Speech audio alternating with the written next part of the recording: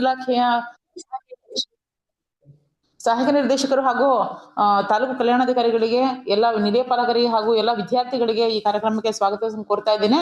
ಇವತ್ತಿನ ದಿನದ ತರಗತಿ ಡಾಕ್ಟರ್ ಅನುರಾಧ ಕುರಂಜಿಯವರು ವ್ಯಕ್ತಿತ್ವ ವಿಕಸನ ಬಗ್ಗೆ ಕುರಿತು ಇವತ್ತು ತರಗತಿಯನ್ನು ಕೊಡ್ತಾ ಇದ್ದಾರೆ. ಇವರು ಮೂಲತಃ ಕುರಂಜಿ ಮನೆತನದಿಂದ ಬಂದಿದ್ದಾರೆ. ಡಾಕ್ಟರ್ ಕುರಂಜಿ ಅವರು ವೃತ್ತಿಯಲ್ಲಿ ಸಹಾಯಕ ಪ್ರಾಧ್ಯಾಪಕರಾಗಿ ಕೆಲಸ ಮಾಡ್ತಾ ಇದ್ದಾರೆ. ಪ್ರವೃತ್ತಿಯಲ್ಲಿ ವ್ಯಕ್ತಿತ್ವ ವಿಕಸನದ ಕುರಿತು ತರಬೇತುದಾರರು, ಭಾಷಣಕಾರ ಹಾಗೂ ಸಂಘಟನಾಕಾರರಾಗಿ ಕೆಲಸ ಮಾಡ್ತಾ ಇದ್ದಾರೆ. ಶಿಕ್ಷಣ, ಸಂಶೋಧನೆ, ಸಾಹಿತ್ಯ ಮತ್ತು ಸಮಾಜ ಸೇವೆ ಕ್ಷೇತ್ರದಲ್ಲಿ ಅಪಾರ ಕೊಡುಗೆ ಇವರು ನಮ್ಮ ಸಮಾಜಕ್ಕೆ ನೀಡಿದ್ದಾರೆ. ಹಾಗೆ ಒಬ್ಬ ಶ್ರೇಷ್ಠ ಶಿಕ್ಷಕಿ, ಸಂಶೋಧಕಿ, ಮಾರ್ಗದರ್ಶಕಿ ಹಾಗೂ ಸಮಾಜಮುಖಿ ಚಿಂತಕಿ. ಇವರು ಶೈಕ್ಷಣಿಕ ಬದುಕಿನಲ್ಲಿ ವಿದ್ಯಾರ್ಥಿಗಳಿಗೆ ದಾರಿ ತೋರಿದವರು. ಸಂಶೋಧನಾ ಕ್ಷೇತ್ರದಲ್ಲಿ ಇವರ ಕೊಡುಗೆ ಅನನ್ಯವಾಗಿದೆ. ಹಾಗಾಗಿ ಇವರು ವಿದ್ಯಾರ್ಥಿಗಳನ್ನ ಕುರಿತು ವಿದ್ಯಾರ್ಥಿಗಳ ವ್ಯಕ್ತಿತ್ವ ಹೇಗೆ ವಿಕಸನಗೊಳ್ಬೇಕು ಅಂತ ಬಿಟ್ಟು ಹೇಳಿ ಮಾರ್ಗದರ್ಶನ ಮಾಡ್ಲಿಕ್ಕೆ ನಮ್ಮೆಲ್ಲರ ಮುಂದೆ ಬಂದಿದ್ದಾರೆ. ಹಾಗಾಗಿ ಇವ್ರಿಗೆ ಈ ಕಾರ್ಯಕ್ರಮಕ್ಕೆ ಸ್ವಾಗತವನ್ನು ಕೋರ್ತಾ ಮೇಡಮ್ ಕಾರ್ಯಕ್ರಮನ ನಡೆಸ್ಕೊಡ್ಬೇಕಂತ ಕೇಳ್ಕೊಳ್ತಾ ಇದೀನಿ ಮೇಡಮ್. ಮತ್ತು ಒಂದ್ ನಿಮಿಷ, ಅದು ವ್ಯಕ್ತಿತ್ವ ವಿಕಸನ ಅಂತ ಹೇಳಿದ್ರು ಮೇಡಮ್. ಆಮೇಲೆ ನಾನು ಸಬ್ಜೆಕ್ಟ್ ಹೇಳಿದ್ದೀನಿ. ಒಂದು ಅಂಗವಿಕಲ ಹೆಣ್ಮಗಳು ಮತ್ತೆ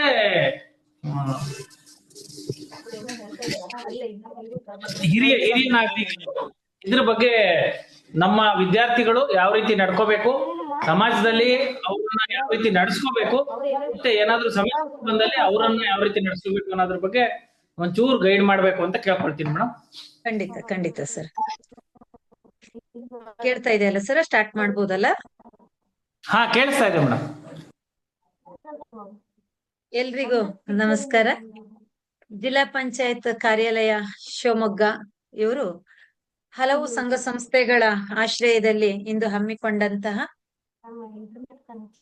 ignite mind and ignite positivity ಈ ಒಂದು ಘೋಷ ವಾಕ್ಯದೊಂದಿಗೆ ಪ್ರಾರಂಭ ಮಾಡಿದಂತ ಪಾಡ್ಕಾಸ್ಟ್ ಆನ್ಲೈನ್ ಕಾರ್ಯಕ್ರಮದಲ್ಲಿ ಸೇರಿರ್ತಕ್ಕಂತ ಎಲ್ಲ ಅಧಿಕಾರಿ ವೃಂದದವರಿಗೂ ಹಾಗೇನೆ ಎಲ್ಲ ಪ್ರೀತಿಯ ವಿದ್ಯಾರ್ಥಿನಿಯರಿಗೂ ಕೂಡ ನಮನಗಳನ್ನು ಸಲ್ಲಿಸುತ್ತಾ ಬಹಳ ಒಂದು ಉತ್ತಮವಾದಂತ ಕಾರ್ಯಕ್ರಮವನ್ನು ಆಯೋಜನೆ ಮಾಡ್ತಾ ಇದ್ದೀರಾ. ಬಹುಶಃ ಆನ್ಲೈನ್ ಮೂಲಕ ಮಾಡಿದಾಗ ಅದು ಎಷ್ಟು ಮಕ್ಕಳ ಮನಸ್ಸಿಗೆ ತಲುಪ್ತದೆ ಅನ್ನೋದಕ್ಕಿಂತಲೂ ಇಂಥ ಒಂದು ಕಾರ್ಯಕ್ರಮಗಳನ್ನು ಮಾಡುವ ಮೂಲಕ ಮಕ್ಕಳಲ್ಲೊಂದು ಅರಿವನ್ನು ಮೂಡಿಸುವಂತಹ ಕೆಲಸವನ್ನು ಮಾಡ್ತಾ ಇರುವಂತದ್ದು ನಿಜವಾಗಿಯೂ ಶ್ಲಾಘನೀಯವಾದದ್ದು. ಆ ನಿಟ್ಟಿನಲ್ಲಿ ನನಗೆ ಕೊಟ್ಟಂತಹ ಒಂದು ವಿಷಯದ ಮೇಲೆ ಒಂದಿಷ್ಟು ವಿಚಾರಗಳನ್ನು ಹಂಚಿಕೊಳ್ಳುವಂತ ಪ್ರಯತ್ನ, ಅದರ ಜೊತೆಗೆ ಮಕ್ಕಳು ಕೂಡ ಇದರಲ್ಲಿ ಆನ್ಲೈನ್ ಕಾರ್ಯಕ್ರಮ ಅಂದಾಗ ಆಫ್ಲೈನ್ ಅಷ್ಟು ಎಷ್ಟು ಇಫೆಕ್ಟಿವ್ ಆಗಿ ಬರ್ತದೆ ಅಂತ ಗೊತ್ತಿಲ್ಲ. ಆದ್ರೂ ಮಕ್ಕಳು ನನ್ನ ಜೊತೆಗೆ ಸಹಕರಿಸ್ಬೇಕು. ಕೆಲವೊಂದು ವಿಚಾರಗಳನ್ನು ಹೇಳಿದಾಗ ಮಕ್ಕಳು ಖಂಡಿತ ಅದಕ್ಕೆ ನನ್ನ ಜೊತೆಗೆ ಸಹಕರಿಸ್ತಿರಂತ ಭಾವಿಸುತ್ತಾ ಕಾರ್ಯಕ್ರಮವನ್ನು ಆರಂಭ ಮಾಡ್ತಾ ಇದ್ದೇನೆ. ಆತ್ಮೀಯ ವಿದ್ಯಾರ್ಥಿಗಳೇ, ಬಹುಶಃ ಒಂದು ಒಳ್ಳೆಯ ವಿಚಾರ, ಹೆಣ್ಣು ಮಕ್ಕಳು ಸಮಾಜದಲ್ಲಿ ಹೇಗೆ ತಮ್ಮ ಜೀವನವನ್ನು ಕಟ್ಟಿಕೊಳ್ಬೇಕು, ಎದುರಿಸುವಂತಹ ಸಮಸ್ಯೆಗಳು, ಸವಾಲುಗಳು, ನಾವು ಹೇಗೆ ಅವರನ್ನು ಸಮಾಜದಲ್ಲಿ ನೋಡ್ಬೇಕು ಅಂತ ಒಂದ್ ಕಡೆ ಆದ್ರೆ, ಇನ್ನೊಂದ್ ಕಡೆ ಅದೇ ಮಕ್ಕಳು ಮುಂದಿನ ದಿನಗಳಲ್ಲಿ ಅಂದ್ರೆ ನೀವೆಲ್ಲರೂ ಕೂಡ ವಯೋವೃದ್ಧರಾಗುವಂತಹ ಸಂದರ್ಭದಲ್ಲಿ ಯಾವ ರೀತಿಯಾಗಿ ಅವರು ಸಮಸ್ಯೆಗಳನ್ನು ಎದುರಿಸ್ತಾರೆ, ಅದರ ಜೊತೆಗೆ ಅವರನ್ನು ನಾವು ಯಾವ ರೀತಿಯಾಗಿ ನೋಡ್ಕೊಳ್ಬೇಕು ಎನ್ನುವಂತಹ ವಿಚಾರ ಕೂಡ. ಹಾಗೇನೆ ಇನ್ನೊಂದು, ಸಮಾಜದಲ್ಲಿ ಬಹುಶಃ ಆಕಸ್ಮಿಕವಾಗಿ ಬರುವಂತಹ ಕೆಲವೊಂದು ತೊಂದರೆಗಳಿರ್ಬೋದು ಅಥವಾ ಹುಟ್ಟಿನಿಂದ ಬರುವಂತದ್ದು ಇರ್ಬೋದು, ವಿಕಲ ಚೇತನರು ಅಂತ ನಾವೇನು ಯಾವ ರೀತಿಯಲ್ಲಿ ಅವರನ್ನು ನೋಡ್ಕೊಳ್ಬೇಕು, ಅವರು ಎದುರಿಸುವಂತಹ ಸಮಸ್ಯೆಗಳು ಏನು ಎನ್ನುವಂತಹ ವಿಚಾರಗಳು ಕೂಡ. ಈ ಮೂರು ವಿಚಾರವನ್ನು ಇಟ್ಕೊಂಡು ಮಕ್ಕಳಿಗೆ ಒಂದಷ್ಟು ಅರಿವನ್ನು ಮೂಡಿಸುವಂತಹ ಕೆಲಸವನ್ನು ಮಾಡ್ಬೇಕು ಎನ್ನುವ ನಿಟ್ಟಿನಲ್ಲಿ ನೀವು ಹಮ್ಮಿಕೊಂಡಂತ ಈ ಕಾರ್ಯ ನಿಜವಾಗಿಯೂ ಒಂದು ಉತ್ತಮವಾದಂತ ಕಾರ್ಯ. ಆತ್ಮೀಯ ವಿದ್ಯಾರ್ಥಿಗಳೇ, ನಾನಿಲ್ಲಿ ಹೆಚ್ಚು ವಿದ್ಯಾರ್ಥಿಗಳ ಕಡೆ ಗಮನವಿಟ್ಕೊಂಡೇ ನಾನು ಮಾತನಾಡ್ತೇನೆ. ಹಾಗಾಗಿ ಬಹುಶಃ ವಿದ್ಯಾರ್ಥಿಗಳು ನಾನು ಹೇಳುವಂತ ಕೆಲವೊಂದು ಚಟುವಟಿಕೆಗಳು ಕೂಡ ಇಲ್ಲಿ ನಡೀತಾ ಇರ್ತದೆ. ಹಾಗಾಗಿ ಆ ಚಟುವಟಿಕೆ ಕೂಡ ಸ್ಪಂದಿಸ್ತೀರಿ ಅಂತ ನಾನು ಭಾವಿಸ್ತೇನೆ. ವಿದ್ಯಾರ್ಥಿಗಳೇ, ಒಂದು ಚಟುವಟಿಕೆಯ ಮೂಲಕ ಪ್ರಾರಂಭ ಮಾಡೋಣ. ಎಲ್ರೂ ಒಂದ್ಸಲ ನಿಮ್ಮ ಕಣ್ಣನ್ನು ಮುಚ್ಚಿ ಕೂತ್ಕೊಳ್ಳಿ. ನಾನು ಕೆಲವು ವಿಚಾರಗಳನ್ನು ಹೇಳ್ತಾ ಹೋಗ್ತಾನೆ, ಅದನ್ನು ನೀವು ನಿಮ್ಮ ಮನಸ್ಸಿನಲ್ಲಿ ತಂದ್ಕೊಳ್ಬೇಕು. ಎಲ್ರು ಕಣ್ಮುಚ್ಚಿ ಒಂದ್ಸಲ. ನನಗೆ ಮಕ್ಳು ಕಾಣ್ತಾ ಇದ್ದೀರಾ? ಖಂಡಿತ ಅದಕ್ಕೆ ಒಂದು ರೆಸ್ಪಾನ್ಸ್ ಮಾಡ್ತೀರಿ ಅಂತ ಭಾವಿಸ್ತೇನೆ. ಕಣ್ಮುಚ್ಚಿ ಕೂತ್ಕೊಳ್ತೀರಾ? ಕೆಲವು ವಿಚಾರಗಳನ್ನು ಹೇಳಿದಾಗ ಅದು ನಿಮ್ಮ ಮನಸ್ಸಿನಲ್ಲಿ ಹಾದು ಹೋಗ್ತಾ ಇರ್ಬೇಕು. ಸರ್ ಕೇಳಿಸ್ತಾ ಇದೆ ಅಲ್ಲ ಸರ್?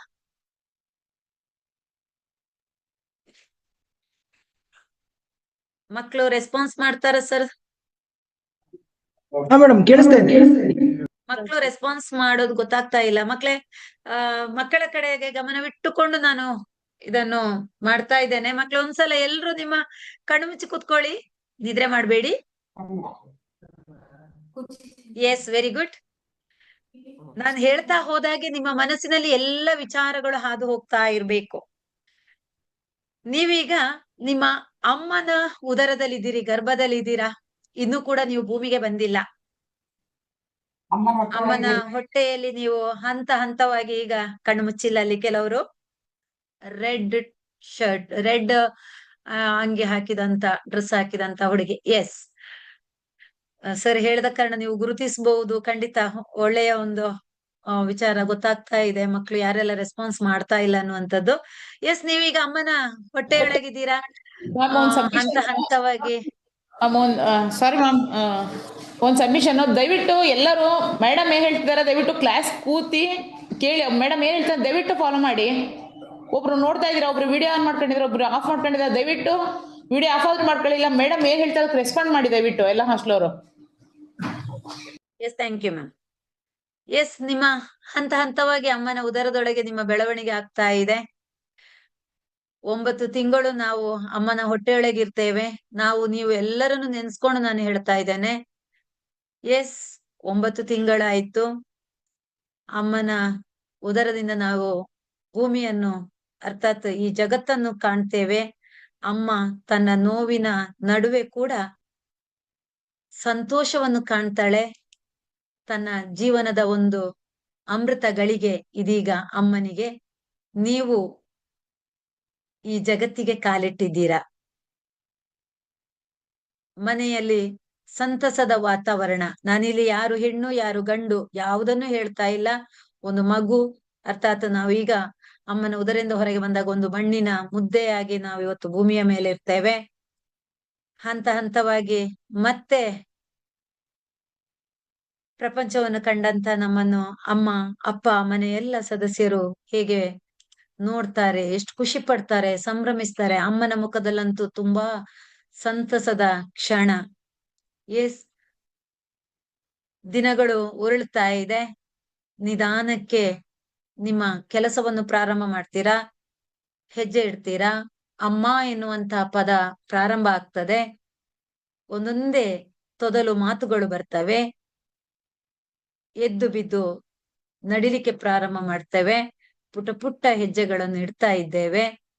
ಇನ್ನಷ್ಟು ಸಂಭ್ರಮದ ವಾತಾವರಣ ನಿಮ್ಮ ಸುತ್ತಮುತ್ತಲು.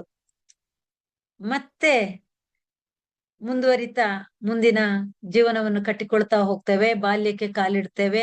ಶಿಕ್ಷಣದತ್ತ ತೆರೆದುಕೊಳ್ತೇವೆ. ಅಪ್ಪ ಅಮ್ಮ ಎಷ್ಟು ಕಷ್ಟ ಇದ್ರು ಕೂಡ ನಮಗೆ ಏನೆಲ್ಲ ಅವಕಾಶಗಳು ಸಿಗ್ಲಿಕ್ಕೆ ಸಾಧ್ಯವೋ ಅದೆಲ್ಲವನ್ನು ಕೊಡ್ತಾ ಇದ್ದಾರೆ. ಎಲ್ಲವನ್ನು ನೆನೆಸ್ಕೊಳ್ಳಿ ನಿಮ್ಮ ಮನಸ್ಸಿನಲ್ಲಿ. ನಾವು ಆ ಪ್ರಪಂಚದ ಒಳಗೆ ಬರ್ಬೇಕು ಈಗ ಸಂಪೂರ್ಣವಾಗಿ. ಶಿಕ್ಷಣಕ್ಕೆ ತೆರೆದುಕೊಂಡೆವು. ಹಂತ ಹಂತವಾಗಿ ಶಿಕ್ಷಣವನ್ನು ಪೂರೈಸ್ತಾ ಬಂದೆವು. ಬಾಲ್ಯ ಮುಗಿಯಿತು, ಪ್ರೌಢಾವಸ್ಥೆಗೆ ಬಂದೆವು.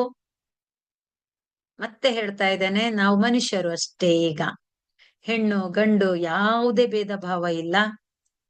ಪ್ರೌಢಾವಸ್ಥೆಗೆ ಬಂದಾಯ್ತು. ಅಲ್ಲಿ ಮತ್ತೆ ಹಂತ ಹಂತದಲ್ಲಿ ಯಾವ ರೀತಿಯಲ್ಲಿ ನಡೀತದೆ. ಬಾಲ್ಯದಲ್ಲಿ ಅಮ್ಮ ನಮ್ಮನ್ನು ಹೇಗೆ ಸಾಕಿದ್ರು, ಅನಂತರ ಪ್ರೌಢಾವಸ್ಥೆಗೆ ಬಂದಾಗ ನಾವು ಹೇಗೆ ಆಗಿದ್ದೆವು, ಆ ಮಗುವಾಗಿದ್ದಾಗ ಅಮ್ಮ ಹೇಗೆ ಸಾಕಿದ್ರು, ಈಗ ನಾವು ಹೇಗಿದ್ದೇವೆ, ನಮ್ಮ ಕಾಲ್ ಮೇಲೆ ನಾವು ನಿಂತ್ಕೊಳ್ತಾ ಇದ್ದೇವೆ, ನಮ್ ಕೆಲಸವನ್ನು ನಾವು ಮಾಡ್ತಾ ಇದ್ದೇವೆ. ಆದ್ರೆ ಅಮ್ಮನ ಉದರದಿಂದ ಬಂದು 1-2-3 ವರ್ಷದವರೆಗೆ ಸಂಪೂರ್ಣ ನಮ್ಮ ಕೆಲಸವನ್ನು ಅಮ್ಮ ಅಪ್ಪ ಮನೆಯ ಸದಸ್ಯರು ಮಾಡ್ತಾ ಇದ್ರು. ಈಗ ನಮ್ಮ ಕೆಲಸಗಳನ್ನು ನಾವು ಮಾಡ್ತಾ ಇದ್ದೇವೆ. ಪ್ರೌಢಾವಸ್ಥೆಯಿಂದ ಮುಂದಕ್ಕೆ ಬಂದೆವು, ಯೌವನಕ್ಕೆ ಬಂದೆವು. ಶಿಕ್ಷಣ ಮುಂದುವರಿತಾ ಇದೆ. ಒಂದೊಂದೇ ಹಂತಗಳನ್ನು ಪೂರೈಸ್ಕೊಂಡು ಬರ್ತಾ ಇದ್ದೇವೆ. ಯೌವನದಲ್ಲಿ ನಮ್ಮೆಲ್ಲ ಚಟುವಟಿಕೆಗಳು ಏನ್ ನಡಿಬೇಕು ಅದು ಒಂದೊಂದೇ ನಡೀತಾ ಗೊತ್ತಿದೆ. ಮತ್ತೆ ಮನುಷ್ಯ ಯಾವ ರೀತಿ ಪ್ರೌಢಾವಸ್ಥೆಗೆ ಬಂದಾಗ ಏನಾಗ್ತಾನೆ, ಮತ್ತೆ ಯೌವನಕ್ಕೆ ಬಂದಾಗ ಮತ್ತೆ ಸಾಂಸಾರಿಕ ಜೀವನಕ್ಕೆ ತೆರೆದುಕೊಳ್ಳುವಂಥದ್ದು, ಉದ್ಯೋಗಕ್ಕೆ ತೆರೆದುಕೊಳ್ಳುವಂಥದ್ದು, ಇದೆಲ್ಲವೂ ಕೂಡ ನಡೀತಾ ಇದೆ. ಎಲ್ಲವೂ ನಮ್ಮ ಜೀವನದಲ್ಲಿ ಸಂಭವಿಸ್ತಾ ಇದೆ. ಮುಪ್ಪಿಗೆ ಬಂದೆವು. ವಯಸ್ಸಾಗ್ತಾ ಬಂದ ಹಾಗೆ ಮತ್ತೆ ನಾವು ಮಗುವಾಗ್ತೇವೆ.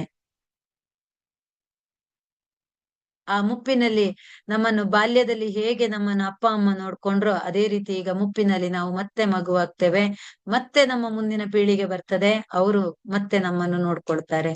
ಇದು ಒಂದು ಮನುಷ್ಯನ ಜೀವನದಲ್ಲಿ ನಡೆಯುವಂತಹ ಹಂತ.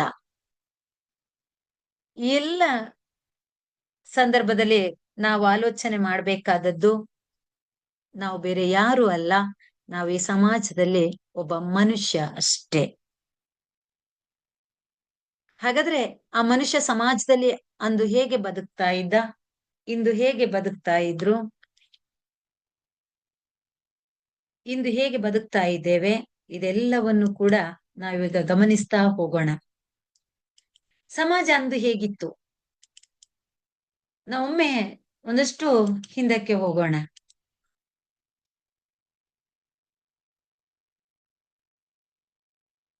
ಸಮಾಜ ಅಂದು ಇಂದು, ಬಹುಶಃ ನಾನು ಆ ಕಥೆಯನ್ನು ಘಟನೆಯನ್ನು ಹೇಳ್ತಾ ಹೋದ ಹಾಗೆ ನಮಗೆ ನೆನಪಾಗುವಂಥದ್ದು,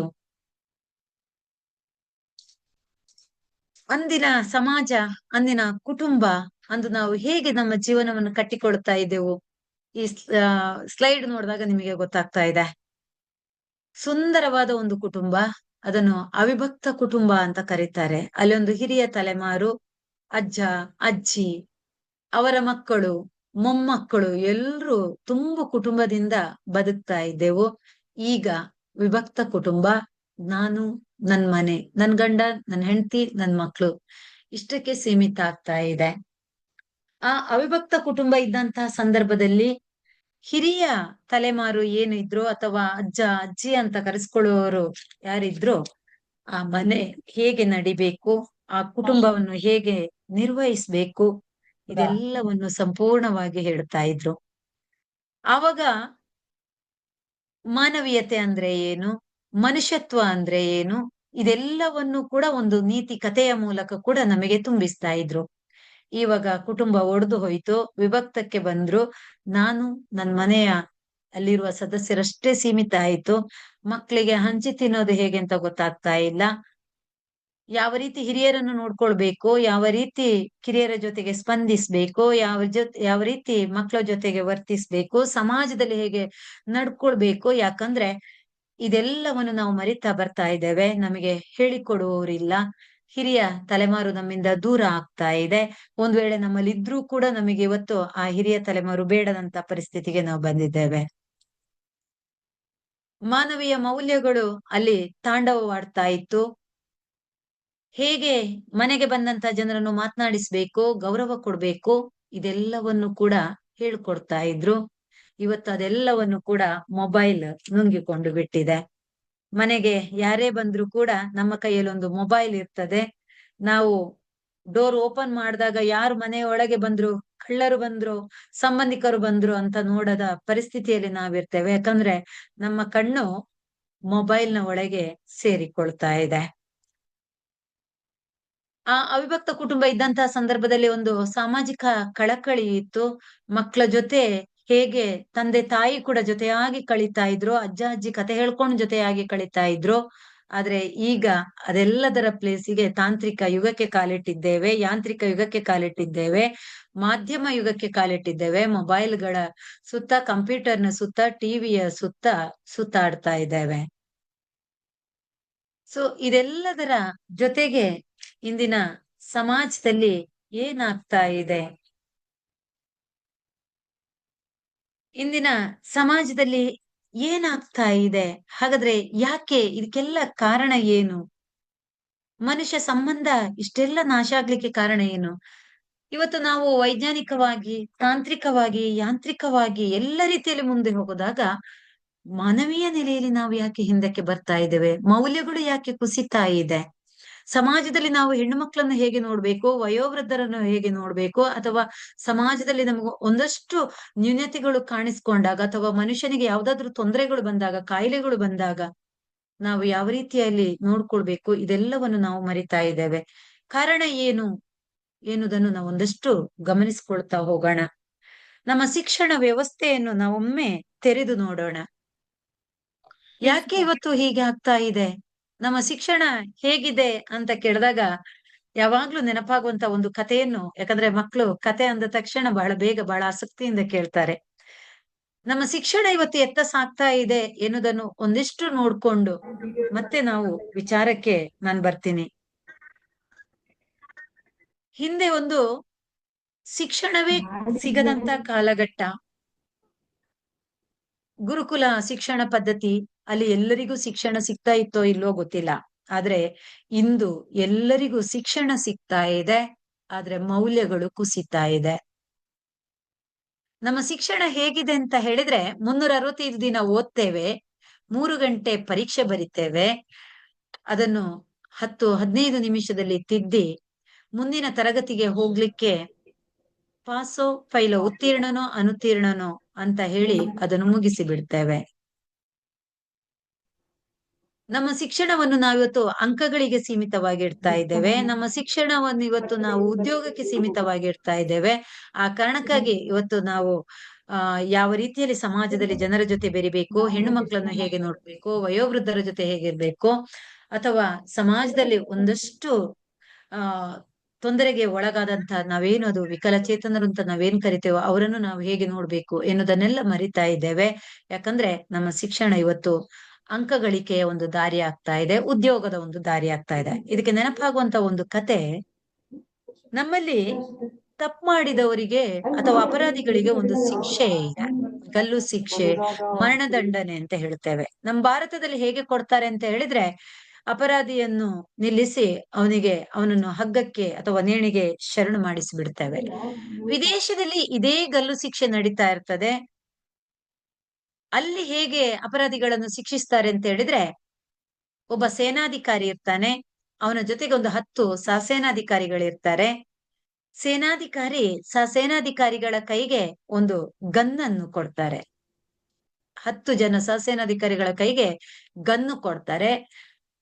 ಆ ಅಪರಾಧಿಯನ್ನು ಬಂಡೆಕಲ್ಲಿನ ಮೇಲೆ ನಿಲ್ಲಿಸ್ತಾರೆ. ಶಿಕ್ಷೆ ಇಷ್ಟೇ ರೀತಿಯಲ್ಲಿ ಆಗ್ತದೆ: ಸ್ಟಾರ್ಟ್, ಸ್ಟಡಿ, ಶೂಟ್. ಈ 3 ಶಬ್ದಗಳ ಮೂಲಕ ಅವನ ಶಿಕ್ಷೆ ಆಗ್ತದೆ. ಅದು ಹೇಗೆ ಅಂತ ಹೇಳಿದ್ರೆ, ಅಪರಾಧಿ ಬಂಡೆಕಲ್ಲಿನ ಮೇಲೆ ನಿಂತಾಗ ಸಹಸೇನಾಧಿಕಾರಿಗಳ ಕೈಗೆ ಗನ್ನನ್ನು ಕೊಟ್ಟು ಸ್ಟಾರ್ಟ್ ಅಂತ ಒಂದು ಪದವನ್ನು ಹೇಳ್ತಾರೆ. ಆವಾಗ ಅಲ್ಲಿದ್ದಂತಹ ಸಹಸೇನಾಧಿಕಾರಿಗಳು ಅಲರ್ಟ್ ಆಗ್ತಾರೆ. ಅಪರಾಧಿ ಬಂಡೆಕಲ್ಲಿನ ಮೇಲೆ ನಿಂತಿದ್ದಾನೆ. ಸ್ಟಡಿ ಅಂತ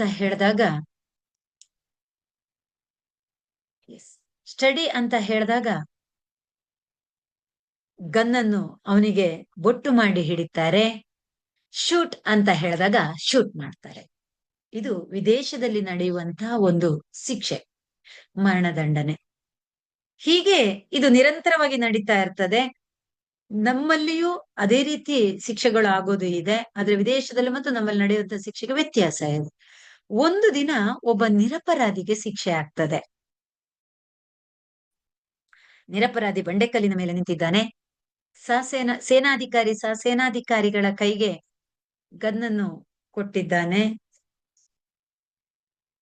10 ಜನರು ಗನ್ ಹಿಡ್ಕೊಂಡಿದ್ದಾರೆ. ನಮ್ಮಲ್ಲಿ ಒಂದು ನಿಯಮ ಇದೆ, ಅದು ಭಾರತದಲ್ಲೂ ಇದೆ, ವಿದೇಶದಲ್ಲೂ ಇದೆ.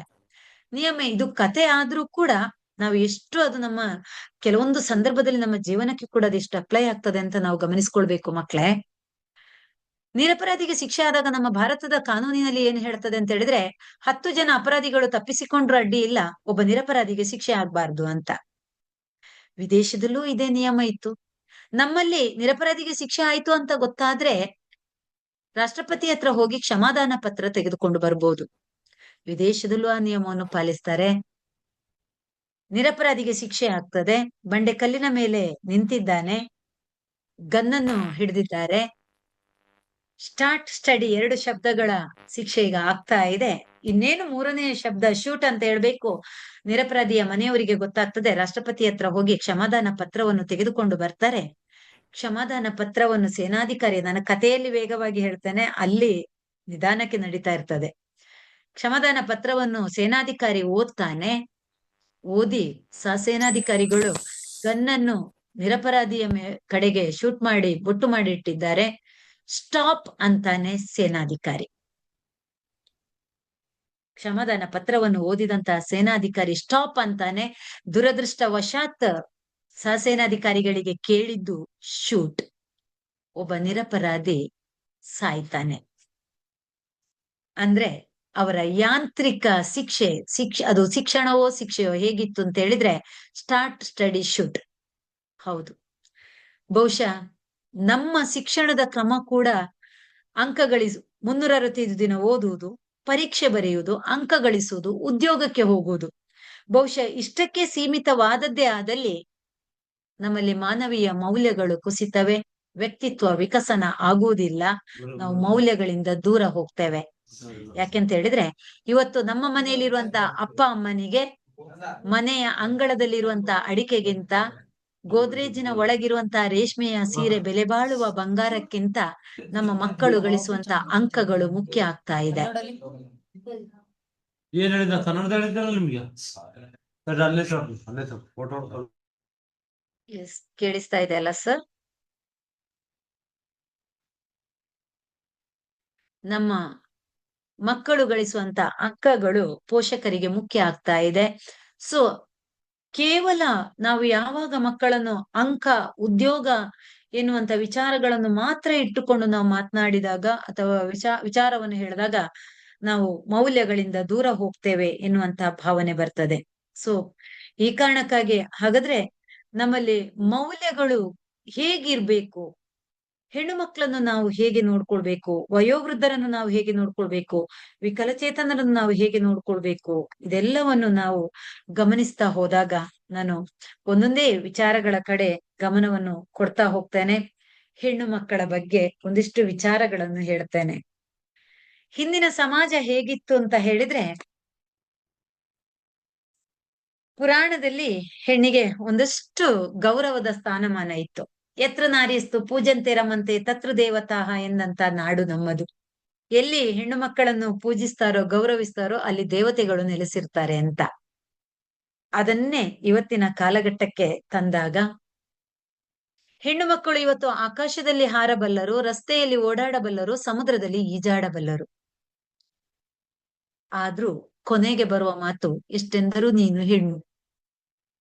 ಹಾಗಾದ್ರೆ ತಂದೆ ತಾಯಿ ಇವತ್ತು ಹೆಣ್ಣು ಮಕ್ಕಳು ಎನ್ನುವ ಕಾರಣಕ್ಕಾಗಿ ಕೆಲವೊಂದು ಸಲ ಹೆಣ್ಣು ಮಕ್ಕಳು ಅನುಭವಿಸುವಂತಹ ಸಮಸ್ಯೆಗಳು ಎಲ್ಲಿಂದ ಇದೆ ಅಂತ ಹೇಳಿದ್ರೆ, ತಾಯಿಯ ಗರ್ಭದಲ್ಲಿ ಇರುವಾಗಲೇ ಹೆಣ್ಣು ಮಕ್ಕಳು ಸಮಸ್ಯೆಯನ್ನು ಅನುಭವಿಸ್ತಾರೆ. ಭ್ರೂಣ ಹತ್ಯೆ ನಮ್ಮಲ್ಲಿ ಇನ್ನೂ ಕೂಡ ಸಂಪೂರ್ಣವಾಗಿ ನಿಂತಿಲ್ಲ. ಹಾಗಾದ್ರೆ ಹೆಣ್ಣು ಮಕ್ಕಳಿಗೆ ಅಂದು ಇದ್ದಂತ ಆ ಸ್ಥಾನಮಾನ ಇವತ್ತು ಎಲ್ಲಿಗೆ ಹೋಯ್ತು ಎನ್ನುವುದನ್ನು ನಾವು ಆಲೋಚನೆ ಮಾಡಬೇಕು. ನಮಗೆ ಇವತ್ತು ಪೂಜನೀಯ ಸ್ಥಾನಮಾನ ಬೇಕಾ ಎನ್ನುವಂತಹ ಭಾವನೆಗಳು ಬಂದಾಗ ಹೆಣ್ಣು ಮಕ್ಕಳು ಇವತ್ತು ಆಲೋಚನೆ ಮಾಡ್ತಾರೆ.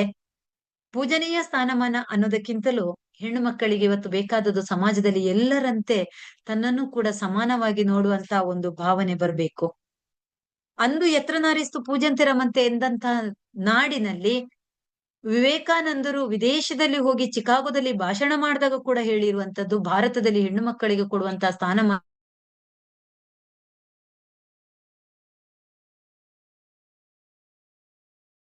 ಗೌರವ ಅದಕ್ಕಾಗಿ ನಿಂತಿದೆ. ಹಾಗಾದ್ರೆ ಇವತ್ತಿನ ಕಾಲಘಟ್ಟದಲ್ಲಿ ಆ ಹೆಣ್ಣು ಮಕ್ಕಳು ಎಷ್ಟೆಲ್ಲ ನೋವನ್ನು ಅನುಭವಿಸ್ತಾ ಇದ್ದಾರೆ, ಎಷ್ಟೆಲ್ಲ ಶೋಷಣೆಯನ್ನು ಅನುಭವಿಸ್ತಾ ಇದ್ದಾರೆ.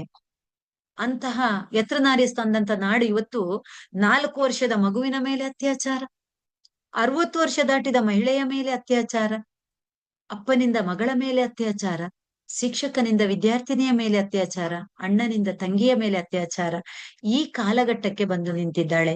ಹಾಗಾದ್ರೆ ನಾವು ಪಡೆದಂತಹ ಶಿಕ್ಷಣದಲ್ಲಿ ಮೌಲ್ಯಗಳು ಇಲ್ವೇ? ನಾವು ಪಡೆದಂತಹ ಶಿಕ್ಷಣದಲ್ಲಿ ಮಾನವೀಯ ಮೌಲ್ಯಗಳಿಲ್ವೇ? ಕೇವಲ ಅದನ್ನ ಅಂಕಗಳಿಗೆ, ಉದ್ಯೋಗಕ್ಕೆ ಮಾತ್ರ ಸೀಮಿತಗೊಳಿಸದೆ ಆದಲ್ಲಿ ನಾವು ಪಡೆದಂತ ಶಿಕ್ಷಣಕ್ಕೆ ಬೆಲೆ ಬರ್ತದ ಎನ್ನುವುದನ್ನು ನಮ್ಮ ಮಕ್ಕಳು ಇವತ್ತು ಆಲೋಚನೆ ಮಾಡಬೇಕಾಗಿದೆ. ಹಾಗಾದ್ರೆ ಹೆಣ್ಣು ಮಕ್ಕಳು ಇಷ್ಟೆಲ್ಲ ನೋವನ್ನು ಅನುಭವಿಸುವಂತಹ ಈ ಸಂದರ್ಭದಲ್ಲಿ ಹೆಣ್ಣು ಮಕ್ಕಳು ಯಾವ ರೀತಿ ತಮ್ಮ ಬದುಕನ್ನು ಕಟ್ಟಿಕೊಳ್ಬೇಕು, ಸ್ವಾವಲಂಬಿಗಳಾಗಿ ಹೇಗೆ ಬದುಕಬೇಕು, ಶಿಕ್ಷಣವನ್ನು ಪಡೆಯುವುದರ ಜೊತೆಗೆ ತನ್ನ ಬದುಕನ್ನು ತಾನು ಕಟ್ಟಿಕೊಳ್ಳುವಂತಹ ಆಲೋಚನೆಯನ್ನು ಇವತ್ತು ಹೆಣ್ಣು ಮಕ್ಕಳು ಮಾಡ್ಬೇಕಾಗಿದೆ. ಹಾಗಾದ್ರೆ ಅದು ಎಲ್ಲಿಂದ ಬರ್ಬೇಕು? ಮೊದಲು ಸಮಾಜದಲ್ಲಿ ಹೆಣ್ಣನ್ನು ನೋಡುವಂತ ದೃಷ್ಟಿಕೋನ ಬದಲಾಗ್ಬೇಕು. ಎಷ್ಟಂದರೂ ನೀನು ಹೆಣ್ಣೆ ಎನ್ನುವಂತ ಭಾವನೆ ಇವತ್ತು ತೊಲಗ್ಬೇಕು. ನಾವಿವತ್ತು ಸಮಾನತೆ ಸಮಾನತೆ ಎನ್ನುವಂತ ಪಟ್ಟಿಯನ್ನು ನಾವು ಕೊಡ್ತೇವೆ, ಹಣೆಪಟ್ಟಿಯನ್ನು ಕಟ್ಟಿ ಬಿಡ್ತೇವೆ. ಆದ್ರೆ ಅದು ಎಲ್ಲಾ ವಿಚಾರಗಳಲ್ಲಿ ಇವತ್ತಿಗೂ ಕೂಡ ಕಾಣಿಸ್ತಾ ಇಲ್ಲ. ಯಾವಾಗ ತಂದೆ, ತಾಯಿ, ಸಮಾಜ ಅಷ್ಟ್ ಮಾತ್ರ ಅಲ್ಲ, ಒಂದು ಹೆಣ್ಣು ಇನ್ನೊಂದು ಹೆಣ್ಣನ್ನು ಕೂಡ ಗೌರವಿಸುವಂತ ಕಾಲಘಟ್ಟ ಬಂದಾಗ ಖಂಡಿತ ಹೆಣ್ಣು ಸಮಾಜದಲ್ಲಿ ಇವತ್ತು ಒಳ್ಳೆಯ ರೀತಿಯಲ್ಲಿ ತನ್ನ ಬದುಕನ್ನು ಕಟ್ಟಿಕೊಳ್ಳಿಕ್ಕೆ ಖಂಡಿತ ಸಾಧ್ಯ ಇದೆ. ಹಾಗಾದ್ರೆ ಹೆಣ್ಣು ಮಕ್ಕಳು ಯಾವ ರೀತಿಯ ಸಾಧನೆಯನ್ನೆಲ್ಲ ಮಾಡಿದ್ದಾರೆ ಅಂತ ಕೇಳಿದ್ರೆ ದೊಡ್ಡ ಪಟ್ಟಿಯೇ ನಮ್ಮ ಮುಂದೆ ಇದೆ. ಅದು ಮಾನವೀಯ ಮೌಲ್ಯದಿಂದ ಹಿಡಿದು, ಅಧಿಕಾರದಿಂದ ಹಿಡಿದು, ಬೇರೆ ಬೇರೆ ಸಾಧನೆಗಳಿಂದ ಹಿಡಿದು, ಜಾನಕಿ ಇರ್ಬೋದು, ಅಥವಾ ಮದರ್ ತೆರೆಸಾ ಇರ್ಬೋದು, ಕಿರಣ್ ಬೇಡಿ ಇರ್ಬೋದು, ಇಂದಿರಾ ಗಾಂಧಿ ಇರ್ಬೋದು, ಕಲ್ಪನಾ ಚಾವ್ಲಾ ಇರ್ಬೋದು. ಸೊ ಇವರೆಲ್ಲರ ಪಟ್ಟಿಯನ್ನು ನಾವು ನೋಡ್ತಾ ಹೋದಾಗ ಅವರೆಲ್ಲರೂ ಕೂಡ ಎಲ್ಲ ಸಮಸ್ಯೆ ಸವಾಲುಗಳನ್ನು ಮೀರಿ ನಿಂತು ತಮ್ಮ ಬದುಕನ್ನು ಕಟ್ಟಿಕೊಂಡವರು, ಅಧಿಕಾರವನ್ನು ಚಲಾಯಿಸಿದವರು. ಆ ಅಧಿಕಾರವನ್ನು ಅವರು ಯಾವ ರೀತಿಯಲ್ಲಿ ಚಲಾಯಿಸಿದ್ರು ಎನ್ನುವುದಕ್ಕೆ ಕೂಡ ಹೆಣ್ಣು ಮಕ್ಕಳು ಎಷ್ಟು ಧೀರೆಯಾಗಿ ಅಥವಾ ಧೈರ್ಯತನದಿಂದ ತಮ್ಮ ಬದುಕನ್ನು ಕಟ್ಟಿಕೊಳ್ಬೇಕು ಎನ್ನುವುದಕ್ಕೆ ಕೂಡ ನಾನೊಂದು ಕಥೆಯನ್ನು ಕೂಡ ಅಥವಾ ಒಂದು ಘಟನೆಯನ್ನು, ನಿಜ ಘಟನೆಯನ್ನು ಹೇಳ್ತೇನೆ. ನಾನು ಇಲ್ಲಿ ಕಿರಣ್ ಬೇಡಿಯ ಒಂದು ಉದಾಹರಣೆಯನ್ನು ನಿಮಗೆ ಕೊಟ್ಟೆ. ಎಂತ ಅದ್ಭುತವಾದಂತಹ ಹೆಣ್ಣು ಮಗಳು ಅಂತ ಹೇಳಿದ್ರೆ, ಮೊದಲ IPS ಅಧಿಕಾರಿಣಿ. ಹೆಣ್ಮಕ್ಳು ಬಹಳಷ್ಟು ಜನರು ಕೇಳಿಸ್ಕೊಳ್ತಾ ಇದ್ದೀರಾ. ಆ ಹೆಣ್ಣು ಮಗಳು ಏನ್ ಮಾಡಿದ್ಲು ಅಂತ ಹೇಳಿದ್ರೆ, ಒಂದ್ಸಲ ನಾವು ಹೇಗೆ ನಮ್ಮ ಬದುಕನ್ನು ಕಟ್ಟಿಕೊಳ್ಬೇಕು, ಎಷ್ಟು ಧೈರ್ಯವಂತರಾಗಿ ನಮ್ಮ ಬದುಕನ್ನು ಕಟ್ಟಿಕೊಳ್ಬೇಕು ಅಂತ ಆಲೋಚನೆ ಮಾಡ್ಬೇಕು. ಒಂದ್ಸಲ ಪ್ರಧಾನ ಮಂತ್ರಿಗಳು ನೋ ಪಾರ್ಕಿಂಗ್ ಎನ್ನುವಂತಹ ಪ್ರದೇಶದಲ್ಲಿ ಪ್ರಧಾನಿಗಳ ಕಾರನ್ನು ತಂದು ನಿಲ್ಲಿಸ್ತಾರೆ. ಅಂತ ಸಂದರ್ಭದಲ್ಲಿ ಕಿರಣ್ ಬೇಡಿ ಆ ಕಾರನ್ನು ಲಾಕ್ ಮಾಡಿ ಬಿಡ್ತಾಳೆ. ಒಂದು ಪ್ರಧಾನಿಯ ಕಾರನ್ನು ಹೆಣ್ಣು ಮಗಳಾದಂತ IPS ಅಧಿಕಾರಿಣಿ ಕಿರಣ್ ಬೇಡಿ ಲಾಕ್ ಮಾಡಿದ್ಲು ಅಂತ ಹೇಳಿದ್ರೆ, ಆಕೆಯಲ್ಲಿದ್ದಂತ ಆ ಧೈರ್ಯ, ದಿಟ್ಟತನವನ್ನು ನಾವಿವತ್ತು ಹೆಣ್ಣು ಮಕ್ಕಳು ಅಳವಡಿಸ್ಕೊಳ್ಬೇಕಾಗಿದೆ. ಸೊ ಆ ಕಾರಣಕ್ಕಾಗಿ ಕಿರಣ್ ಬೇಡಿ ಇವತ್ತು ಮಾದರಿಯಾಗಿ ನಿಲ್ತಾಳೆ. ಸೊ ಈ ಹೆಣ್ಣು ಮಕ್ಕಳ ವಿಚಾರಗಳನ್ನು ಹೇಳ್ತಾ ಹೋದಾಗ ನೀವು ಬಹಳಷ್ಟು ಪ್ರಶ್ನೆಗಳನ್ನು ಕೂಡ ನನಗೆ ಕಳಿಸ್ಕೊಟ್ಟಿದ್ರಿ. ಸರ್ ಅವರು ನಿನ್ನೆ ಒಂದಷ್ಟು ಪ್ರಶ್ನೆಗಳನ್ನು ಕಳಿಸ್ಕೊಟ್ಟಿದ್ರು. ಆ ಪ್ರಶ್ನೆಗಳಿಗೆ ಹೆಚ್ಚಿನ ಉತ್ತರಗಳನ್ನು ನಾನು ಇಲ್ಲಿ ಮಾತನಾಡ್ತಾ ಕೊಡ್ತಾ ಹೋಗುವುದರ ಜೊತೆಗೆ ಒಂದಷ್ಟು ವಿಚಾರಗಳನ್ನು ನಾನು ಆಮೇಲೆ ನಿಮ್ಮ ಪ್ರಶ್ನೆಗೆ ಯಾವ್ದಾದ್ರು ಬಾಕಿ ಆಗಿದ್ದಲ್ಲಿ ಆ ನಂತರ ಕೂಡ ವಿಚಾರವನ್ನು ಹೇಳುವ ಪ್ರಯತ್ನವನ್ನು ಮಾಡ್ತೇನೆ. ಇನ್ನು ಕಿರಣ್ ಬೇಡಿಯ ಜೊತೆಗೆ ಇಂದಿರಾ ಗಾಂಧಿಯವರು ಅಧಿಕಾರವನ್ನು ಚಲಾಯಿಸಿದಂತ, ಅರ್ಥಾತ್ ಓರ್ವ ಪ್ರಧಾನಿಯಾಗಿ, ಮಹಿಳಾ ಪ್ರಧಾನಿಯಾಗಿ ದೇಶವನ್ನು ನಡೆಸಿದಂತ ರೀತಿ ನಮ್ಮ ಮುಂದೆ ಇದೆ. ಮದರ್ ತೆರೆಸಾ ಅದೆಷ್ಟು ಅನಾಥ ಮಕ್ಕಳನ್ನು ಯಾವ ರೀತಿಯಾಗಿ ಅವರಿಗೆ ಬದುಕನ್ನು ಕಟ್ಟಿಕೊಳ್ಳುವ ಹಾಗೆ ಮಾಡಿದ್ರು ಎನ್ನುವಂಥದ್ದು ಕೂಡ ನಮ್ಮ ಮುಂದೆ ಇದೆ. ಇಂತೆಲ್ಲ ವಿಚಾರಗಳು ಆರಂಭದಲ್ಲಿ, ಅರ್ಥಾತ್ ಹಿಂದಿನ ದಿನಗಳಲ್ಲಿ ನಮ್ ಜೊತೆಗೆ ಇತ್ತು. ಈ ದಿನಗಳಲ್ಲಿ ಕೂಡ ನಾವು ಅಂತ ಹೆಣ್ಣು ಮಕ್ಕಳನ್ನು ಕಾಣ್ಬೇಕಾದಂತ ಅನಿವಾರ್ಯತೆ ಇದೆ. ಆದ್ರೆ ಇಂದಿನ ಯುಗದಲ್ಲಿ ನಮಗೆ ಹೆಣ್ಣು ಮಕ್ಕಳು ಇವತ್ತು ಧೈರ್ಯವಾಗಿ, ಗಾಂಧೀಜಿಯ ಒಂದು ಮಾತು ನೆನಪಾಗ್ತದೆ.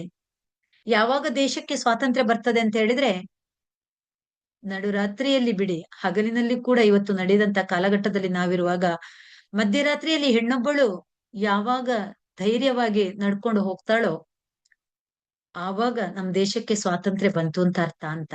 ಹಾಗಾಗಿ ಆದ್ರೆ ವಿಪರ್ಯಾಸ ಏನಂತ ಹೇಳಿದ್ರೆ, ಇಂದಿನ ಕಾಲಘಟ್ಟಕ್ಕೆ ಬಂದಾಗ ರಾತ್ರಿ ಬಿಡಿ, ಹಗಲಿನಲ್ಲಿ ಕೂಡ ನಡೆಯುವುದರಲ್ಲಿ ಎಡವಂತ, ಕಷ್ಟಪಡುವಂತ ಕಾಲಘಟ್ಟಕ್ಕೆ ನಾವು ಬಂದು ನಿಂತಿದ್ದೇವೆ.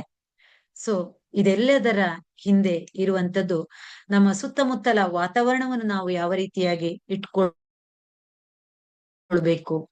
ಸಮಾಜದಲ್ಲಿ ಒಂದು ಹೆಣ್ಣನ್ನು ನಾವು ಯಾವ ರೀತಿಯಾಗಿ ನೋಡ್ಕೊಳ್ಬೇಕು, ತನ್ನ ತಾಯಿ ಹೇಗೆ ತನಗೆ ಒಂದು ಹೆಣ್ಣು, ತನ್ನ ಮನೆಯಲ್ಲಿರುವ ಅಕ್ಕ ತಂಗಿ ತಮಗೆ ಹೇಗೆ ಒಂದು ಹೆಣ್ಣು ಮಗಳಾಗಿ ನಾವು ನೋಡ್ತೇವೆಯೋ, ಅದೇ ರೀತಿ ಸಮಾಜದಲ್ಲಿ ಕೂಡ ಪ್ರತಿಯೊಂದು ಹೆಣ್ಣು ಮಗುವನ್ನು ನಾವು ಗೌರವ ಭಾವನೆಯಿಂದ ನೋಡಿದಾಗ ಬಹುಶಃ ಈ ಎಲ್ಲ ಸಮಸ್ಯೆಗಳಿಗೆ ಪರಿಹಾರ ಸಿಗ್ತದೆ ಎನ್ನುವಂಥದ್ದು ಭಾವನೆ. ಇನ್ನೊಂದು, ಗಂಡು ಹೆಣ್ಣು ಎನ್ನುವಂತಹ ತಾರತಮ್ಯ, ಬಹುಶಃ ಇದನ್ನು ನಾವು ಕೇವಲ ಸಮಾಜದಲ್ಲಿ ಮಾತ್ರ ನೋಡ್ತಾ ಇಲ್ಲ, ನಾವು ಮನೆಯಲ್ಲೂ ಕೂಡ ನಾವು ಕೆಲವೊಂದು ಸಲ ನೋಡ್ತಾ ಇದ್ದೇವೆ. ಇಂದಿನ ಆಧುನಿಕ ಕಾಲಘಟ್ಟದಲ್ಲಿ ಮನೆಯಲ್ಲಿ 1-2 ಮಕ್ಕಳು ಇರುವಂತಹ ಸಂದರ್ಭದಲ್ಲಿ ಅದು ಕಡಿಮೆ ಇರ್ಬೋದೋ ಏನು, ಆದ್ರೆ ಅಲ್ಲೋ ಇಲ್ಲೋ ಇಂದಿಗೂ ಕೂಡ ಹೆಣ್ಣು ಗಂಡು ಎನ್ನುವಂತಹ ತಾರತಮ್ಯವನ್ನು ನಾವು ಇಂದಿಗೂ ಕೂಡ ನಾವು ಕಾಣ್ತಾ ಇದ್ದೇವೆ. ಸೊ ಇದು ಮೊದಲು ತೊಲಗ್ಬೇಕು. ಮನೆಯಲ್ಲಿ ಒಂದು ಉತ್ತಮವಾದಂತಹ ವಾತಾವರಣ. ಬಹುಶಃ ಇದಕ್ಕೆ ಕೂಡ ಕಾರಣ ಇರುವಂತದ್ದು ನಾವು ಆ ಅವಿಭಕ್ತ ಕುಟುಂಬದಿಂದ ವಿಭಕ್ತ ಕುಟುಂಬಕ್ಕೆ ಬಂದದ್ದು ಎನ್ನುವುದರಲ್ಲಿ ಕೂಡ 2 ಮಾತಿಲ್ಲ. ಸೊ ಹಾಗಾಗಿ ಹೆಣ್ಣಿಗೆ ಸಮಾಜದಲ್ಲಿ ಯಾವ ರೀತಿಯ ಸ್ಥಾನಮಾನವನ್ನು ಕೊಡ್ಬೇಕು, ಗೌರವವನ್ನು ಕೊಡ್ಬೇಕು ಎನ್ನುವುದನ್ನು ನಾವು ಹಿರಿಯರಿಂದ ಬಹಳಷ್ಟು ವಿಚಾರಗಳನ್ನು ತಿಳಿತಾ ಹೋಗ್ತೇವೆ. ಇದರ ಜೊತೆಗೆ ನಾವು ಆ ಹೆಣ್ಣು ಮಕ್ಕಳನ್ನು ನೋಡುವಂತಹ ದೃಷ್ಟಿಕೋನ ಬದಲಾದಾಗ, ಹೆಣ್ಣು ಮಕ್ಕಳ ಭಾವನೆಗಳಿಗೆ ಬೆಲೆ ಕೊಟ್ಟಾಗ, ಹೆಣ್ಣು ಮಕ್ಕಳನ್ನು ಗೌರವದಿಂದ ಕಂಡಾಗ ಬಹುಶಃ ನಾವು ಸಮಾಜದಲ್ಲಿ ಒಂದು ಒಳ್ಳೆಯ ಸ್ವಸ್ಥ ಸಮಾಜವನ್ನು ಕಾಣ್ಲಿಕ್ಕೆ ಸಾಧ್ಯ. ಪ್ರಕೃತಿಯ ನಿಯಮವನ್ನು ನೋಡ್ತಾ ಹೋದಾಗ ಹೆಣ್ಣು ಮತ್ತು ಗಂಡು ಎರಡೂ ಕೂಡ ಪ್ರಕೃತಿಯ ಸಮಾನವಾದ ಸೃಷ್ಟಿಗಳು. ಎಲ್ಲಿ ಹೆಣ್ಣು ಇರ್ತಾಳೋ, ಎಲ್ಲಿ ಗಂಡು ಇರ್ತಾನೋ, ಅದು ಎರಡೂ ಕೂಡ ಸಮಾನವಾಗಿ ಸಮಾಜದಲ್ಲಿ ಕಾಣಿಸ್ಕೊಂಡಾಗ ಮಾತ್ರ ಪ್ರಕೃತಿಯ ಆ ಒಂದು ಸೃಷ್ಟಿ ಪರಿಪೂರ್ಣ ಆಗ್ಲಿಕ್ಕೆ ಸಾಧ್ಯ ಇದೆ. ಆ ನಿಟ್ಟಿನಲ್ಲಿ ಶಿಕ್ಷಣವನ್ನು ಸರಿಯಾದ ರೀತಿಯಲ್ಲಿ ಸದುಪಯೋಗ ಪಡಿಸ್ಕೊಂಡಾಗ, ಕಾನೂನನ್ನು ಸರಿಯಾದ ರೀತಿಯಲ್ಲಿ ಸದುಪಯೋಗ ಪಡಿಸ್ಕೊಂಡಾಗ, ಇಷ್ಟೆಲ್ಲ ಹೆಣ್ಣು ಮಕ್ಕಳ ಬಗ್ಗೆ ನಾನು ಹೇಳ್ತಾ ಹೋದಾಗ ಇಲ್ಲೊಂದು ಪ್ರಶ್ನೆ ನನಗೆ ಕಾಣ್ಲಿಕ್ಕೆ ನೀವು ಕೊಟ್ಟಂತ ಇದ್ರಲ್ಲಿ ಸಿಕ್ಕಿತ್ತು. ಹೆಣ್ಣು ಮಕ್ಕಳಲ್ಲಿ ಒಂದು ನಿಮಿಷ, ನಾನು ಪ್ರಶ್ನೆಯ ಕಡೆ ಗಮನ ಕೊಡ್ತೇನೆ. ನನಗೆ ಆ ಪ್ರಶ್ನೆಯ ಬಗ್ಗೆ ಒಂದಿಷ್ಟು ವಿಚಾರಗಳನ್ನು ಹೇಳ್ಬೇಕು ಎನ್ನುವಂತ ಒಂದು ಭಾವನೆ ಕೂಡ. ಒಂದು, ಹೆಣ್ಣು ಮಕ್ಕಳು ಸ್ವಾವಲಂಬಿಯಾಗಿ ಬದುಕುವುದು ಹೇಗೆ ಎನ್ನುವಂತ ವಿಚಾರಗಳು ಬರುವಂತದ್ದು. ಅದು ಆರ್ಥಿಕವಾಗಿ ಇರ್ಬೋದು, ಅಥವಾ ಸಾಮಾಜಿಕವಾಗಿರ್ಬೋದು, ರಾಜಕೀಯವಾಗಿರ್ಬೋದು, ಧಾರ್ಮಿಕವಾಗಿ, ಎಲ್ಲಾ ರೀತಿಗಳಲ್ಲಿ ಕೂಡ ಹೆಣ್ಣು ಮಕ್ಕಳು ಯಾವ ರೀತಿಯಾಗಿ ತಮ್ಮ ಬದುಕನ್ನು ಕಟ್ಟಿಕೊಳ್ಬೇಕು, ಸ್ವಾವಲಂಬಿಗಳಾಗ್ಬೇಕು. ಸೊ ಆ ಕಾರಣಕ್ಕಾಗಿ ಹೆಣ್ಣು ಮಕ್ಕಳಿಗೆ ಇವತ್ತು ಶಿಕ್ಷಣವನ್ನು ಜಾಸ್ತಿ ಕೊಡ್ಬೇಕು ಅಂತ ಹೇಳ್ತಾರೆ. ಯಾಕಂದ್ರೆ ನಾನು ಯಾವಾಗ್ಲೂ ಹೇಳೋ ಒಂದ್ ಮಾತಿದೆ, ಎಲ್ಲರಿಗೂ ಒಳ್ಳೆಯ ಗಂಡ ಸಿಗ್ತಾರೆ, ಎಲ್ಲರಿಗೂ ಒಳ್ಳೆಯ ಅಪ್ಪ ಅಮ್ಮ ಸಿಗ್ತಾರೆ, ಎಲ್ಲರಿಗೂ ಒಳ್ಳೆಯ ಸಮಾಜ ಸಿಗ್ತದೆ ಅಂತ ಹೇಳಕ್ ಆಗಲ್ಲ. ಅಂತ ಸಂದರ್ಭದಲ್ಲಿ ಸ್ವಾವಲಂಬಿಯಾಗಿ ತನ್ನ ಬದುಕನ್ನು ಕಟ್ಟಿಕೊಳ್ಬೇಕಾದಂತ ಅನಿವಾರ್ಯತೆ ಹೆಣ್ಣು ಮಕ್ಕಳಲ್ಲಿ ಇರ್ತದೆ. ಸೊ ಹಾಗೇನೆ ಹೆಣ್ಣು ಮಕ್ಕಳು ಆರ್ಥಿಕವಾಗಿ ಸದೃಢವಾಗುವಂತದ್ದು ಕೂಡ ಅಷ್ಟೇ. ಅದು ಕೇವಲ ಗೌರ್ಮೆಂಟ್, ಸರ್ಕಾರಿ ಉದ್ಯೋಗ, ಖಾಸಗಿ ಉದ್ಯೋಗ, ಕಂಪನಿಗಳು, ಈ ರೀತಿಯ ಉದ್ಯೋಗ ಮಾತ್ರ ಅಲ್ಲ, ಸ್ವ ಉದ್ಯೋಗವನ್ನು ಮಾಡುವ ಮೂಲಕ ಕೂಡ ಹೆಣ್ಣು ಮಕ್ಕಳು ತಮ್ಮ ಬದುಕನ್ನು ಕಟ್ಟಿಕೊಳ್ಳಿಕ್ಕೆ ಸಾಧ್ಯ ಇದೆ. ಇನ್ನೊಂದು ಪ್ರಶ್ನೆ ನನಗೆ ಈಗ ಅದು ಸಿಗ್ತಾ ಇಲ್ಲ. ಹೆಣ್ಣು ಮಕ್ಕಳು ಅತಿಯಾದ ರೀತಿ ಯಾವುದೋ ಒಂದು ಪ್ರಶ್ನೆಯನ್ನು ನಿನ್ನೆ ಕೇಳಿದ್ರಿ. ಮಕ್ಕಳಲ್ಲಿ ಯಾರಾದ್ರೂ ಆ ಪ್ರಶ್ನೆಯನ್ನು ನಿಮ್ಗೆ ನೆನಪಿದ್ರೆ ಕೇಳ್ಬಹುದು. ಒಂದು ನಿಮಿಷ, ನಾನು ಅದನ್ನು ಗಮನಿಸ್ತೇನೆ.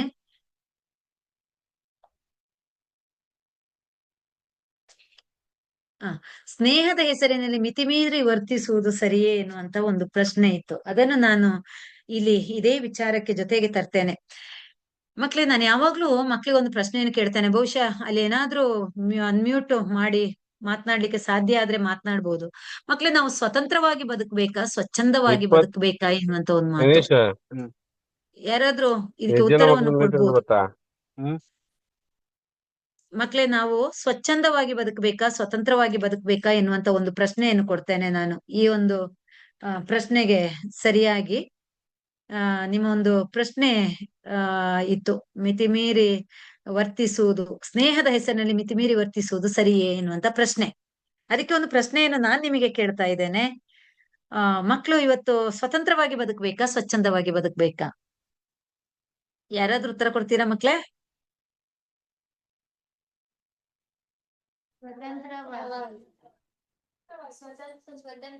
ಯಾವ್ದಾದ್ರೂ ನಿಲಯದವರು ಏನಾದ್ರೂ ಸಾಧ್ಯ ಆದಲ್ಲಿ ಈ ಪ್ರಶ್ನೆಗೆ ಉತ್ತರವನ್ನು ನಾನು ಅಲ್ಲಿ ಕೊಡ್ತೇನೆ.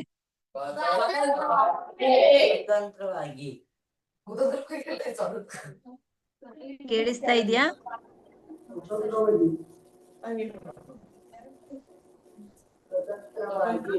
ಜನರು ಇವತ್ತು ಸ್ವಚ್ಛಂದವಾಗಿ ಬದುಕಬೇಕಾ, ಸ್ವತಂತ್ರವಾಗಿ ಬದುಕಬೇಕಾ?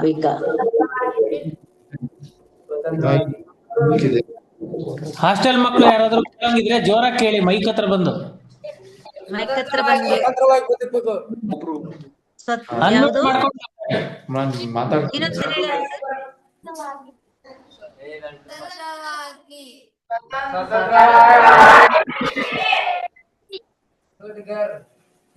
ಸ್ವತಂತ್ರವಾಗಿ,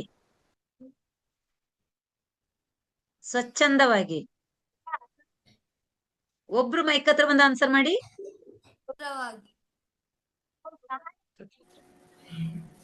ಸ್ವತಂತ್ರವಾಗಿ.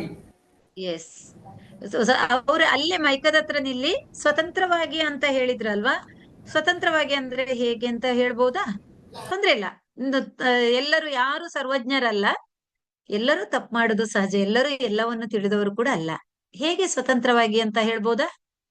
ಯಾಕೆ ಸ್ವಚ್ಛಂದವಾಗಿ ಬದುಕಬಾರ್ದು? ನಿಮಗೆ ಸ್ವಚ್ಛಂದ ಆಯ್ತು, ಉತ್ತರ ಬೇಡ, ಪ್ರಶ್ನೆ ಕೇಳ್ತೇನೆ. ಯಾಕೆ ಸ್ವಚ್ಛಂದವಾಗಿ ಬದುಕಬಾರ್ದು? ಸ್ವಚ್ಛಂದ ಅಂದ್ರೆ ಚಂದ ಅಲ್ವಾ? ಸ್ವಚ್ಛಂದವಾಗಿ ಬದುಕೋದು. ಸ್ವತಂತ್ರ ಇದ್ರೇನೆ ಸ್ವಚ್ಛವಾಗಿರ್ಬೋದು. ಮಕ್ಳು ಆನ್ಸರ್ ಮಾಡಿದ್ರು ಅಂತ ಭಾವಿಸ್ತೇನೆ. ಎಸ್, ನೀವು ಸ್ವಚ್ಛಂದ ಅಂದ್ರೆ ಸ್ವಚ್ಛ ಅಂತ ತಗೊಂಡ್ರಿ. ಇರ್ಲಿ ಮಕ್ಳೇ, ವೆರಿ ಗುಡ್. ಹೌದು, ನೀವು ಯಾವ ರೀತಿ ಯಾವ್ದು ಉತ್ತರ ಕೊಟ್ರಿ ಗೊತ್ತಿಲ್ಲ, ಒಂದಂತೂ ತಿಳ್ಕೊಳ್ಳಿ. ಒಂದ್ಸಲ ನಿಮ್ಮ ಎಲ್ರು ಹೆಚ್ಚಿನವ್ರು ಕಾಣಿಸ್ತಾ ಇದ್ದೀರಾ ನನಗೆ. ನಿಮ್ಮ 2 ಕೈಗಳನ್ನು ಮೇಲಕ್ಕೆ ಮಾಡಿ, ನನ್ನ ಪ್ರಶ್ನೆಗೆ ಮಾತ್ರ ಉತ್ತರ ಕೊಡಿ. 2 ಕೈಗಳನ್ನು ಮೇಲಕ್ಕೆ ಮಾಡಿ, ನಿಮ್ಮ ಕೈಯ ಬೆರಳುಗಳನ್ನ ಅರಳಿಸಿ ಅಲ್ಲಿ ಚೆನ್ನಾಗಿ ಅಲ್ಲಾಡಿಸಿ. ಮಕ್ಳೇ, ಇದೇನ್ ಗೊತ್ತಾ? ಇದೊಂದು ಅರಳುವ ಹೂಗಳು. ಇದು ಅರಳುವ ಹೂಗಳು. ನಿಮ್ಮ ನಿಮ್ಮ ನಿಲಯಗಳಲ್ಲಿ ಅರಳುವ ಹೂಗಳು, ಶಿವಮೊಗ್ಗ ಜಿಲ್ಲೆಯ ಅರಳುವ ಹೂಗಳು. ನೀವು ಈ ಎಷ್ಟ್ ಚೆನ್ನಾಗಿ ನೋಡಿ ಅರಳ್ತಾ ಇದೆ ಅಲ್ವಾ ಹೂವು? ನಿಮ್ಮ ಬದುಕನ್ನು ಕೂಡ ಇದೇ ರೀತಿ ಕಟ್ಟಿಕೊಳ್ಬೇಕಾಗಿದೆ. ಆ ಹೂ ಯಾವತ್ತೂ ಕೂಡ ಮುದುಡಿ ಹೋಗ್ಬಾರ್ದು. ಕೈ ಕೆಳಗಾಕಿ. ಎಸ್, ಈ ಹೂ ಇದೇ ರೀತಿ ಕೈ ಕೆಳಗಾಕಿ. ಈ ಹೂ ಇದೇ ರೀತಿ ಅರಳ್ತಾ ಇರ್ಬೇಕಿದ್ರೆ ನಮ್ಮ ಬದುಕು ಸ್ವತಂತ್ರವಾಗಿರ್ಬೇಕು. ವೆರಿ ಗುಡ್ ಆನ್ಸರ್ ಹೇಳಿದ್ರಿ. ಯಾವ ಹಾಸ್ಟೆಲ್ ಅವರು ಗೊತ್ತಾಗ್ತಾ ಇಲ್ಲ. Very good answer. ಸ್ವತಂತ್ರವಾಗಿ ಬದುಕಬೇಕು, ಸ್ವಚ್ಛಂದವಾಗಿ ಬದುಕೋದು. S Ashwini, good. ಸ್ವಚ್ಛಂದವಾಗಿ ಬದುಕೋದು ನಾನ್ ಕಂಡುಕೊಂಡ ಪ್ರಕಾರ, ನೀವುಗಳು ಹೇಗೆ ಕಂಡುಕೊಳ್ತಿರೋ ಗೊತ್ತಿಲ್ಲ, ಒಂದು ಚಿಟ್ಟೆ ಮಾತ್ರ ಸ್ವಚ್ಛಂದವಾಗಿ ಬದುಕ್ತದೆ. ಆ ಚಿಟ್ಟೆ ಪತಂಗ, ಬಟರ್ಫ್ಲೈ. ಅದು ನಿಮ್ಮ ತಲೆಯ ಮೇಲೆ ಬೇಕಾದ್ರೂ ಬಂದೀಗ ಕೂತ್ಕೊಳ್ಬಹುದು. ನೀವು ನಿಮ್ಮ ತಲೆಯ ಮೇಲಿಂದ ಹಾರಿಸಿದ್ರೆ ಇನ್ನೊಬ್ಬರ ತಲೆಯ ಮೇಲೆ ಹೋಗಿ ಅದು ಕೂತ್ಕೊಳ್ತದೆ, ಓಡೋದಿಲ್ಲ. ಅಥವಾ ನೀವು ಅದನ್ನು ಹಿಚುಕಿ ಸಾಯಿಸ್ಬೇಕಷ್ಟೆ. ಅದೇ ಯಾವುದೇ ಪ್ರಾಣಿ ಆಗ್ಲಿ ಮನುಷ್ಯನಾಗ್ಲಿ, ಒಂದು ನಾಯಿ ಮನೆಯೊಳಗೆ ಬಂದ್ರೆ ನಾವು ಅದನ್ನು ಓಡಿಸಿದಾಗ ಅದು ಓಡಿ ಬಿಡ್ತದೆ, ಅದಕ್ಕೆ ಗೊತ್ತಿದೆ ಅಲ್ಲಿ ಅಪಾಯ ಇದೆ ಅಂತ. ಆದ್ರೆ ಚಿಟ್ಟೆಗೆ ಗೊತ್ತಾಗಲ್ಲ, ಅದು ಸ್ವಚ್ಛಂದವಾಗಿ ಬದುಕ್ತದೆ. ಅದು ಬೇಕಿದ್ರೆ ಸಾಯ್ಲಿಕ್ಕೂ ರೆಡಿ ಇರ್ತದೆ. ಅದೇ ಒಂದು ಹಕ್ಕಿ ಹಾರಾಡ್ತಾ ಇದೆ ಅಂದ್ರೆ, ಏನೋ ಒಂದು ಅಡ್ಡ ಬಂತಂದಾಗ ಅದಕ್ಕೆ ಗೊತ್ತಾಗ್ತದೆ, ತಪ್ಪಿಸ್ಕೊಂಡು ಹೋಗ್ತದೆ. ದನ ಹೋಗ್ತಾ ಇದ್ದಾಗ ಏನೋ ಒಂದು ತೊಂದರೆ ಇದೆ ಅಂತ ಆದಾಗ ಸ್ಟಾಪ್, ನಿಂತು ಬಿಡ್ತದೆ. ಮನುಷ್ಯನಂತೂ ಕೇಳೋದೇ ಬೇಡ. ಸೊ ಹಾಗಾಗಿ ಅದೆಲ್ಲವೂ ಸ್ವತಂತ್ರವಾಗಿ ಬದುಕುವಂಥದ್ದು. ಹಾಗೇನೆ ಮನುಷ್ಯ ಸ್ವತಂತ್ರವಾಗಿ ಬದುಕಬೇಕು. ಅರ್ಥಾತ್ ನಮಗೆ ಸಂವಿಧಾನ ಅಂತ ಒಂದು ಸೃಷ್ಟಿಯಾಗಿದೆ. ಸಂವಿಧಾನ ಏನ್ ಹೇಳ್ತದೆ ಅಂತ ಹೇಳಿದ್ರೆ, ಒಂದಿಷ್ಟು ನಿಯಮಗಳ ಒಳಗೆ ನೀನು ಸಮಾಜದಲ್ಲಿ ಬದುಕಬೇಕು ಅಂತ. ಆ ನಿಯಮಗಳ ಒಳಗೆ ಬದುಕುವುದೇ ಸ್ವತಂತ್ರವಾಗಿ ಬದುಕುವಂಥದ್ದು. ಆ ನಿಯಮಗಳನ್ನು ಮೀರಿ ಬದುಕುವಂಥದ್ದೇ ಸ್ವಚ್ಛಂದವಾಗಿ ಬದುಕುವಂಥದ್ದು. ಹಾಗಾಗಿ ನೀವು ಹೇಳದಂತ ಉತ್ತರ ಸರಿಯಾಗಿದೆ. ಈ ಪ್ರಶ್ನೆಗೆ ಕೂಡ ನಾನು ಇದೇ ಇದರಲ್ಲಿ ಉತ್ತರವನ್ನು ಕಂಡುಕೊಳ್ತೇನೆ.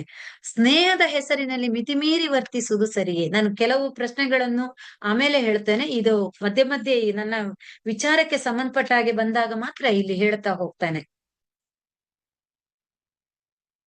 ಹೌದು, ಇವತ್ತು ನಮ್ಮ ಕೈಯಲ್ಲಿ ಇಡೀ ಜಗತ್ತನ್ನು ನೋಡುವಂತ ಮೊಬೈಲ್ ಇದೆ. ಮಕ್ಳೇ, ಯಾರ ಕೈಲಿ ಸ್ಮಾರ್ಟ್ ಫೋನ್ ಇಲ್ಲ? ಇವತ್ತು ನಿಮ್ಮ ಹಾಸ್ಟೆಲ್ಗಳಲ್ಲಿ ಕೊಡದೇ ಇರ್ಬೋದು, ಆದ್ರೆ ಕೆಲವು ಕಡೆಗಳಲ್ಲಿ ಸ್ಮಾರ್ಟ್ ಫೋನ್ ಕೊಡ್ತಾರೆ, ಗೊತ್ತಿದೆ. ನಮ್ಮಲ್ಲೂ ಕೂಡ ಹಾಸ್ಟೆಲ್ಗಳು ಇದೆ, ಸ್ಮಾರ್ಟ್ ಫೋನ್ ಕೊಡ್ತಾ ಇದ್ದಾರೆ. ಸ್ಮಾರ್ಟ್ ಫೋನ್ ಯೂಸ್ ಮಾಡದೇ ಇರುವ ಮಕ್ಕಳಿದ್ರೆ ಕೈ ಎತ್ತಿ. Very good, very good. ತುಂಬಾ ಮಕ್ಳಿದ್ದೀರಾ. ನಿಮ್ಮ ಮೇಡಮ್ನವರು, ನಿಮ್ಮ ಸರ್ನವರು ನೋಡ್ತಾ ಇದ್ದಾರೆ, ನಿಮ್ಮ ಅಕ್ಕಪಕ್ಕ ಕೂತವರು ತಿರುಗಿ ತಿರುಗಿ ನೋಡ್ತಾ ಇದ್ದಾರೆ. ನೀವು ಸ್ಮಾರ್ಟ್ ಫೋನ್ ಮನೆಗೆ ಹೋದಾಗ ಕೂಡ ಯೂಸೇ ಮಾಡಿಲ್ವಾ? ಅಪ್ಪ ಅಮ್ಮನ ಕೈಯಿಂದ ತಗೊಂಡು, ಅಣ್ಣನ ಕೈಯಿಂದ ತಗೊಂಡು. ಈಗ ಕೈ ಕೆಳಗೋಯ್ತು ನೋಡಿ, ಈಗ ತುಂಬಾ ಕೈಗಳು ಕೆಳಗೋಯ್ತು. ಅಣ್ಣನ ಫೋನ್ ಯೂಸ್ ಮಾಡಿಲ್ವಾ? ಅಪ್ಪ ಅಮ್ಮನ ಫೋನ್ ಯೂಸ್ ಮಾಡಿಲ್ವಾ? ಕೊರೋನಾ ಬಂದಾಗ ಆನ್ಲೈನ್ ಕ್ಲಾಸ್ಗೆ ಹೋಗಿಲ್ವಾ? ಹೋಗಿದ್ದೇವೆ. ಇದರಲ್ಲಿ 5ನೇ ಕ್ಲಾಸಿನ ಮಕ್ಕಳು ಇರ್ಬೋದು, ಸ್ನಾತಕೋತ್ತರ ಮಕ್ಕಳು ಕೂಡ ಇದ್ದೀರಾ ಅಂತ ಕೇಳಲ್ಪಟ್ಟೆ ನಾನು. ಆ ಗ್ರಾಜುಯೇಟ್ಗಳು ಎಲ್ಲರೂ ಅಂಡರ್ ಗ್ರಾಜುಯೇಟ್ ಎಲ್ಲರೂ ಕೂಡ ಇದ್ದೀರಾ. ಸೊ ಹಾಗಾಗಿ ನಾವು ಒಂದಲ್ಲ ಒಂದು ಕಡೆ ಸ್ಮಾರ್ಟ್ ಫೋನ್ ಅನ್ನು ಬಳಸ್ತೇವೆ. ಈ ಫೋನ್ ಮಕ್ಕಳೇ, ನಿಮಗೆ ಪ್ರಶ್ನೆ, ಕೆಟ್ಟದ್ದ ಒಳ್ಳೆಯದ್ದ? ಕೆಟ್ಟದ್ದು. ಎರಡು ಒಳ್ಳೆಯದು ಅಂತ ಹೇಳೋರು ಯಾರು ಇಲ್ವಾ? ನಾನು ಹೇಳ್ತಾ ಇದ್ದೇನೆ ಫೋನ್ ಒಳ್ಳೆಯದು. ನಾನು ಹೇಳ್ತಾ ಇದ್ದೇನೆ ಫೋನ್ ಒಳ್ಳೆಯದು. ದೂರವಾಣಿ, ಮೊಬೈಲ್ ಅಥವಾ ಯಾವುದೇ ಇರ್ಲಿ. ಕಂಪ್ಯೂಟರ್ ಒಳ್ಳೆಯದ ಕೆಟ್ಟದ್ದ? ಕೆಟ್ಟದಕ್ಕೆ ಬಳಸಿದ್ರೆ ಕೆಟ್ಟದ್ದು, ಒಳ್ಳೇದಕ್ಕೆ ಬಳಸಿದ್ರೆ ಒಳ್ಳೇದು. Very good point, very good point, very good point. Yes, good. ಹಾಗಾದ್ರೆ ಮೊಬೈಲ್ ಕೂಡ ಕೆಟ್ಟದ್ದಲ್ಲ. ಮೊಬೈಲ್ ಕೂಡ ಕೆಟ್ಟದ್ದಲ್ಲ, ನಾವು ಬಳಸುವ ರೀತಿಯಲ್ಲಿ ಅದು ಕೆಟ್ಟದಾಗ್ತಾ ಇದೆ. Very good. ನಾವು ಯಾವ ರೀತಿಯಲ್ಲಿ ಬಳಸ್ಕೊಳ್ತೇವೆ. AK-47 ಅನ್ನು ಕಂಡು ಹಿಡಿದಾಗ ಒಬ್ಬ ಅವನ ಕೈಯಿಂದ ಕಿತ್ಕೊಂಡು ಸಿಕ್ಕವರನ್ನು ಗುಂಡು ಹಾರಿಸಿ ಸಾಯಿಸಿದಂತೆ ಒಬ್ಬ. ಕತೆ ಎಲ್ಲ ದೀರ್ಘವಾಗಿ ಹೇಳಲ್ಲ. ಆವಾಗ AK-47 ಅನ್ನು ಕಂಡು ಹಿಡಿದವನು ಹೇಳದಂತೆ, ಯಾಕಪ್ಪ ನಾನು ಇದನ್ನು ಕಂಡು ಹಿಡ್ದೆ ಅಂತ. ಆಗ ಇಲ್ಲಿಗೆ ಅದನ್ನು ನಿಲ್ಲಿಸ್ಬಿಡ್ತೀನಿ ಅಂತ ಆಗ ಅವನನ್ನು ಸಮಾಧಾನ ಪಡಿಸಿದ್ರಂತೆ. ನೋಡಪ್ಪ, ಅವನು ಯೂಸ್ ಮಾಡಿದ ರೀತಿ, ಉಪಯೋಗಿಸಿದ ರೀತಿ ಕೆಟ್ಟದಾಗಿತ್ತು. ನೀನ್ ಕಂಡು ಹಿಡಿದದ್ದು ನಮ್ಮ ಬದುಕಿನ ಜೀವವನ್ನು ರಕ್ಷಿಸಿಕೊಳ್ಳುವುದಕ್ಕಾಗಿ ಕೂಡ ಅದನ್ನು ಬಳಸ್ಕೊಳ್ಬಹುದು. ಆದ್ರೆ ಅವನು ಕೆಟ್ಟದಕ್ಕಾಗಿ ಬಳಸ್ಕೊಂಡ. ನೀನ್ ಮಾಡಿದ ಕೆಲಸ ತಪ್ಪಲ್ಲ ಅಂತ. ಹಾಗೇನೆ ಕಂಪ್ಯೂಟರ್ ಆಗ್ಲಿ, ಮೊಬೈಲ್ ಆಗ್ಲಿ, ಟಿವಿ ಆಗ್ಲಿ ಕೆಟ್ಟ ಉದ್ದೇಶದಿಂದ ಆವಿಷ್ಕಾರ ಆಗಿಲ್ಲ. ಅದು ಒಳ್ಳೆಯ ಉದ್ದೇಶದಿಂದಲೇ ಬಂದಿದೆ. ನಾವು ಬಳಸುವ ರೀತಿಯಲ್ಲಿ ಅದರ ಒಳ್ಳೆಯದು ಕೆಟ್ಟದು ಇದೆ. ಈ ಪ್ರಶ್ನೆಗೆ ಉತ್ತರ ಕೂಡ ಅಲ್ಲೇ ಇದೆ. ಇವತ್ತು ಹೆಣ್ಣು ಮಕ್ಕಳು ಯಾಕೆ ದಾರಿ ತಪ್ತಾ ಇದ್ದಾರೆ ಅಂತ ಹೇಳಿದ್ರೆ, ಒಂದು ಬಹಳ ಮುಖ್ಯವಾದ ಕಾರಣ ಮೊಬೈಲ್. ಈ ಮೊಬೈಲ್ ಎಲ್ಲೂ ನನ್ನನ್ನು ಕೆಟ್ಟದಾಗಿ ಬಳಸ್ಕೊಳ್ಳಂತ ಹೇಳ್ಕೊಂಡಿಲ್ಲ. ಆದ್ರೆ ನಾವು ಬಳಸುವ ರೀತಿಯಲ್ಲಿ ಅದು ಕೆಟ್ಟದಿದೆ. ನಾವು ಅದನ್ನು ಕೆಟ್ಟ ರೀತಿಯಲ್ಲಿ ಬಳಸ್ಕೊಂಡು ನಮ್ಮ ಜೀವನವನ್ನು ಹಾಳು ಮಾಡಿಕೊಳ್ತಾ ಇದ್ದೇವೆ. ಸ್ನೇಹದ ಹಿಂದೆ ಹೋಗ್ತಾ ಇದ್ದೇವೆ. ಯಾವಾಗ ಪ್ರೀತಿಸ್ಬೇಕೋ ಆವಾಗ ಪ್ರೀತಿಸ್ತಾ ಇಲ್ಲ. ಮಕ್ಕಳು ಸಣ್ಣವರಿದ್ದೀರಾ, ದೊಡ್ಡವರಿದ್ದೀರಾ ಆದ್ರೂ ಹೇಳ್ತೀನಿ, ಪ್ರೀತಿ ಪ್ರೇಮದ ಬಲೆಗೆ ಬಿದ್ದು ಹೆಣ್ಮಕ್ಳೇ ಎಚ್ಚೆತ್ತುಕೊಳ್ಳೇಬೇಕು. ಏನೋ ಕೊಡ್ತಾರೆ, ಅದ್ ಕೊಡ್ತಾರೆ, ಇದ್ ಕೊಡ್ತಾರೆ ಅಂತೇಳಿ ನಾವು ಒಬ್ಬನ ಹಿಂದೆ ಹೋದಾಗ ನಮ್ಮ ಜೀವನ ಹಾಳಾಗ್ತದೆ. ನಮ್ಮ ಮನಸ್ಸನ್ನು ನಾವು ಗಟ್ಟಿಯಾಗಿ ಹಿಡ್ಕೊಂಡು ನಮ್ಮ ಬದುಕನ್ನು ನಾವು ಕಟ್ಟಿಕೊಳ್ಳೇಬೇಕಾದಂತ ಅನಿವಾರ್ಯತೆ ಇದೆ. ಸ್ನೇಹ, ಪ್ರೀತಿ, ಪ್ರೇಮ ಯಾವಾಗ ಬರ್ಬೇಕು ಅಂತ ಹೇಳಿದ್ರೆ, ನಮ್ಗೆ ನಮ್ಮದೇ ಆದಂತ ಒಂದು ಕುಟುಂಬ ಇರ್ತದೆ, ನಮ್ಮದೇ ಆದಂತ ಒಂದು ಬದುಕು ಇರ್ತದೆ. ನಾನು ಯಾವಾಗ್ಲೂ ನನ್ನ ಕಾಲೇಜ್ ಮಕ್ಕಳಿಗೆ ಹೇಳ್ತಾ ಇರ್ತೇನೆ, ಪ್ರೀತಿಸೋದು 12 ತಂದೆ ತಾಯಿಗಳು ಸಾಮಾನ್ಯವಾಗಿ ಹೆಣ್ಣು ಮಕ್ಕಳು 16, 14, ಈಗ 14, 12 ಇಳಿದು ಬಿಟ್ಟಿದೆ. 16ರಿಂದ 23 ವಯಸ್ಸು ದಾಟಿದಾಗ ಅದು ಹೆಣ್ಣು ಮಕ್ಳು ಇರ್ಬೋದು, ಗಂಡು ಮಕ್ಳು ಇರ್ಬೋದು, ಅಪ್ಪ ಅಮ್ಮ ಒಂದು ನಿಟ್ಟುಸಿರು ಬಿಡ್ತಾರೆ. ಯಾಕಂದ್ರೆ ನಂತರ ಆ ಮಕ್ಳಿಗೆ ಜವಾಬ್ದಾರಿ ಬರ್ತದೆ. ಆ 16ರಿಂದ 23ರ ವಯಸ್ಸಿನಲ್ಲಿ ಆ ಮಕ್ಳು ಏನ್ ಮಾಡ್ತಾರೆ, ಯಾವ ಕೆಟ್ಟ ಚಟುವಟಿಕೆಗಳಲ್ಲಿ ತೊಡಗಿಸ್ಕೊಳ್ತಾರೆ ಅಂತ ಗೊತ್ತಾಗಲ್ಲ ಅಂತ. ಹೌದು, ಅದರಲ್ಲಿ ಬಹಳ ಮುಖ್ಯವಾದದ್ದು ಈ ಸ್ನೇಹ, ಈ ಪ್ರೀತಿ, ಈ ಪ್ರೇಮ, ಈ ಪ್ರಣಯ. ಅದು ಬೇಕಾದದ್ದು ಇವಾಗಲ್ಲ, ಈ ವಯಸ್ಸಿನಲ್ಲೆಲ್ಲ. ಇದು ನಿಮ್ಮ ವಯಸ್ಸು, ಓದುವ ವಯಸ್ಸು. ಯಾವಾಗ ನಾವು ಈ ರೀತಿಯಾಗಿ ಹೋಗ್ತೇವೆ ಆವಾಗ ಹೆಣ್ಣನ್ನು ನೋಡುವ ದೃಷ್ಟಿಕೋನ ಕೂಡ ಬದಲಾಗ್ತಾ ಹೋಗ್ತದೆ. ನೀವು ನಿಜವಾದ ನಿಮ್ಮ ಪ್ರೀತಿಯನ್ನು ತೋರಿಸ್ಬೇಕಾದದ್ದು ಮದುವೆಯಾದ ನಂತರ. ಅದು ನಿಮ್ಮ ಗಂಡ ಮತ್ತು ನಿಮ್ಮ ಹೆಂಡತಿಯಲ್ಲಿ. ಅದು ನಿಜವಾದ ಪ್ರೀತಿ ಆಗಿರ್ತದೆ, ಅದು ನಿಜವಾದ ಸ್ನೇಹ ಆಗಿರ್ತದೆ, ಅದು ನಿಜವಾದ ಪ್ರೇಮ ಆಗಿರ್ತದೆ ಮಕ್ಳೇ. ಹಾಗಾಗಿ ಸ್ನೇಹದ ಹೆಸರಿನಲ್ಲಿ ಮಿತಿಮೀರಿ ವರ್ತಿಸುವಂತದ್ದನ್ನು ನಾವೇ ತಡಿಬೇಕು. ಬಿಟ್ರೆ ಅದು ಸರಿಯೇ ತಪ್ಪೇ ಎನ್ನುವಂತ ಪ್ರಶ್ನೆಯನ್ನು ಕೇಳಿದ್ರೆ ಯಾರು ಕೂಡ ಅದನ್ನು ಸರಿ ಅಂತ ಹೇಳೋದಿಲ್ಲ. ಅದು ತಪ್ಪು ಅನ್ನುವಂಥದ್ದೇ ಉತ್ತರವನ್ನು ಕೊಡ್ತಾರೆ. ಅದು ಯಾವ ರೀತಿ ನೀವು ವರ್ತಿಸ್ತೀರಿ ಎನ್ನುವಂಥದ್ದು ನಿಮ್ಮ ಮೇಲೆ ನಿಂತಿರ್ತದೆ. ಸೊ ಆ ನಿಟ್ಟಿನಲ್ಲಿ ನಿಮ್ಮ ಮನಸ್ಸನ್ನು ನೀವು ಹತೋಟಿಯಲ್ಲಿ ಇಟ್ಟುಕೊಂಡು ನಿಮ್ಮ ಬದುಕನ್ನು ನೀವು ಸರಿಯಾಗಿ ಕಟ್ಟಿಕೊಳ್ಳುವಂತ ಅನಿವಾರ್ಯತೆ ಇದೆ. ಇದರ ಜೊತೆಗೆ ಗಂಡು ಮಕ್ಕಳು ಕೂಡ ಒಂದಷ್ಟು ವಿಚಾರಗಳನ್ನು ತಿಳ್ಕೊಳ್ಬೇಕು. ಕೇವಲ ಹೆಣ್ಣು ಮಕ್ಕಳು ಮಾತ್ರ ಅಲ್ಲ, ತನ್ನ ಜೊತೆಗೆ ಇರುವಂತಹ ಸಹಪಾಠಿ, ಆಕೆ ತನ್ನ ತಂಗಿ, ತನ್ನ ಸಹೋದರಿ, ತನ್ನ ತಾಯಿ, ತನ್ನ ಮನೆಯಲ್ಲಿರುವಂತಹ ಓರ್ವ ಸದಸ್ಯೆ ಎನ್ನುವ ನಿಟ್ಟಿನಲ್ಲಿ ನಾವು, ಯಾಕಂದ್ರೆ ನಾವು ಬಂದಿರುವಂತದ್ದು ಶಿಕ್ಷಣವನ್ನು ಪಡಿಲಿಕ್ಕೆ, ನಾವು ಬಂದಿರುವಂತದ್ದು ನಮ್ಮ ಬದುಕನ್ನು ಕಟ್ಟಿಕೊಳ್ಳಿಕ್ಕೆ. ಸೊ ಇದನ್ನು ನಾವು ತಿಳ್ಕೊಳ್ಬೇಕಾದಂತ ಅನಿವಾರ್ಯತೆ ಇದೆ. ಆ ರೀತಿ ಆದಾಗ ಹೆಣ್ಣು ಮಕ್ಕಳಿಗೂ ಒಂದು ರೀತಿಯ ಗೌರವದ ಸ್ಥಾನಮಾನ ಬರ್ತದೆ. ಗಂಡು ಮಕ್ಕಳು ಕೂಡ ತಾವು ನೋಡುವಂತ ರೀತಿಯಲ್ಲಿ ತಮ್ಮ ಒಳ್ಳೆಯ ವ್ಯಕ್ತಿತ್ವವನ್ನಲ್ಲಿ, ವ್ಯಕ್ತಿತ್ವ ವಿಕಸನ ಅಂದ್ರೆ ಏನು ಅಂತ ಎಲ್ಲ ಕೇಳಿದ್ವಿ. ವ್ಯಕ್ತಿತ್ವ ವಿಕಸನ ಅಂದ್ರೆ ತನ್ನ ಬದುಕನ್ನು ತಾನು ಸರಿಯಾಗಿ, ತನ್ನೊಳಗಿನ ಗುಣನಡತೆಗಳನ್ನು ಸರಿಯಾಗಿ ಕಟ್ಟಿಕೊಳ್ಳುವಂಥದ್ದು, ಸರಿಯಾದ ರೀತಿಯಲ್ಲಿ ಸಮಾಜದಲ್ಲಿ ಬದುಕುವಂಥದ್ದು. ಸೊ ಹಾಗಾಗಿ ಇದರ ಜೊತೆಗೆ ಹೆಣ್ಣು ಮಕ್ಕಳು ಯಾವ ರೀತಿಯಾಗಿ ನಾವು ಹೆಣ್ಣು ಮಕ್ಕಳನ್ನು ನೋಡ್ತೇವೆಯೋ ಯಾವ ರೀತಿಯಾಗಿ ಹೆಣ್ಣು ಮಕ್ಕಳು ಬದುಕನ್ನು ಕಟ್ಟಿಕೊಳ್ತಾರೆ, ಇದು ಎರಡು ಕೂಡ ಮುಖ್ಯ ಆಗ್ತದೆ. ಹಾಗೇನೆ ಇಲ್ಲಿ ಗಂಡು ಮಕ್ಕಳು ಕೂಡ ತುಂಬಾ ಜನರು ಇರುವ ಕಾರಣ ನಾನು ಕೇವಲ ಹೆಣ್ಣು ಮಕ್ಕಳನ್ನು ಮಾತ್ರ ಹೇಳೋದಿಲ್ಲ. ಇನ್ನೊಂದು ಮಾತನ್ನು ಹೇಳಿ ನಾನು ಮುಂದಕ್ಕೆ ಹೋಗ್ತಾನೆ. ಮಕ್ಳೇ, ಇವತ್ತಿನ ಕಾಲಘಟ್ಟದಲ್ಲಿ ನಾವು ತುಂಬಾ ತಪ್ಪು ದಾರಿ ಹಿಡಿಯುವಂತದ್ದು ಒಂದು ಮಾದಕ ವಸ್ತುಗಳ ಕಡೆಗೆ ಹೋಗುವಂತದ್ದು. ನೀವು ಹಾಸ್ಟೆಲ್ನಲ್ಲಿ ಇರುವ ಕಾರಣ ನಿಮಗೆ ಅದರ ಬಗ್ಗೆ ಎಷ್ಟು ತೊಂದರೆಗಳು ಉಂಟಾಗ್ತವೋ ಗೊತ್ತಿಲ್ಲ. ಮಾದಕ ವಸ್ತುಗಳು ಇವತ್ತು ನಮ್ಮ ಜೀವನವನ್ನು ತುಂಬಾ ಹಾಳು ಮಾಡ್ತಾ ಇದೆ. ಆ ಮಾದಕ ವಸ್ತುಗಳನ್ನು ಬಳಸುವಂತ ವಯಸ್ಸು ಅದು ಹೆಣ್ಣು ಮಕ್ಕಳು ಇರ್ಬೋದು, ಗಂಡು ಮಕ್ಕಳು ಇರ್ಬೋದು. ಕೇವಲ ಗಂಡು ಮಕ್ಕಳು ಮಾತ್ರ ಅಲ್ಲ, ಹೆಣ್ಣು ಮಕ್ಕಳು ಕೂಡ ಇವತ್ತು ಗಮನಿಸ್ಕೊಳ್ಬೇಕು. ಮಾದಕ ವಸ್ತುಗಳನ್ನು ಬಳಸಿ ಸಮಾಜವನ್ನು ಹಾಳು ಮಾಡುವಂತ ವಯಸ್ಸು ಇವತ್ತು 10ರ ವಯಸ್ಸಿಗೆ ಇಳಿದಿದೆ. ಅಂದ್ರೆ ನೀವು 4-5ನೇ ಕ್ಲಾಸ್ ಅಲ್ಲಿ ಇರುವಂತ ಮಕ್ಕಳು ಕೂಡ ಇವತ್ತಂತ ಕೆಟ್ಟ ಜಾಲಗಳಿಗೆ ಬಲಿಯಾಗ್ತಾ ಇದ್ದೀರಾ. ಒಂದು ಮಾತನ್ನು ಮಾತ್ರ ಅದರ ಬಗ್ಗೆ ಹೇಳ್ತೇನೆ, ನಾನು ತುಂಬಾ ಹೇಳಲಿಕ್ಕೆ ಹೋಗೋದಿಲ್ಲ. ಪೇಟೆ ಪಟ್ಟಣಗಳಲ್ಲಿ ಇವತ್ತು ಹೆಣ್ಣು ಗಂಡು ಎನ್ನುವಂತ ಭೇದವಿಲ್ಲದೆ ಇಂಥ ಚಟುವಟಿಕೆಗಳಲ್ಲಿ ತೊಡಗಿಸ್ಕೊಳ್ಳೋದನ್ನು ನಾವು ನೋಡ್ತೇವೆ. ಸೊ ಈ ಸಂದರ್ಭದಲ್ಲಿ ನಾವು ಎಷ್ಟು ಎಚ್ಚೆತ್ತುಕೊಳ್ಬೇಕು ಅಂತ ಹೇಳಿದ್ರೆ, ನಮ್ಮ ಬದುಕನ್ನು ನಾವು ಕಟ್ಟಿಕೊಳ್ಬೇಕು. ಸಿನಿಮಾದಲ್ಲಿ ನಾವು ನೋಡಿದಾಗ ಸುದೀಪ್ ಅಥವಾ ಇನ್ಯಾರೋ ನಾವು ಒಂದು ಯಶೋ ಅಥವಾ ನೀವು ಏನು ಹೀರೋ ಅಂತ ಬಯಸ್ತೀರೋ ನೋಡ್ತಿರೋ ಸಿನಿಮಾಗಳಲ್ಲಿ, ಅವರು ಅಲ್ಲಿ ಸಿನಿಮಾದಲ್ಲಿ ಬೀಡಿ ಸಿಗರೇಟ್ ಸೇತಾರೆ, ಕುಡಿತಾರೆ ಅಂತಿದ್ರೆ ಅವರವರ ಜೀವನವನ್ನು ಅರ್ಥಾತ್ ಅವರು ಇಳಿದಂತ ಆ ಒಂದು ಸಿನಿಮಾ ರಂಗ, ಅವರು ಅಲ್ಲಿ ಒಂದಷ್ಟು ಹಣವನ್ನು ಗಳಿಸ್ತಾರೆ, ಅವರಿಗೆ ಕೋಟಿ ಕೋಟಿ ಬರ್ತದೆ. ಅದೇ ನಾವು ನಮ್ಮ ಬದುಕಿನಲ್ಲಿ ಎಲ್ಲಾದ್ರೂ ಅದಕ್ಕೆ ಇಳಿದದ್ದೇ ಆದಲ್ಲಿ ನಾವು ಒಂದಷ್ಟು ಕೋಟಿ ಕೋಟಿ ಕಳ್ಕೊಳ್ತೇವೆ, ಭೀಕರ ಕಾಯಿಲೆಗಳಿಗೆ ತುತ್ತಾಗ್ತೇವೆ. ಸೊ ಇದನ್ನು ನಾವು ತಿಳ್ಕೊಳ್ಬೇಕಾಗಿದೆ. ಒಂದಂತೂ ತಿಳ್ಕೊಳ್ಳಿ, ಅದು ಹುಡುಗರು ಇರ್ಬೋದು, ಹುಡುಗಿಯರು ಇರ್ಬೋದು, ಮಾದಕ ವಸ್ತುಗಳಲ್ಲಿ ಅತ್ಯಂತ ಡೇಂಜರಸ್ ಬೀಡಿ, ಸಿಗರೇಟ್, ತಂಬಾಕು ಇದು ನಮ್ಮನ್ನು ಇವತ್ತು ತುಂಬಾ ಹಾಳು ಮಾಡ್ತಾ ಇದೆ. ಒಂದು ಎಕ್ಸಾಂಪಲ್ ಕೊಡ್ತೇನೆ, ಮತ್ತೆ ಮುಂದಕ್ಕೆ ಹೋಗ್ತಾನೆ. ಮಕ್ಳೇ, ಇದು ಎಲ್ಲರಿಗೂ ಬೇಕಾದಂತದ್ದು. ಒಂದು ಸಿಗರೇಟು ಸೇದಿದಾಗ 4,000 ವಿಷ ವಸ್ತುಗಳು ನಮ್ಮ ದೇಹವನ್ನು ಆಕ್ರಮಿಸ್ತದೆ. ಒಂದು ಸಿಗರೇಟ್ ಸೇದಿದಾಗ 4,000 ವಿಷ ವಸ್ತುಗಳು ನಮ್ಮ ದೇಹವನ್ನು ಆಕ್ರಮಿಸ್ತದೆ. ಒಂದು ಸಿಗರೇಟ್ ಸೇದಿದಾಗ 5 ಸೆಕೆಂಡಿನಲ್ಲಿ ಅದರ ವಿಷ ಮೆದುಳಿಗೆ ಏರ್ತದೆ. ಒಂದು ಸಿಗರೇಟ್ ಸೇದುವಾಗ 10 ಸೆಕೆಂಡಿನಲ್ಲಿ ಅದರ ವಿಷ ದೇಹವನ್ನು ಆಕ್ರಮಿಸ್ತದೆ. ಒಂದು ಸಿಗರೇಟ್ ಸೇದಿ ಕಂಪ್ಲೀಟ್ ಆಗಿ ಮುಗ್ದಾಗ ನಮ್ಮ ಆಯುಷ್ಯ 5 ನಿಮಿಷ ಕಡಿಮೆ ಆಗ್ತದೆ.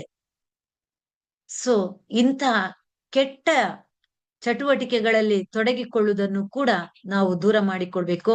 ಅದು ಹೆಣ್ಣು ಮಕ್ಕಳು ಇರ್ಬೋದು, ಗಂಡು ಮಕ್ಕಳು ಇರ್ಬೋದು, ಎಲ್ರೂ ಕೂಡ ಇದರ ಕಡೆಗೆ ಗಮನ ಕೊಡ್ಲೇಬೇಕು. ಸೊ ಇದೆಲ್ಲದರ ಜೊತೆಗೆ ಹೆಣ್ಣು ಮಕ್ಕಳು ತಮ್ಮ ಬದುಕನ್ನು ಕಟ್ಟಿಕೊಳ್ಬೇಕಾದದ್ದು ಬಹಳ ಮುಖ್ಯ. ಒಂದು, ಆತ್ಮವಿಶ್ವಾಸವನ್ನು ಬೆಳೆಸ್ಕೊಳ್ಳಿ. ಇನ್ನೊಂದು, ಆತ್ಮವಿಮರ್ಶೆಯನ್ನು ಮಾಡ್ಕೊಳ್ಳಿ. ಆತ್ಮವಿಮರ್ಶೆ ಮಾಡ್ಕೊಳ್ಳೋದು ಏನಂತ ಹೇಳಿದ್ರೆ, ತಾನು ಹೇಗಿದ್ದೀನಿ, ತನ್ನ ಸುತ್ತಮುತ್ತಲು ಹೇಗಿದ್ದಾರೆ, ತಾನು ತನ್ನ ಜೀವನವನ್ನು ಹೇಗೆ ಕಟ್ಟಿಕೊಳ್ಬೇಕು, ತಾನು ಮಾಡ್ತಿರುವಂತ ಕೆಲಸ ಸರಿಯೇ ತಪ್ಪೇ, ಈ ಎಲ್ಲ ರೀತಿಯಲ್ಲಿ ಆತ್ಮವಿಮರ್ಶೆ ಮಾಡ್ಕೊಳ್ಬೇಕಾದಂತ ಅಗತ್ಯತೆ ಇವತ್ತಿದೆ. ಹೆಣ್ಣು ಮಕ್ಕಳಿಗೆ ಏನು ಸಮಾಜದಲ್ಲಿ, ಭಾರತೀಯ ಸಮಾಜದಲ್ಲಿ ಗೌರವದ ಸ್ಥಾನಮಾನ ಇತ್ತು ಅದನ್ನು ಪ್ರತಿಯೋರ್ವರು ಕೂಡ ಕೊಡೋಣ. ಅವರ ಭಾವನೆಗಳಿಗೆ ಬೆಲೆ ಕೊಡೋಣ, ಅವರ ಮನಸ್ಸಿಗೆ ಬೆಲೆ ಕೊಡೋಣ, ಅವರಲ್ಲಿ ಇರುವಂತಹ ವಿಚಾರಗಳಿಗೆ ಬೆಲೆ ಕೊಡೋಣ. ಆವಾಗ ಖಂಡಿತ ಹೆಣ್ಣು ಮಕ್ಕಳು ಸಮಾಜದಲ್ಲಿ ಬದುಕನ್ನು ಸರಿಯಾದ ರೀತಿಯಲ್ಲಿ ಕಟ್ಟಿಕೊಳ್ಳಿಕ್ಕೆ ಸಾಧ್ಯ ಇದೆ ಅಂತ ಹೇಳಲಿಕ್ಕೆ ಇಷ್ಟಪಡ್ತೇನೆ. ಇದಕ್ಕೆ ಸಂಬಂಧಪಟ್ಟಂತ ಪ್ರಶ್ನೆಗಳಿದ್ರೆ ಕೇಳಬಹುದಾ? ನಂತರ ಮತ್ತೆ ಮುಂದಕ್ಕೆ ಹೋಗ್ತಾನೆ. ಆನಂತರ ನಾವು ನಮ್ಮ ಬದುಕನ್ನು ಕಟ್ಟಿಕೊಳ್ತಾ ವಯೋವೃದ್ಧರಾಗುವಂತಹ ಈ ವಯೋವೃದ್ಧರನ್ನು ನೋಡುವಂತಹ ಸಂದರ್ಭ, ವಯಸ್ಸು ಎನ್ನುವಂಥದ್ದು, ವಯಸ್ಸಾಗುವುದು ಎನ್ನುವಂಥದ್ದು ಅದು ಸಹಜವಾದಂತ ಜೈವಿಕ ಕ್ರಿಯೆ, ಸಹಜವಾದಂತಹ ಜೈವಿಕ ಕ್ರಿಯೆ. ಸೊ ಈ ಸ್ಲೈಡ್ ನೀವಾಗ್ಲೇ ಗಮನಿಸಿದಿರಿ. ಹೆಣ್ಣು ಮಕ್ಕಳನ್ನು ಯಾವ ರೀತಿಯಲ್ಲಿ ನಾವು ನೋಡ್ಬೇಕು, ಅವರನ್ನು ಭೇಟಿಯಾಗುವಾಗ ಇದರ ಬಗ್ಗೆ ಎಲ್ಲ ಹೇಳಿದ್ದೆ. ಶೋಷಣೆಗಳು ಸಮಾಜದಲ್ಲಿ ಹೇಗೆ ನಡೀತದೆ, ಮೀಸಲಾತಿಯ ರೀಲ್ ಮೊಬೈಲ್ ಗೊತ್ತೇ ಇದೆ. ವಯೋವೃದ್ಧರ ಸಮಸ್ಯೆಗಳಂತೂ ಬೇಕಾದಷ್ಟಿದೆ. ನಾವೆಲ್ಲರೂ ಕೂಡ ವಯೋವೃದ್ಧರಾಗೇ ಆಗ್ತೇವೆ, ಎಲ್ಲರಿಗೂ ವಯಸ್ಸಾಗ್ತದೆ. ಮನುಷ್ಯನಿಗೆ ಹುಟ್ಟು ಸಾವು ಹೇಗೆ ಮುಖ್ಯವೋ, ಅದವರ ಜೀವನದಲ್ಲಿ ಹೇಗೆ ನಡೀತದೋ ಹಾಗೇನೆ ಬೆಳವಣಿಗೆ ಹೊಂತ ವಯಸ್ಸಾಗುವ ಪ್ರಕ್ರಿಯೆ ಕೂಡ ಸಹಜ. ಆದ್ರೆ ಮನುಷ್ಯ ಬಾಲ್ಯದಲ್ಲಿ ಇದ್ದಷ್ಟು ಸಂತೋಷ ಪ್ರೌಢಾವಸ್ಥೆಗೆ ಬಂದಾಗ ಇರುವುದಿಲ್ಲ, ಪ್ರೌಢಾವಸ್ಥೆಯಲ್ಲಿ ಇದ್ದಷ್ಟು ಸಂತೋಷ ಯೌವನಕ್ಕೆ ಬಂದಾಗ ಇರುವುದಿಲ್ಲ, ಯೌವನದಲ್ಲಿ ಇದ್ದಷ್ಟು ಸಂತೋಷ ಮುಪ್ಪಿನಲ್ಲಿ ಇರುವುದಿಲ್ಲ. ಅದಂತೂ ಸಹಜ. ಆದ್ರೆ ಈ ಬಾಲ್ಯ ಅರ್ಥಾತ್ ಎಳೆಯ ಮಗುವನ್ನು ನಾವು ಹೇಗೆ ನೋಡ್ತೇವೋ ವಯೋವೃದ್ಧರನ್ನು ಕೂಡ ನಾವು ಅದೇ ರೀತಿಯಲ್ಲಿ, ಯಾಕಂದ್ರೆ ಮನುವಿನ ಮಾತು ಒಂದು ಹೇಳ್ತಾರೆ ಏನಂದ್ರೆ, ಅದು ಹೆಣ್ಣು ಇರ್ಬೋದು ಅಥವಾ ಗಂಡು ಇರ್ಬೋದು. ಅಲ್ಲಿ ಮನು ಏನ್ ಹೇಳ್ತಾನೆ ಅಂತ ಹೇಳಿದ್ರೆ, ಹೆಣ್ಣು ಮಕ್ಕಳು ಬಾಲ್ಯದಲ್ಲಿ ತಂದೆ ತಾಯಿಯ ಆಶ್ರಯದಲ್ಲಿ, ಯೌವನದಲ್ಲಿ ಗಂಡನ ಆಶ್ರಯದಲ್ಲಿ, ಮುಪ್ಪಿನಲ್ಲಿ ಮಕ್ಕಳ ಆಶ್ರಯದಲ್ಲಿ ಅಂತ. ಆದ್ರೆ ಇದು ಹೆಣ್ಣು ಮಕ್ಕಳಿಗೆ ಮಾತ್ರ ಅಲ್ಲ, ನಾನ್ ಹೇಳ್ತಾ ಇದ್ದೇನೆ ಇದು ಪ್ರತಿಯೊಬ್ಬ ಮನುಷ್ಯನಿಗೂ ಕೂಡ. ಬಾಲ್ಯದಲ್ಲಿ ಅಪ್ಪ ಅಮ್ಮನ ಆ ಯೌವನಕ್ಕೆ ಬಂದಾಗ ಗಂಡ ಹೆಂಡತಿ ಪರಸ್ಪರ ಇರ್ಬೋದು. ಮುಪ್ಪಿಗೆ ಬಂದಾಗ ಅದು ಹೆಣ್ಣು ಮಕ್ಕಳೇ ಇರ್ಲಿ ಗಂಡು ಮಕ್ಕಳೇ ಇರ್ಲಿ, ವಯಸ್ಸಾದಾಗ ಅವರಿಗೆ ಮಕ್ಕಳ ಆಶ್ರಯ ತನ್ನಿಂತಾನೇ ಬೇಕೇ ಬೇಕು. ಸೊ ವಯೋವೃದ್ಧರು ಬಹಳಷ್ಟು ಸಮಸ್ಯೆಗಳನ್ನು ಎದುರಿಸ್ತಾ ಇರ್ತಾರೆ. ಬಹಳ ಮುಖ್ಯವಾಗಿ ಕೌಟುಂಬಿಕ ಸಮಸ್ಯೆಗಳು ಇರ್ಬೋದು, ಅಲ್ಲಿ ನಿಂದನೆಗಳು ಇರ್ಬೋದು. ಯಾಕಂದ್ರೆ ಅಪ್ಪ ಅಮ್ಮ ಆಸ್ತಿ ಮಾಡಿ ಇಡುವಾಗ ನಮಗೆ ಎಲ್ರೂ ಬೇಕು. ಅಪ್ಪನಿಗೆ ವಯಸ್ಸಾಯ್ತು ಅಮ್ಮನಿಗೆ ವಯಸ್ಸಾಯ್ತು ಅಂತಾದಾಗ ನಾವು ಅವರನ್ನು ದೂರ ಮಾಡ್ಲಿಕ್ಕೆ ಪ್ರಯತ್ನ ಪಡ್ತೇವೆ. ಅವಾಗ ತನ್ನಿಂತಾನೆ ಮಕ್ಕಳಿಂದ ನಿಂದನೆಗೆ ಒಳಗಾಗ್ತಾರೆ. ಇನ್ನು ಗಂಡು ಮಕ್ಕಳಾದ್ರೆ ಮತ್ತೆ ಅಲ್ಲಿ ಸೊಸೆ ಬಂದಾಗ ಅವರಿಂದ ನಿಂದನೆಗೆ ಒಳಗಾಗುವಂತದ್ದು ಇರ್ಬೋದು. ಪ್ರತಿಯೊಬ್ಬ ಮನೆಯ ಸದಸ್ಯನಿಂದ, ಯಾಕಂದ್ರೆ ಹಾಗೆಂತೇಳಿ ಎಲ್ಲರೂ ಅಂತ ಅಲ್ಲ, ಕೆಲವು ಮನೆಗಳಲ್ಲಿ ನಾವು ಇದನ್ನು ಗಮನಿಸ್ತೇವೆ. ತನ್ನಿಂತಾನೆ ಅವಾಗ ಆರ್ಥಿಕ ಅವರು ದುಡಿಯುವುದನ್ನು ನಿಲ್ಲಿಸಿ ಬಿಡ್ತಾರೆ. ಆರ್ಥಿಕ ಸಮಸ್ಯೆಗಳು ಕಾಣಿಸ್ಕೊಳ್ತವೆ. ಮಾನಸಿಕವಾಗಿ ಕುಗ್ಗಿ ಹೋಗ್ತಾರೆ. ಸಮಾಜಕ್ಕೆ ಬಂದಾಗ ಮತ್ತೆ ಸಮಾಜದಲ್ಲಿ ಅವರನ್ನು ವಯಸ್ಸಾದವರು ಇವರು ಏನೂ ಪ್ರಯೋಜನಕ್ಕೆ ಬರುವುದಿಲ್ಲ ಎನ್ನುವಂತ ಭಾವನೆ ಬಂದು ಬಿಡ್ತದೆ. ಅದು ಕಚೇರಿಗೆ, ಇನ್ನು ಯಾವ್ದಾದ್ರು ಕಚೇರಿಗೆ ಹೋದಾಗ ಅಲ್ಲಿ ವಯಸ್ಸಾದವರನ್ನು ನೋಡ್ಕೊಳ್ಳುವಂತ ರೀತಿ ಇರ್ಬೋದು. ಅಥವಾ ನಾವು ಬಸ್ಸಿನಲ್ಲಿ ಪ್ರಯಾಣ ಮಾಡಿದಾಗ ವಯಸ್ಸಾದವರು ಬಂದಾಗ ಇರ್ಬೋದು. ಸೊ ಬೇರೆ ಬೇರೆ ಸಂದರ್ಭದಲ್ಲಿ ಈ ವಯೋವೃದ್ಧರು ಬಹಳಷ್ಟು ಸಮಸ್ಯೆಗಳನ್ನು ಅನುಭವಿಸ್ತಾ ಇರ್ತಾರೆ. ಆದ್ರೆ ಇಂದು ಒಂದು ಮನೆಯಲ್ಲಿ ಒಳ್ಳೆಯ ಸಂಸ್ಕೃತಿ ಇದೆ, ಸಂಸ್ಕಾರ ಇದೆ ಅಂತ ಇದ್ರೆ ಅಲ್ಲಿ ಹಿರಿಯರಿದ್ದಾಗ ಮಾತ್ರ, ವಯಸ್ಸಾದವರು ವಯೋವೃದ್ಧರು ಇದ್ದಾಗ ಮಾತ್ರ ಅಲ್ಲಿ ಒಳ್ಳೆಯ ಸಂಸ್ಕೃತಿಯನ್ನು ಕಾಣ್ಲಿಕ್ಕೆ ಸಾಧ್ಯ, ಸಂಸ್ಕಾರವನ್ನು ಕಾಣ್ಲಿಕ್ಕೆ ಸಾಧ್ಯ. ಯಾಕಂದ್ರೆ ಅಪ್ಪ ಅಮ್ಮ ಅಜ್ಜ ಅಜ್ಜಿ ಇದ್ದಾಗ ಅವ್ರು ಏನ್ ಹೇಳ್ತಾರೆ ಅಂತ ಹೇಳಿದ್ರೆ, ಮನೆಗೆ ಬಂದವರನ್ನು ಯಾವ ರೀತಿಯಾಗಿ ನೋಡ್ಕೊಳ್ಬೇಕು, ನಮ್ಮ ಸಂಪ್ರದಾಯ ಹೇಗಿದೆ ಹೇಗಿತ್ತು, ನಮ್ಮ ಹಬ್ಬ ಹರಿದಿನಗಳನ್ನು ಹೇಗೆ ಆಚರಿಸ್ಬೇಕು, ಇದೆಲ್ಲವನ್ನು ನಮ್ಮ ಹಿರಿಯರು ನಮಗೆ ಅಂದ್ರೆ ವಯಸ್ಸಾದವ್ರು ಯಾರು ಇರ್ತಾರೋ ಅವ್ರು ಹೇಳ್ಕೊಡ್ತಾರೆ. ಆದ್ರೆ ಅಷ್ಟ್ ಮಾತ್ರ ಅಲ್ಲ, ಹಿಂದೆ ನೀವು ಹಳ್ಳಿಗಳಲ್ಲಿ ಗಮನಿಸಿರ್ಬೋದು, ನಿಮ್ ಊರಿನಲ್ಲೂ ಅದು ನಡೆದಿರ್ಬೋದು. ನನಗೂ ನೆನಪಿದೆ, ಅಜ್ಜ ಅಜ್ಜಿ ಮನೇಲಿ ಇದ್ದಂತ ಸಂದರ್ಭದಲ್ಲಿ ಹಿಂದಿನ ಕಾಲದಲ್ಲಿ ಒಂದು ಚಾಕ್ಲೇಟ್ ಮನೆಗೆ ತಂದ್ರೆ ಸಾಕು, ಆ ಚಾಕ್ಲೇಟ್ ಅನ್ನು ಮನೆಯಲ್ಲಿ 10 ಮಕ್ಳಿದ್ರೆ 10 ಮಕ್ಳಿಗೆ ಅದನ್ನು ಜಜ್ಜಿ ಪುಡಿ ಮಾಡಿ ಒಂದೊಂದು ಪೀಸ್ ಹಂಚಿಕೊಡ್ತಾ ಇದ್ರು. ಆದ್ರೆ ಇವತ್ತು ಹಾಗಿಲ್ಲ, ಕಾಲ ಬದಲಾಗಿದೆ. ಸಿಕ್ಕ ತಕ್ಷಣ ನಮ್ಮ ಸುತ್ತಮುತ್ತಲು ಯಾರಿದ್ದಾರೆ ಅಂತ ಕೂಡ ನೋಡೋದಿಲ್ಲ, ನಾವು ಅದನ್ನು ಸೇವಿಸಿ ಬಿಡ್ತೇವೆ. ಆ ಹಂಚಿ ತಿನ್ನುವ ಗುಣ ಕೂಡ ಹೋಗಿಬಿಟ್ಟಿದೆ. ಯಾಕಂದ್ರೆ ಯಾವಾಗ ನಮ್ಮ ಮನೆಯಿಂದ ವಯೋವೃದ್ಧರು ದೂರ ಆದ್ರೋ ಆವಾಗ ತನ್ನಿಂತಾನೆ ಈ ಎಲ್ಲ ಸಂಸ್ಕೃತಿ, ಸಂಸ್ಕಾರ, ಆಚಾರ, ವಿಚಾರ, ಸಂಪ್ರದಾಯ, ಪ್ರೀತಿ, ಗೌರವ, ಒಳ್ಳೆಯ ನಡತೆಗಳು, ಗುಣನಡತೆ ಇದೆಲ್ಲವೂ ತನ್ನಿಂತಾನೆ ಹೊರಟು ಹೋಗ್ಲಿಕ್ಕೆ ಪ್ರಾರಂಭ ಆಯ್ತು. ಯಾಕಂದ್ರೆ ನಮಗೆ ಇವತ್ತು ಒಳ್ಳೆಯದು ಏನಿದೆಯೋ ಅದು ಬೇಡದಂತಹ ಸ್ಥಿತಿ. ಹಾಗಾಗಿ ಈ ಎಲ್ಲ ಇದೆಲ್ಲವೂ ನಮಗೆ ಸಿಗುವುದರ ಜೊತೆಗೆ ನಾವು ಆ ವಯೋವೃದ್ಧರಾದಾಗ ಅವರು ಎಷ್ಟು ಸಮಸ್ಯೆಗಳನ್ನು ಎದುರಿಸ್ತಾ ಇದ್ದಾರೆ ಎನ್ನುವುದನ್ನು ಕೂಡ ನಾವು ಗಮನಿಸಬೇಕಾಗಿದೆ. ಇನ್ನು ಆರ್ಥಿಕ ಸಮಸ್ಯೆಗಳಂತೂ ಬರುವುದು ಸಹಜವೇ, ಯಾಕಂದ್ರೆ ಅವರು ದುಡಿಯುವುದನ್ನು ನಿಲ್ಲಿಸಿ ಬಿಡ್ತಾರೆ. ಮಾನಸಿಕ ಸಮಸ್ಯೆ ಅಂತೂ ಕೇಳೋದೇ ಬೇಡ, ಯಾಕಂದ್ರೆ ಪ್ರತಿಯೊಬ್ಬರು ಕೂಡ ಚುಚ್ಚು ಮಾತನಾಡಿದಾಗ ಒಂದ್ ಕಡೆಯಿಂದ ಮನೆಯ ಸದಸ್ಯರು ಇರ್ಬೋದು ಅಥವಾ ಮನೆಗೆ ಬಂದವರು ಕೂಡ ಇರ್ಬೋದು. ಸೊ ಏನಾದ್ರು ಮಾತನಾಡಿದಾಗ ಅಥವಾ ಇನ್ನು ಕಾಯಿಲೆಗಳು ಬಂದಾಗ, ಅವರು ಮಲಗಿದರೆ ಅವರಿಗೆ ಔಷಧಿಯ ಕೊರತೆಗಳು ಆದಾಗಿರ್ಬೋದು, ಅಯ್ಯೋ ಅವರಿಗೆ ಔಷಧಿ ಕೊಡ್ಬೇಕು, ಟ್ರೀಟ್ಮೆಂಟ್ ಮಾಡ್ಬೇಕು, ಖರ್ಚಾಗ್ತದೆ, ಈ ಎಲ್ಲ ಭಾವನೆಗಳು ನಾವು ಹೇಳಿದಾಗ ಅವರು ಮಾನಸಿಕ ಸಮಸ್ಯೆಯನ್ನು ಎದುರಿಸುವಂತದ್ದಿರ್ಬೋದು. ಸಮಾಜದಲ್ಲಿ ಕೂಡ ಹಾಗೆ ಅವರನ್ನು ಭಿನ್ನವಾಗಿ ಕಾಣುವಂಥದ್ದು, ಇದೆಲ್ಲವನ್ನು ನಾವು ಸಮಾಜದಲ್ಲಿ ನೋಡ್ತಾ ಇರ್ತೇವೆ. ಈ ಎಲ್ಲ ಸಮಸ್ಯೆಗಳನ್ನು ಎದುರಿಸುವಂಥದ್ದು ಸಹಜ. ಆವಾಗ ಅವರಿಗೆ ತನ್ನಿಂತಾನೆ ಒಂಟಿತನ ಕಾಡ್ಲಿಕ್ಕೆ ಪ್ರಾರಂಭ ಆಗ್ತದೆ.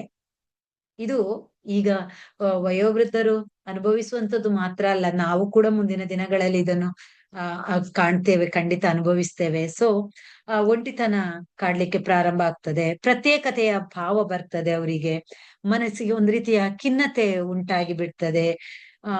ಶಕ್ತಿ ಕಳ್ಕೊಂಡ್ ಬಿಡ್ತಾರೆ, ಜೀವನವೇ ಬೇಡ ಅನ್ನುವ ಮಟ್ಟಕ್ಕೆ ಅವ್ರು ಬಂದ್ಬಿಡ್ತಾರೆ. ಆವಾಗ ಸಹಜವಾಗಿ ಅವರು ಬೇರೆಯವರನ್ನ ಅವಲಂಬಿಸ್ಬೇಕಾದಂತ ಅನಿವಾರ್ಯತೆ ಬರ್ತದೆ. ಸೊ ಅದಕ್ಕೆ ನಾನು ಹೇಳಿರುವಂತದ್ದು, ಮಗು ಹೇಗೆ ನಮಗೆ ಎಳೆಯ ವಯಸ್ಸಿನಲ್ಲಿ ಮಗುವನ್ನು ನಾವು ನೋಡಿಕೊಳ್ತೇವೆಯೋ ಅದೇ ರೀತಿ ಮುಪ್ಪಿನಲ್ಲಿ ನಾವು ಅವರನ್ನು ಯಾವ ರೀತಿ ನೋಡ್ಕೊಳ್ಬೇಕು, ಮಗುವಾಗಿ ಬಿಡ್ತಾರೆ.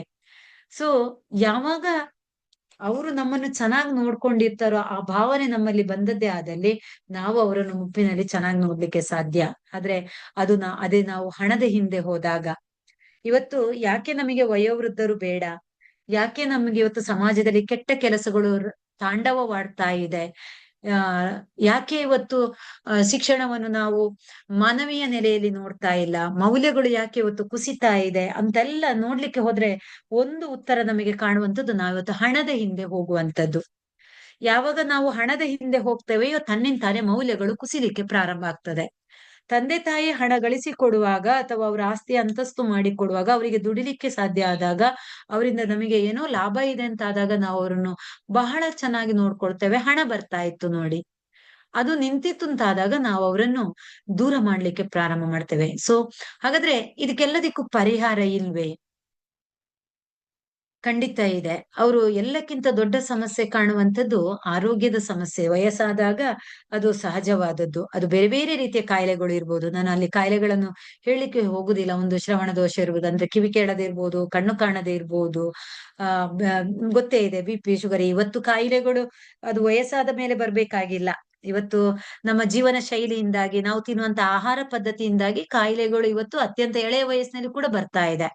ಇನ್ನೊಂದು ಜೀವನ ಶೈಲಿ ಹೇಗೆ ಅಂತ ಹೇಳಿದ್ರೆ, ಆಗ್ಲೇ ನಿಮಗೆ ಕೇಳಿದೆ ನಾನು, ನೀವು ಮೊಬೈಲ್ ಎಷ್ಟು ಜನರು ಬಳಸ್ತೀರಿ ಅಂತ. ನೀವೆಲ್ಲರೂ ಕೈ ಎತ್ತಿದ್ರಿ ಬಳಸ್ತಾ ಇಲ್ಲ ಅಂತ. ಆದ್ರೆ ನಿಜವಾಗಿ ಆ ಮೊಬೈಲ್ ಬಳಸುವಿಕೆಯಿಂದ ಕೂಡ ನಮ್ಮ ಜೀವನ ಇವತ್ತು ಹೇಗೆ ನಾವು ಅನಾರೋಗ್ಯ ಕಾಡ್ತಾ ಇದೆ ನಮ್ಮನ್ನು. ಇವತ್ತು ನೋಡಿ, ಹಾರ್ಟ್ ಅಟ್ಯಾಕ್ಗಳು ಅತ್ಯಂತ ಎಳೆಯ ವಯಸ್ಸಿನಲ್ಲಿ ಇವತ್ತು ಹೃದಯ ಸಂಬಂಧಿ ಕಾಯಿಲೆಗಳು ಬರುವಂತದ್ದು, ಹಾರ್ಟ್ ಅಟ್ಯಾಕ್ಗಳು ಆಗುವಂತದ್ದು. ಹಾಗಾಗಿ ವಯಸ್ಸಾಗ್ಬೇಕಾಗಿಲ್ಲ ಕಾಯಿಲೆ ಬರುವುದಕ್ಕೆ.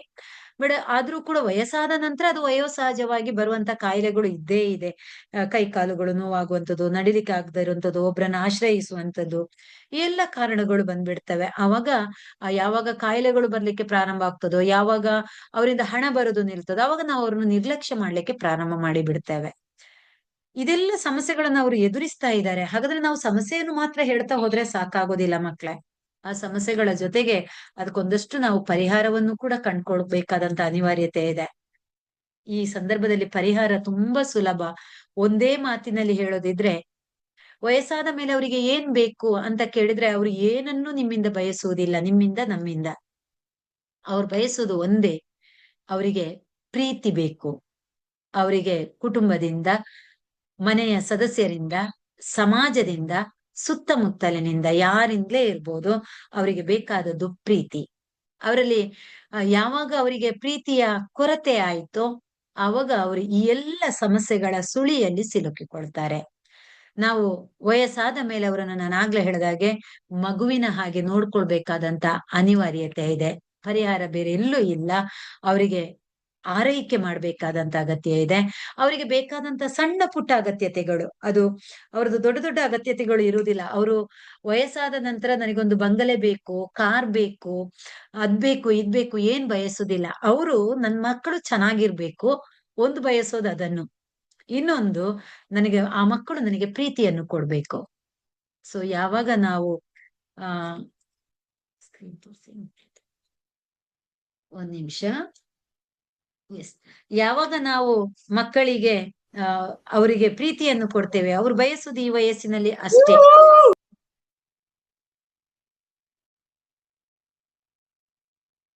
ಕೇಳಿಸ್ತಾ ಇದೆ ಅಲ್ಲ? ಎಸ್ ಮಕ್ಳೇ, ಕೇಳಿಸ್ತಾ ಇದೆ ಅಲ್ವಾ? ಕೇಳಿಸ್ಕೊಳ್ತಾ ಇದ್ದೀರಲ್ಲ? ಯಾರಾದ್ರೂ ಒಬ್ರು? S, very good. ಸೊ ಹಾಗಾಗಿ ಇಷ್ಟೆಲ್ಲ ಸಮಸ್ಯೆಗಳ ಮಧ್ಯದಲ್ಲಿ ಅವರಿಗೆ ಬೇಕಾದದ್ದು ಬೇರೆ ಏನು ಅಲ್ಲ, ಪರಿಹಾರ ತುಂಬಾ ಸರಳವಾಗಿದೆ. ಈಗಾಗ್ಲೇ ಹೇಳಿದಾಗೆ ಅವರಿಗೆ ಬೇಕಾದದ್ದು ಒಂದು ಪ್ರೀತಿ. ಈ ವಯಸ್ಸಿನಲ್ಲಿ ಅವರು ಬೇರೆ ಏನನ್ನು ಕೇಳುದಿಲ್ಲ. ನಾನು ಈಗಾಗ್ಲೇ ಹೇಳಿದಾಗೆ ಅವ್ರು ನನಗೆ ಒಂದು ಬಂಗಲೆ ಕೊಡಿ, ದೊಡ್ಡ ಕಾರ್ ಕೊಡಿ, ಐಷಾರಾಮದ ಜೀವನ ಬೇಕು, ಇದು ಅಥವಾ ತಿನ್ಲಿಕ್ಕೆ ಅದ್ಬೇಕು ಇದ್ಬೇಕು. ಯಾಕೆ ನಾವು ಈ ವಯಸ್ಸಿನಲ್ಲಿ ಏನ್ ಕೇಳ್ತಾ ಇದ್ದೇವೆ, ನಮಗೆ ತಿನ್ನುವಂತ ಆಹಾರ ಪದ್ಧತಿ, ನಾವು ಯಾವ ರೀತಿಯಲ್ಲಿ ತಿಂತೇವೆ, ಅದೆಲ್ಲವೂ ಕೂಡ ಈ ವಯಸ್ಸಿನಲ್ಲಿ ಕಳೆದೋಗ್ಬಿಡ್ತದೆ. ಆದ್ರೆ ಮುಪ್ಪಾದಾಗ ಅವ್ರ ಆರೋಗ್ಯವನ್ನು ಚೆನ್ನಾಗಿಟ್ಕೊಳ್ಲಿಕ್ಕೆ ನೋಡ್ತಾರೆ. ಆ ಆರೋಗ್ಯ ಅವ್ರು ಹೇಗೆ ಚೆನ್ನಾಗಿ ಇಟ್ಕೊಳ್ತಾರೆ ಅಂತಂದ್ರೆ, ನಾವು ಅವರನ್ನು ಚೆನ್ನಾಗಿ ಆರೈಕೆ ಮಾಡಿದಾಗ, ಅವರಿಗೆ ಒಳ್ಳೆಯ ಆಹಾರವನ್ನು ಕೊಟ್ಟಾಗ, ಅವರಿಗೆ ಪ್ರೀತಿಯನ್ನು ಕೊಟ್ಟಾಗ, ಅವರಿಗೆ ಬೆಲೆ ಬಾಳುವಂತ ದೊಡ್ಡ ದೊಡ್ಡ ಅಥವಾ ಯಾವುದೇ ವಿಚಾರಗಳು ಬೇಡ, ಅಥವಾ ಆಹಾರದಲ್ಲಿಯೂ ಕೂಡ ಅವರಿಗೆ ಅಂತ ಆಹಾರಗಳ ಅಗತ್ಯ ಇರುವುದಿಲ್ಲ. ನೀವು ಈಗ ತಿನ್ನುವಂತ ಆಹಾರಗಳ ಅಗತ್ಯ ಅವರಿಗೆ ಇರುವುದಿಲ್ಲ. ಹಾಗಾಗಿ ಅವರಿಗೆ ಬೇಕಾದದ್ದು ಪ್ರೀತಿ, ಇನ್ನೊಂದು ಮಗುವಿನ ಹಾಗೆ ನೋಡ್ಕೊಳ್ಳುವಂತ ಭಾವನೆ, ಸಣ್ಣ ಪುಟ್ಟ ಅವರ ಅಗತ್ಯತೆಗಳನ್ನು ಪೂರೈಸುವಂತದ್ದು, ಅವರಿಗೆ ಬೇಕಾದಂತ ಒಂದಿಷ್ಟು ಔಷಧಿಗಳು. ಸೊ ಇದನ್ನು ನಾವು ನೋಡ್ಕೊಂಡಾಗ ಖಂಡಿತ ನಾವು ಅವರನ್ನು, ಆ ವಯೋವೃದ್ಧರನ್ನು ಚೆನ್ನಾಗಿ ನೋಡ್ಕೊಳ್ಳಿಕ್ಕೆ ಸಾಧ್ಯ ಇದೆ. ಆದ್ರೆ ಇವತ್ತು ಏನಾಗ್ತಾ ಇದೆ, ಇವತ್ತು ವಯೋವೃದ್ಧರು ನಮಗೆ ಮನೆಯಲ್ಲಿ ಹೆಚ್ಚಾಗ್ತಾ ಇದೆ, ಅರ್ಥಾತ್ ಅವರು ಬೇಡವಾಗ್ತಾ ಇದ್ದಾರೆ. ವೃದ್ಧಾಶ್ರಮಗಳು ಹುಟ್ಟಿಕೊಳ್ತಾ ಇದ್ದಾವೆ. ಮಕ್ಳೇ ಪ್ರಶ್ನೆ, ವೃದ್ಧಾಶ್ರಮಗಳು ಬೇಕಾ ಬೇಡ್ವಾ? ಯಾರು ಉತ್ತರ ಕೊಡ್ಬೋದು? ವೃದ್ಧಾಶ್ರಮಗಳು ಬೇಕಾ ಬೇಡ್ವಾ? ಹಾಗಾದ್ರೆ ಅಪ್ಪ ಅಮ್ಮನನ್ನು ಎಲ್ಲಿಟ್ಕೊಳ್ತೀರಾ? ನೀವು ನೀವು ಚೆನ್ನಾಗಿ ಓದ್ತೀರಾ, ನಾಳೆ ನೀವು IAS ಅಧಿಕಾರಿ ಆಗ್ತೀರಾ, ಡಾಕ್ಟರ್ ಆಗ್ತೀರಾ, ಇಂಜಿನಿಯರ್ ಆಗ್ತೀರಾ, ಇಲ್ಲಿ ಸಿಗುವ ಹಣ ಸಾಕಾಗೋದಿಲ್ಲ ಅಂತ ಹೇಳಿ ವಿದೇಶಕ್ಕೆ ಹಾರ್ತೀರಾ. ಆವಾಗ ಅಪ್ಪ ಅಮ್ಮನನ್ನ ಏನ್ ಮಾಡ್ತೀರಾ? ಕರ್ಕೊಂಡು ಹೋಗ್ತೀರಾ. ಕರ್ಕೊಂಡು ಹೋಗ್ತೀರಾ. Very good, very good. ಕರ್ಕೊಂಡು ಹೋಗ್ಲಿಕ್ಕೆ ಸಾಧ್ಯ ಆಗದೆ ಇದ್ದಂತ ಪಕ್ಷದಲ್ಲಿ ಏನ್ ಮಾಡ್ತೀರಾ? ಯಾರು ಹೇಳ್ತಾ ಇಲ್ಲ ನಾನು ವಿದೇಶಕ್ಕೆ ಹೋಗುದಿಲ್ಲ ಅಂತ.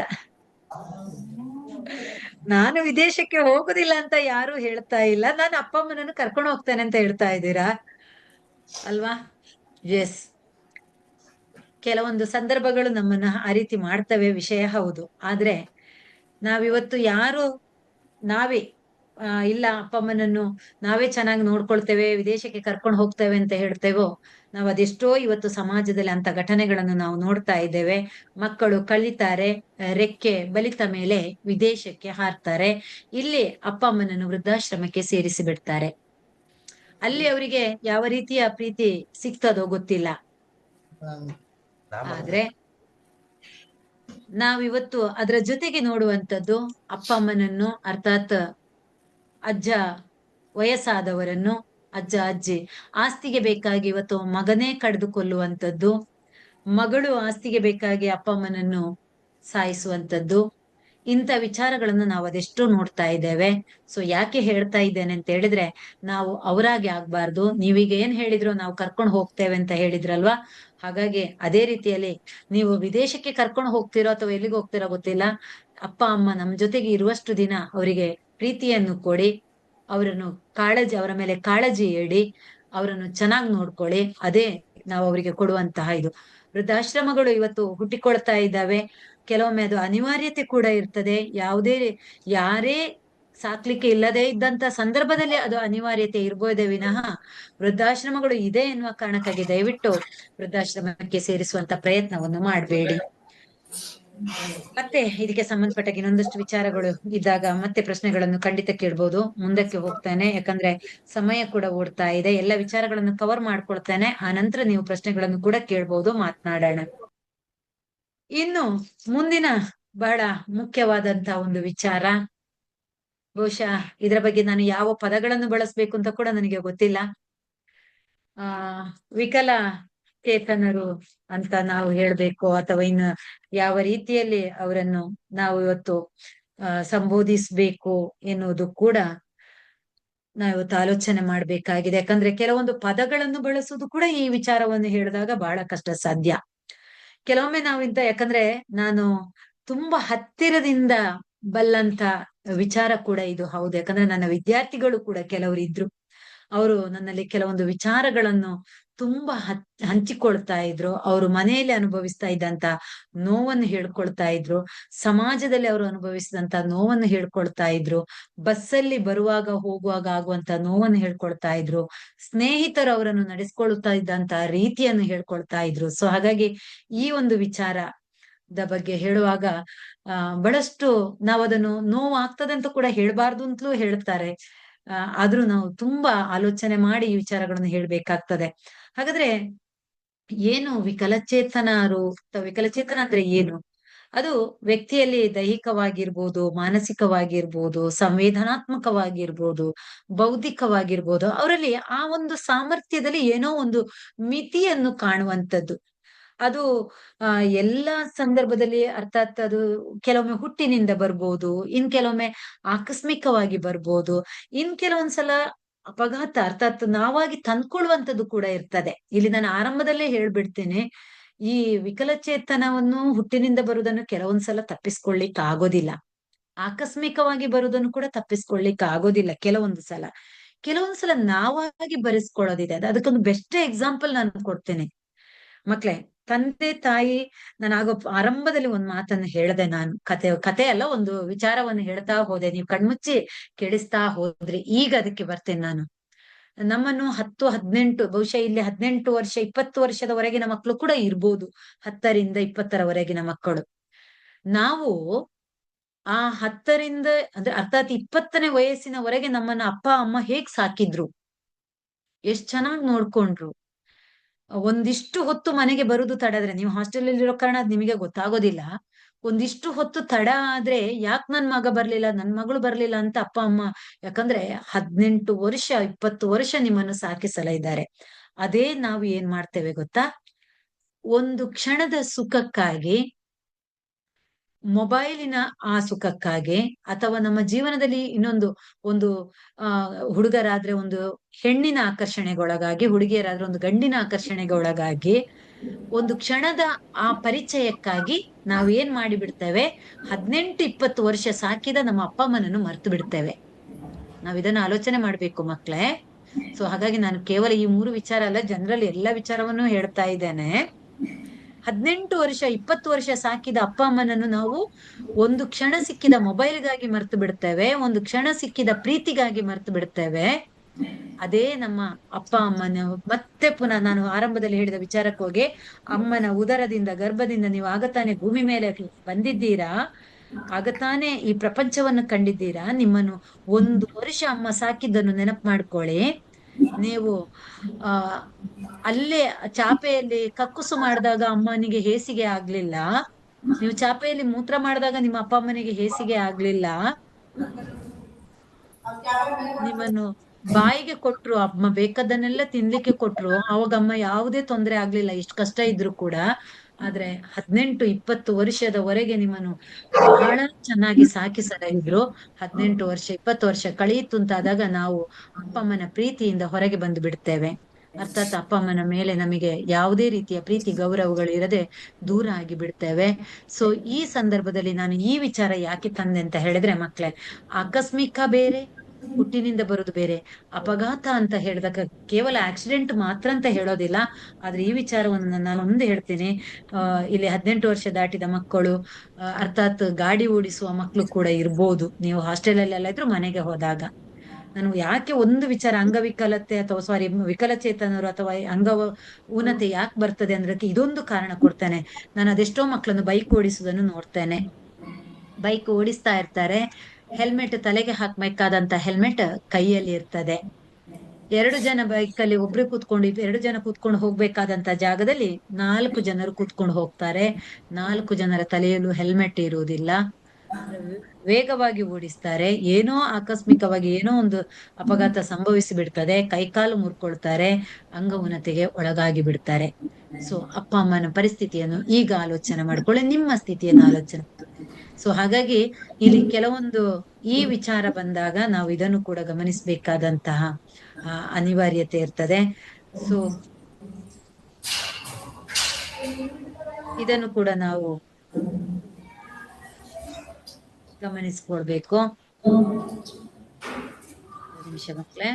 ಎಸ್, ಈ ವಿಕಲಚೇತನರು ಅರ್ಥಾತ್ ಅಂಗ ವೈಕಲ್ಯ ಉಂಟಾದಾಗ ನಾವು ಅವರನ್ನು ಯಾವ ರೀತಿಯಾಗಿ ನೋಡ್ಕೊಳ್ಬೇಕು, ಒಂದು ಕತೆ ಹೇಳ್ತೇನೆ ಮಕ್ಳೇ, ಕೇಳಿಸ್ಕೊಳ್ಳಿ.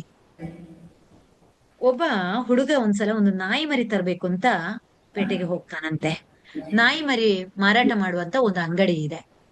ಇದು ಕತೆ ಅಷ್ಟೇ. ಈಗಿನ ನಾಯಿ ಮರಿಯ ಬೆಲೆ ಎಲ್ಲ ನಮಗೆ ಗೊತ್ತಿದೆ. 1,000 2,000 ಎಲ್ಲ ಲೆಕ್ಕಕ್ಕೆ ಇಲ್ಲ, ಲಕ್ಷದವರೆಗೆ ನಾಯಿ ಮರಿಯ ಬೆಲೆ ಇದೆ. ಇನ್ನೊಂದು ವಿಶೇಷ ಗೊತ್ತಾ ಮಕ್ಳ, ಇವತ್ತು ನಾವು ಮನೆಯಲ್ಲಿರುವ ಸದಸ್ಯರನ್ನು ಎಷ್ಟು ಪ್ರೀತಿಸ್ತೇವೋ ಗೊತ್ತಿಲ್ಲ, ಮನೆಯಲ್ಲಿರುವ ನಾಯಿ ಮರಿ, ಬೆಕ್ಕಿನ ಮರಿಯನ್ನು ನಾವು ಅತಿಯಾಗಿ ಪ್ರೀತಿಸ್ತೇವೆ. ನಮ್ಮ ಕಾಳಜಿ ಆ ನಾಯಿ ಮರಿ ಮೇಲೆ, ಬೆಕ್ಕಿನ ಮರಿ ಮೇಲೆ ಇದೆ. ಆ ನಾಯಿ ಮರಿ ಮೇಲೆ ತೋರಿಸುವಂತ ಕಾಳಜಿಯನ್ನು, ಪ್ರೀತಿಯನ್ನು ನಮ್ಮ ಮನುಷ್ಯನ ಮೇಲೆ ತೋರಿಸಿದಾಗ ನಾವು ಅದ್ಭುತವಾದ ಮಾನವೀಯ ಮೌಲ್ಯಗಳನ್ನು ಕಾಣ್ಲಿಕ್ಕೆ ಸಾಧ್ಯ ಇದೆ. ಮಾನವೀಯತೆ ಅಂದ್ರೆ ಏನು ಅಂತ ಒಂದು ಪ್ರಶ್ನೆ ಕೇಳಿದ್ರಿ. ಅದ್ಭುತವಾದಂತ ಮಾನವೀಯ ಮೌಲ್ಯವನ್ನು ಅಲ್ಲಿ ಕಾಣ್ಲಿಕ್ಕೆ ಸಾಧ್ಯ ಇದೆ. ಇವತ್ತು ನಾಯಿಯನ್ನು ನಾವು ವಾಕಿಂಗ್ ಕರ್ಕೊಂಡು ಹೋಗ್ತಾ ಇದ್ದೇವೆ, ಮನುಷ್ಯರು ವಾಕಿಂಗ್ ಹೋಗ್ತಾ ಇಲ್ಲ. ಮನುಷ್ಯರು ಇವತ್ತು ಮನುಷ್ಯರಿಗಿಂತ ಹೆಚ್ಚಾಗಿ ಇವತ್ತು ಪ್ರಾಣಿಗಳ ಮೇಲೆ ಮಮಕಾರ, ಪ್ರೀತಿ ಹೆಚ್ಚಾಗ್ತಾ ಇದೆ. ಸೊ ಇದನ್ನು ನಾವು ಗಮನಿಸ್ಬೇಕು. ಒಂದ್ಸಲ ಒಬ್ಬ ಹುಡುಗ ನಾಯಿ ಮರಿ ತರ್ಲಿಕ್ಕೆ ಪೇಟೆಗೆ ಹೋಗ್ತಾನೆ, ಅಂಗಡಿಗೆ ಹೋಗ್ತಾನೆ. ಅಲ್ಲಿ ನಾಯಿ ಮರಿಯನ್ನು ಮಾರಾಟ ಮಾಡುವ ಒಂದು ಅಂಗಡಿ ಇತ್ತು. ಅಲ್ಲಿ ನಾಯಿ ಮರಿಯನ್ನು ಮಾರಾಟ ಮಾಡ್ತಾ ಇರ್ತಾನೆ. ಆ ನಾಯಿ ಮರಿ ಅವನು 1,000ಕ್ಕೆ ಮಾರಾಟ ಮಾಡ್ತಾ ಇದ್ದ. ಈಗ 1,000ಕ್ಕೆ ಸಿಗಲ್ಲ ಅಂತ ನಾನು ಆಗ್ಲೇ ಹೇಳಿದೆ. ಒಂದ್ ಹುಡುಗ ಹೋದ ನಾಯಿ ತಗೊಳ್ಳಿಕ್ಕೆ. ಸುಮಾರು ನಾಯಿ ಮರಿಗಳು ಮಾರಾಟ ಆಗಿತ್ತು. ಅಲ್ಲಿ 4 ನಾಯಿ ಮರಿಗಳಷ್ಟೇ ಇತ್ತು. ಆದ್ರೆ ಒಂದು ನಾಯಿ ಮರಿ ಆ ಗೂಡಿನ ಮೂಲೆಯಲ್ಲಿ ಕೂತಿತ್ತು. ಹುಡುಗ ಹೋಗ್ತಾನೆ, ನಾಯಿ ಮರಿ ತಗೊಳ್ಬೇಕು ಅಂತ ಅಂಗಡಿಯವನಲ್ಲಿ ಹೋಗಿ ಕೇಳ್ತಾನೆ, ನಂಗೊಂದು ನಾಯಿ ಮರಿ ಬೇಕು, ಎಷ್ಟು ಅಂತ. ಅವನ್ ಹೇಳ್ತಾನೆ, ಎಲ್ಲ ನಾಯಿ ಮರಿಗಳನ್ನ ತೋರಿಸಿ, ಇದಕ್ಕೆ 1,000 ರೂಪಾಯಿ ಅಂತ ಹೇಳ್ತಾನೆ ಎಲ್ಲ. ಆಗ ಒಂದು ನಾಯಿ ಮರಿ ಗೂಡಿನ ಒಂದು ಮೂಲೆಯಲ್ಲಿ ಕೂತಿತ್ತು. ಹುಡುಗ ಕೇಳ್ತಾನೆ, ಓ, ಆ ನಾಯಿ ಮರಿ ಚೆನ್ನಾಗಿದೆ, ನಂಗೆ ಅದನ್ನ ಕೊಡ್ತೀರಾ ಅಂತ. ಆದ್ರೆ ಅಂಗಡಿ ಮಾಲೀಕ ಹೇಳ್ತಾನೆ, ಬೇಡ, ಆ ನಾಯಿ ಮರಿಯ ಕಾಲು ಮುರಿದಿದೆ, ಅದರಿಂದ ತಕೊಂಡೋದ್ರೆ ನಿಂಗೆ ಏನು ಪ್ರಯೋಜನ ಇಲ್ಲ, ಬೇಡ ಅಂತ ಹೇಳ್ಬಿಡ್ತಾನೆ. ಅವಾಗ ಆ ಹುಡುಗ ಹೇಳ್ತಾನೆ, ಅವನಿಗೆ ಅಲ್ಲಿ ಆಶ್ಚರ್ಯ ಆಯ್ತು. ಉಳಿದ ನಾಯಿ ಮರಿಗಳು ತುಂಬಾ ಚೆನ್ನಾಗಿದೆ, ಓಡಾಡ್ತಾ ಇದೆ, 1,000 ರೂಪಾಯಿ ಬೇಡ, ನನಗೆ ಅದೇ ನಾಯಿ ಮರಿ ಆ ಮೂಲೆಯಲ್ಲಿ ಕೂತಿದೆ ಅಲ್ವಾ, ನಂಗೆ ಆ ನಾಯಿ ಮರಿಯನ್ನೇ ಕೊಡಿ ಅಂತ ಹೇಳ್ತಾನೆ. ಆಗ ಮತ್ತೆ ಅಂಗಡಿಯವನೇ ಒತ್ತಾಯ ಮಾಡಿ ಹೇಳ್ತಾನೆ, ಬೇಡ, ಅದ್ರ ಕಾಲು ಮುರಿದಿದೆ, ಅದ್ ನಿಂಗೆ ಏನು ಪ್ರಯೋಜನಕ್ಕೆ ಬರಲ್ಲ ಅಂತ. ಇಲ್ಲ, ಹುಡುಗ ಮತ್ತೂ ಹೇಳ್ತಾನೆ, ಇಲ್ಲ, ನಂಗೆ ಅದೇ ಬೇಕು. ಸಣ್ಣ ಹುಡುಗ ಹೋದದ್ದು, ನಂಗೆ ಅದೇ ನಾಯಿ ಮರಿ ಬೇಕು, ಆ ನಾಯಿ ಮರಿಯ ಕಾಲು ಮುರಿದಿದೆ, ಇದು ನೆನಪಿಟ್ಕೊಳ್ಳಿ ನೀವು. ಆದ್ರೂ ಹುಡುಗ ಕೇಳ್ತಾ ಇದ್ದಾನೆ. ನಾವಾದ್ರೆ ಏನ್ ಮಾಡ್ತೇವೆ, ಅಂಗಡಿಗೆ ಹೋಗ್ತೇವೆ, ಒಂದು ಸೂಜಿ ಬೇಕು ಅಂತ ಕೇಳ್ತೇವೆ. ಆ ಸೂಜಿಯ ಮೊನೆ ಚೆನ್ನಾಗಿಲ್ಲ, ಚೂಪಾಗಿಲ್ಲ ಅಂತ ಇದ್ರೆ ನಾವು ಪುನಃ ತಿರುಗಿಸಿ ಅದು ಸೂಜಿಗೆ 50 ಪೈಸೆ, 1 ರೂಪಾಯಿ ಆದ್ರೂ ಕೂಡ ನಾವೇನ್ ಹೇಳ್ತೇವೆ ಅಂತ ಹೇಳಿದ್ರೆ, ಈ ಸೂಜಿ ಚೆನ್ನಾಗಿಲ್ಲ, ಅದು ಚೂಪಾಗಿಲ್ಲ, ನಂಗೆ ಬೇರೆ ಕೊಡಿ ಅಂತ ಕೇಳ್ತೇವೆ. 1 ರೂಪಾಯಿಯ ಸೂಜಿ ಆದ್ರೂ ಕೂಡ ನಾವು ಹಾಕಿ ಕೇಳ್ಬಿಡ್ತೀವಿ. ಆದ್ರೆ ಇಲ್ಲಿ ನಾಯಿ ಮರಿಯ ಕಾಲು ಮುರಿದಿದೆ, ಅಂಗಡಿಯವನು ಬೇಡ ಅದು ಅಂತ ಹೇಳ್ತಾ ಇದ್ದಾನೆ, ಆದ್ರೂ ಹುಡುಗ ನಂಗೆ ಅದೇ ಬೇಕು ಹೇಳ್ತಾ ಇದ್ದಾನೆ. ಸರಿ, ಕೊನೆಗೆ ಅಂಗಡಿಯವನು ಏನೇ ಹೇಳ್ದ ಗೊತ್ತಾ, ಸರಿಯಪ್ಪ, ಅದನ್ನೇ ತಗೊಂಡೋಗು, ನನಗೆ 1,000 ರೂಪಾಯಿ ಬೇಡ, 500 ರೂಪಾಯಿ ಕೊಡು. ಯಾಕೆ, ಒಂದು ಕಾಲು ಮುರಿದಿದೆ, 500 ರೂಪಾಯಿ ಕೊಡು ಸಾಕು ಅಂತ ಹೇಳ್ತಾನೆ. ಆಗ ಆ ಹುಡುಗ ನೋಡಿ ಹೇಳ್ತಾನೆ, ಇಲ್ಲ, ನಂಗೆ ಅದೇ ನಾಯಿ ಮರಿ ಬೇಕು, ನಾನು 1,000 ರೂಪಾಯಿಯೇ ಕೊಡ್ತೇನೆ ಅಂತ ಹೇಳಿ ಆ ನಾಯಿ ಮರಿಯನ್ನು ತಗೊಂಡು ಹೋಗ್ತಾನೆ. ಅಂಗಡಿಯವನು ಕೊಡ್ತಾನೆ, ಇವನು 1,000 ರೂಪಾಯಿಯೂ ಕೊಡ್ತಾನೆ. ಇಲ್ಲಿ ತಿಳ್ಕೊಳ್ಳಿ ಮಕ್ಳೇ, ಅವನು ನಾಯಿ ಮರಿಯನ್ನು ತಗೊಂಡು ತಿರುಗಿ ಹೋಗುವಾಗ ಆ ಹುಡುಗ ಕುಂಟಿಕೊಂಡು ಹೋಗ್ತಾನೆ. ಅರ್ಥಾತ್ ಆ ಹುಡುಗನ ಕಾಲು ಕೂಡ ಮುರಿದಿತ್ತು. ಆ ನಾಯಿ ಮರಿಯ ಕಾಲು ಮುರಿದಿತ್ತು, ಆ ಹುಡುಗನ ಕಾಲು ಮುರಿದಿತ್ತು. ಅರ್ಥಾತ್ ಅವನಿಗೆ ಮಾತ್ರ ಅದರ ನೋವನ್ನು ಅರ್ಥ ಮಾಡಿಕೊಳ್ಳಿಕ್ಕೆ ಸಾಧ್ಯ ಆಯ್ತು. ಯಾಕೆ, ಅವನು ಆ ನೋವನ್ನು ಅನುಭವಿಸಿದ್ದ. ಹಾಗೆಂತೇಳಿ ಈಗ ನಾವು ಅನುಭವಿಸಿ ನಾವು ಅಂಗವೈಕಲ್ಯದ ಬಗ್ಗೆ ಮಾತನಾಡ್ಲಿಕ್ಕೆ ಆಗೋದಿಲ್ಲ, ನಮ್ಗೆ ಗೊತ್ತಿದೆ. ಅರ್ಥಾತ್ ಇಲ್ಲಿ ನಾನು ಯಾಕೆ ಇದನ್ನು ಹೇಳ್ದೆ ಅಂತ ಹೇಳಿದ್ರೆ, ಇಂಥ ವಿಚಾರಗಳು ಬಂದಾಗ, ಈ ರೀತಿಯ ಮನುಷ್ಯರು ಬಂದಾಗ ನಮಗೆ ಆ ರೀತಿಯ ನೋವು ಆಗ್ಬೇಕು ಅನ್ನುವಂಥದ್ದಲ್ಲ, ಬಟ್ ಅವರ ಮನಸ್ಸನ್ನು, ಅವರ ಸಮಸ್ಯೆಯನ್ನು ಅರ್ಥ ಮಾಡಿಕೊಂಡು ನಾವು ಬದುಕಬೇಕಾದಂತ, ಅವರ ಸಮಸ್ಯೆಯನ್ನು ಅರ್ಥೈಸ್ಕೊಳ್ಬೇಕಾದಂತ ಅನಿವಾರ್ಯತೆ ಇದೆ. ಇದನ್ನು ಸಿಂಪತಿ ಮತ್ತು ಎಂಪತಿ ಅಂತ ಹೇಳ್ತಾರೆ. ಸೊ ಹಾಗಾಗಿ ನಮ್ಮಲ್ಲಿ ಕೇವಲ ಕರುಣೆ ಇದ್ರೆ ಸಾಕಾಗುದಿಲ್ಲ, ಅಯ್ಯೋ ಕಾಲು ಮುರಿದಿದೆ ಅಲ್ಲ ಅಂತ. ಎಂಪತಿ ಕೂಡ ಬೇಕಾಗಿದೆ, ಅದರ ಸ್ಥಾನದಲ್ಲಿ ನಿಂತು ನಾವು ನೋಡ್ಬೇಕಾಗಿದೆ. ಹಾಗಾಗಿ ಈ ಅಂಗವೈಕಲ್ಯ ಉಳ್ಳವರ ಮಾನಸಿಕ ವೇದನೆ, ಅವರು ಬಹಳಷ್ಟು ನೋವನ್ನು ಅನುಭವಿಸ್ತಾರೆ. ಅವರು ಒಂದು ರೀತಿಯಲ್ಲಿ ತುಂಬಾ ದುಃಖದಿಂದ ಇರ್ತಾರೆ. ಅವರಿಗೆ ಸವಾಲುಗಳನ್ನು, ಸಮಾಜದಲ್ಲಿ ಬಹಳ ಸವಾಲುಗಳನ್ನು ಅನುಭವಿಸ್ತಾರೆ. ಸಮಾಜ ನೋಡುವ ದೃಷ್ಟಿಕೋನ ಹೇಗೆ ವಯಸ್ಸಾದವ್ರು ನೋಡ್ತಾರೆ, ಅದೇ ರೀತಿಯಲ್ಲಿ ನೋಡುವಂತಹ ದೃಷ್ಟಿಕೋನ ಬೇರೆ ರೀತಿ ಇರ್ತದೆ. ನಾವು ಅವರಲ್ಲಿ ತಾರತಮ್ಯವನ್ನು ಕಾಣ್ತೇವೆ. ಅವರನ್ನು ಎಲ್ಲರಿದ್ದಕ್ಕೆ ಅವಕಾಶಗಳನ್ನು ಮಾಡಿಕೊಡದೆ ಇರುವಂತದ್ದು, ಎಲ್ಲ ವಿಚಾರಗಳಲ್ಲಿ ಭಾಗವಹಿಸುವುದಕ್ಕೆ ಅವಕಾಶವನ್ನು ಮಾಡಿಕೊಡುವುದಿಲ್ಲ. ನಾವು ಅವರನ್ನು ಕೆಲವೊಂದ್ಸಲ 2ನೇ ದರ್ಜೆಯ ವ್ಯಕ್ತಿಯಾಗಿ ನೋಡ್ತೇವೆ. ಸೊ ಇದೆಲ್ಲವನ್ನು ನಾವು ಮಾಡ್ತಾ ಇರ್ತೇವೆ. ಸೊ ಇನ್ನೊಂದು ಏನಂದ್ರೆ, ಯಾವುದೇ ಒಂದು ಆ ರೀತಿಯ ಸಮಸ್ಯೆಗಳು ಬಂದಾಗ ನಿನ್ನಿಂದ ಇದು ಸಾಧ್ಯ ಇಲ್ಲ ಎನ್ನುವಂತ ವಿಚಾರವನ್ನು ಅವರಿಗೆ ನಾವು ಹೇಳಿ ಬಿಡ್ತೇವೆ. ಸೊ ಅವಾಗ ಅವರು ಮಾನಸಿಕವಾಗಿ ತುಂಬಾ ಕುಂಠಿತರಾಗಿ ಬಿಡ್ತಾರೆ. ಅಯ್ಯೋ, ನನಗೆ ಈ ಕೆಲಸ ಮಾಡ್ಲಿಕ್ಕೆ ಆಗೋದಿಲ್ಲ ಅಲ್ಲಪ್ಪ ಅಂತ ಹೇಳ್ಬಿಡ್ತಾರೆ. ಸೊ ಇದಕ್ಕೆಲ್ಲದಕ್ಕೂ ಕೂಡ ಇದು ಯಾಕಂದ್ರೆ ಅವರಲ್ಲಿರುವಂತಹ ಒಂದು ಸಹಜವಾದಂತಹ ವಿಚಾರಗಳು, ಅವರು ಮಾನಸಿಕವಾಗಿ, ಕೌಟುಂಬಿಕವಾಗಿ, ಸಾಮಾಜಿಕವಾಗಿ ಸೇಮ್ ಅಲ್ಲಿ ವಯೋವೃದ್ಧರು ಏನು ಸಮಸ್ಯೆಗಳನ್ನು ಅನುಭವಿಸ್ತಾರೆ, ಇಲ್ಲೂ ಕೂಡ ಅವರು ಅದೇ ರೀತಿಯ ಸಮಸ್ಯೆಗಳನ್ನು ಅನುಭವಿಸ್ತಾರೆ. ಸೊ ಇಂಥ ಸಂದರ್ಭದಲ್ಲಿ ಹಾಗಾದ್ರೆ ನಾವು ಏನ್ ಮಾಡ್ಬೋದು, ಏನ್ ಪರಿಹಾರವನ್ನು ಕಂಡ್ಕೊಳ್ಬಹುದು? ಒಂದು, ನಾವು ಅವರನ್ನು ಎರಡನೇ ದರ್ಜೆಯ ವ್ಯಕ್ತಿಯಾಗಿ ನೋಡುವುದನ್ನು ನಿಲ್ಲಿಸ್ಬೇಕು. ಅವರಿಗೆ ಸಾಧ್ಯ ಇರುವಂತಹ, ಕೆಲವೊಮ್ಮೆ ಸಾಧ್ಯ ಇಲ್ಲದೇ ಇರ್ಬೋದು, ಅದು ದೈಹಿಕವಾಗಿದ್ದಾಗ ಕೆಲವು ವಿಚಾರಗಳನ್ನು ಕೆಲಸ ಮಾಡೋದಕ್ಕೆ ಅವರು ಸಾಧ್ಯ ಆಗದೇ ಇರ್ಬೋದು. ಮಾನಸಿಕವಾಗಿ ಅಸ್ವಸ್ಥರಾದಾಗ ಕೂಡ ಕೆಲವೊಂದು ವಿಚಾರಗಳು ಕೂಡ ಇರ್ಬೋದು. ಆದ್ರೂ ನಾವು ಅವರನ್ನು ಒಂದು ರೀತಿಯ ಸಮಾನವಾಗಿ ಕಾಣುವಂಥದ್ದು, ಅವರನ್ನು ಗೌರವದಿಂದ ಕಾಣುವಂಥದ್ದು. ಸೊ ನಂಗೆ ಇಲ್ಲೊಂದು ಪ್ರಶ್ನೆ ನೀವು ಕೇಳಿದ್ರಿ, ಅದೊಂದು ಪ್ರಶ್ನೆಯನ್ನು ನೀವು ಕೊಟ್ಟಿದ್ರಿ. ಒಂದು ನಿಮಿಷ ನಾನು ಗಮನಿಸ್ತೇನೆ. ಅಂಗ ವಿಕಲಚೇತನರನ್ನು ಕರುಣೆಯಿಂದ ನೋಡಬೇಕೆ ಅಥವಾ ಗೌರವದಿಂದ ನೋಡಬೇಕೆ ಅನ್ನುವಂತ ಪ್ರಶ್ನೆ. ಬಹುಶಃ ಇದಕ್ಕೆ ನಾನು ಹೇಳುದು ಒಂದೇ ಶಬ್ದದಲ್ಲಿ ಒಂದು ಉತ್ತರ ಹೇಳ್ತಾನೆ. ಮಕ್ಕಳೇ ಗಮನಿಸ್ಕೊಳ್ಳಿ. ಅಂಗವೈಕಲ್ಯ ಉಳ್ಳವರನ್ನು ಅಂದ್ರೆ ವಿಕಲಚೇತನರನ್ನು ನಾವು ಕರುಣೆಯಿಂದ ನೋಡ್ಬೇಕೆ, ಗೌರವದಿಂದ ನೋಡ್ಬೇಕೆ? ಎರಡೂ ಬೇಡ, ಮನುಷ್ಯರಾಗಿ ನೋಡ್ಬೇಕು. ನಾವು ಅವರನ್ನು ಮನುಷ್ಯರಾಗಿ ನೋಡ್ಬೇಕು. ನಾವು ಅವರಿಗೆ ಕರುಣೆ ತೋರಿಸಿದ್ರೆ ಅಯ್ಯೋ ಅಂದ್ರೆ ಅವರಿಗೆ ನೋವಾಗ್ತದೆ. ಗೌರವದಿಂದ ನೋಡಿದ್ರೆ ಅಯ್ಯೋ, ನಮ್ಗೆ ಯಾಕಪ್ಪ ಇದೊಂದು ಸ್ಪೆಷಲ್ ಆಗಿ ಇವ್ರು ಕೊಡ್ತಾ ಇದ್ದಾರೆ ಅಂತ ಬರ್ತದೆ. ಅದಲ್ಲ, ನಾವು ಅವ್ರನ್ನು ಮನುಷ್ಯರಾಗಿ ನೋಡ್ಬೇಕಾದಂತ ಅನಿವಾರ್ಯತೆ ಇವತ್ತಿದೆ.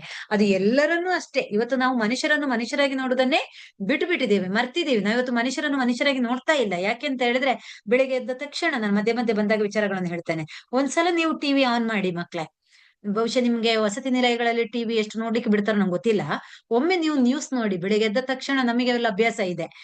ನ್ಯೂಸ್ ನೋಡಿದಾಗ ಏನ್ ಕಾಣಿಸ್ತದೆ ನೋಡಿ. ನಾವಿವತ್ತು ಮನುಷ್ಯರಾಗಿ ಬದುಕುವುದನ್ನು ಇವತ್ತು ಮರ್ತಿದ್ದಾರೆ ಅನ್ನೋದಕ್ಕೆ ಜ್ವಲಂತ ಉದಾಹರಣೆ ನಮಗೆ ಇವತ್ತು ಮಾಧ್ಯಮಗಳಲ್ಲಿ ಕಾಣಿಸ್ತಾ ಇದೆ. ಬೆಳಿಗ್ಗೆ ಎದ್ದ ತಕ್ಷಣ ನ್ಯೂಸ್ ಹಾಕಿದಾಗ ಏನ್ ಕಾಣಿಸ್ತಾ ಇದೆ ಗೊತ್ತಾ? ಕೊಲೆ, ದರೋಡೆ, ಸುಲಿಗೆ, ಅತ್ಯಾಚಾರ, ಅನಾಚಾರ, ಭ್ರಷ್ಟಾಚಾರ, ಭಯೋತ್ಪಾದನೆ, ನಕ್ಸಲೈಟ್ಸ್, ಹೀಗೆ ಪಟ್ಟಿಗಳು ಬೆಳೀತಾ ಹೋಗ್ತದೆ. ಲಂಚ, ಭ್ರಷ್ಟಾಚಾರ, ಹೇಗೆ ಹಣ ಮಾಡೋದು, ಹೇಗೆ ಲೂಟಿ ಹೊಡೆಯೋದು, ಹೇಗೆ ಇನ್ನೊಬ್ಬರ ತಲೆ ಹೊಡೆಯೋದು, ಇದೇ ಇವತ್ತು ಕಾಣಿಸ್ತಾ ಇದೆ. ಹೇಗೆ ಕಳ್ಳತನ ಮಾಡೋದು, ಹೇಗೆ ದರೋಡೆ ಮಾಡೋದು. ಮೊದಲೆಲ್ಲ ನಾವು ಎಲ್ಲೋ ಸಾವು, ನೋವು, ಚೂರಿ ಗೀರಿ ಕಾಣ್ತಾ ಇದ್ದೇವೆ. ಈಗ ಅದೆಲ್ಲವೂ ನಮ್ಮ ಅಕ್ಕಪಕ್ಕದಲ್ಲಿ ಕಾಣಿಸ್ತಾ ಇದೆ. ಸೊ ಹಾಗಾಗಿ ಇವತ್ತು ನಾವು ಮನುಷ್ಯರಾಗುವುದನ್ನು ಮರಿತಾ ಇದ್ದೇವೆ.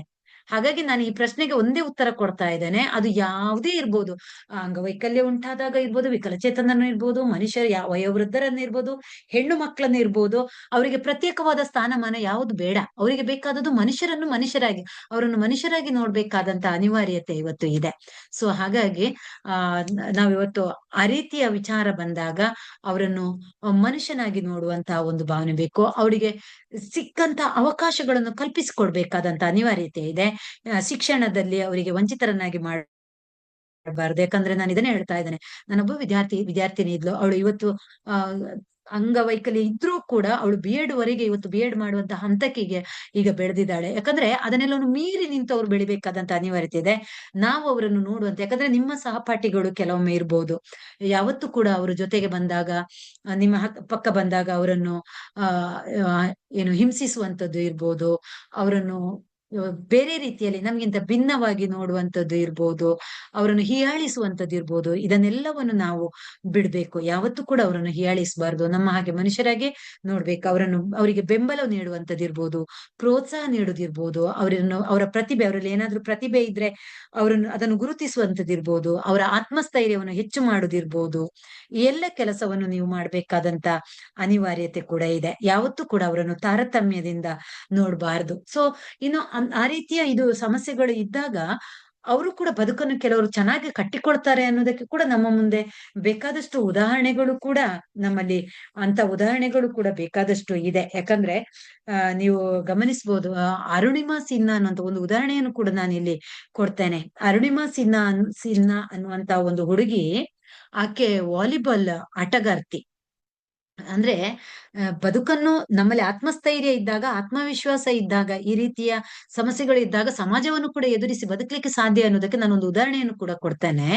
ಅರುಣಿಮಾ ಸಿನ್ಹಾ ಆಕೆ ವಾಲಿಬಾಲ್ ಆಟಗಾರ್ತಿ. ಒಂದ್ಸಲ ರೈಲ್ನಲ್ಲಿ ಹೋಗ್ತಾ ಇರುವಾಗ ಆಕೆಯ ಮೇಲೆ ದರೋಡೆಕೋರರು ಅಂದ್ರೆ ದಾಳಿ ಮಾಡ್ತಾರೆ. ಆಕೆ ರೈಲ್ನಿಂದ ತುಂಬಾ ದೀರ್ಘವಾಗಿ ಹೋಗೋದಿಲ್ಲ, ರೈಲ್ನಿಂದ ಹೊರಗೆ ತಳ್ಳಿ ಬಿಡ್ತಾರೆ ಆಕೆಯನ್ನು. ಆಕೆಯ ಕಾಲಿನ ಮೇಲೆ ಒಂದು ರೈಲು ಹೋಗಿ ಬಿಡ್ತದೆ. ಆಕೆ ಕಾಲನ್ನು ಕಳ್ಕೊಳ್ತಾಳೆ. ಮತ್ತೆ ಆಕೆಗೆ ಚಿಕಿತ್ಸೆ ಮಾಡ್ತಾರೆ. ಚಿಕಿತ್ಸೆ ಮಾಡಿ ಕೃತಕ ಕಾಲನ್ನು ಜೋಡಿಸ್ತಾರೆ.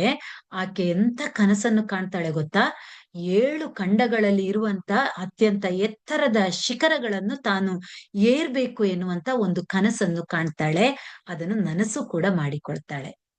ಅಂದ್ರೆ ನಮ್ಮಲ್ಲಿ ಆತ್ಮಸ್ಥೈರ್ಯ ಇದ್ದಾಗ ಈ ರೀತಿಯ ವಿಚಾರಗಳು, ಅಂಗವಿಕಲತೆ ಇದ್ರೂ ಕೂಡ, ವಿಕಲಚೇತನರು ಕೂಡ ಅಂದ್ರೆ ಅಂಗವೈಕಲ್ಯ ಬಂದಾಗ ಕೂಡ ಅವ್ರ ಬದುಕನ್ನು ಕಟ್ಟಿಕೊಳ್ಬಹುದು ಅನ್ನೋದಕ್ಕೆ ಅದೊಂದು ಉದಾಹರಣೆ. ಆದ್ರೆ ಇನ್ನೊಂದು, ನೀವು ಸುಧಾ ಚಂದ್ರನ್ ಎನ್ನುವಂತ ಆ, ನೃತ್ಯಗಾತಿ, ಆಕೆಯ ಉದಾಹರಣೆಯನ್ನು ಕೂಡ ನೀವು ಬಹುಶಃ ಕೇಳಿರ್ಬೋದು.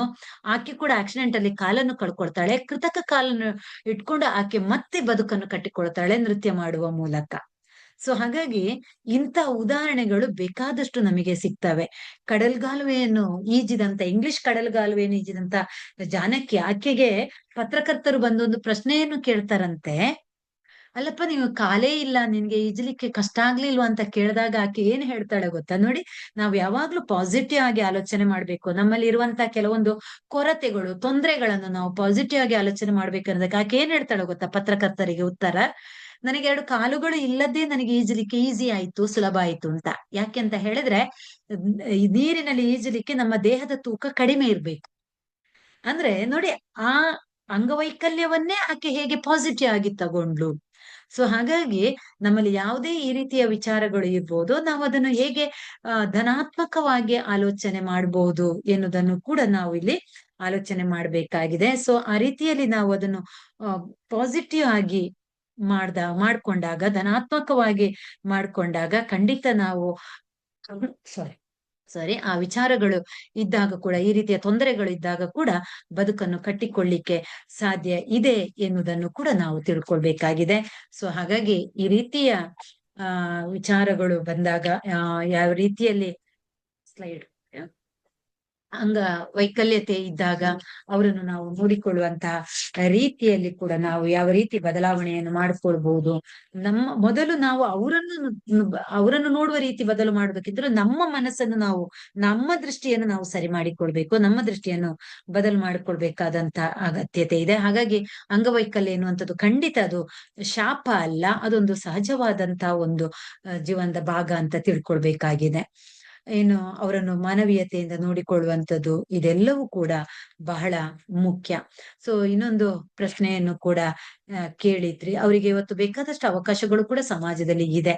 ಇದು ಒಂದಷ್ಟು, ಯಾಕಂದ್ರೆ ಇದಕ್ಕೆ ನಾನು ಉತ್ತರವನ್ನು ಬಹುಶಃ ನಿಮ್ ಜೊತೆಗೆ ಒಂದಷ್ಟು ಅಧಿಕಾರಿಗಳು ಕೂಡ ಇರೋ ಕಾರಣ ನನಗಿಂತ ಹೆಚ್ಚಾಗಿ ಅವರು ಅಧಿಕಾರಿಗಳು ಚೆನ್ನಾಗಿದಕ್ಕೆ ನಿಮಗೆ ಸಲಹೆಯನ್ನು, ಸೂಚನೆಯನ್ನು ಕೊಡ್ಬೋದು ಅಂತ ನಾನು ಭಾವಿಸ್ತೇನೆ. ಆದ್ರೆ ಒಂದಿಷ್ಟು ವಿಚಾರಗಳನ್ನು ಸುಮ್ನೆ ಹೀಗೆ ಓದ್ತಾ ಹೋದಾಗ ಸಿಕ್ಕಿದ್ದನ್ನ ಹಾಕೊಂಡಿದ್ದೇನೆ ಅಷ್ಟೇ.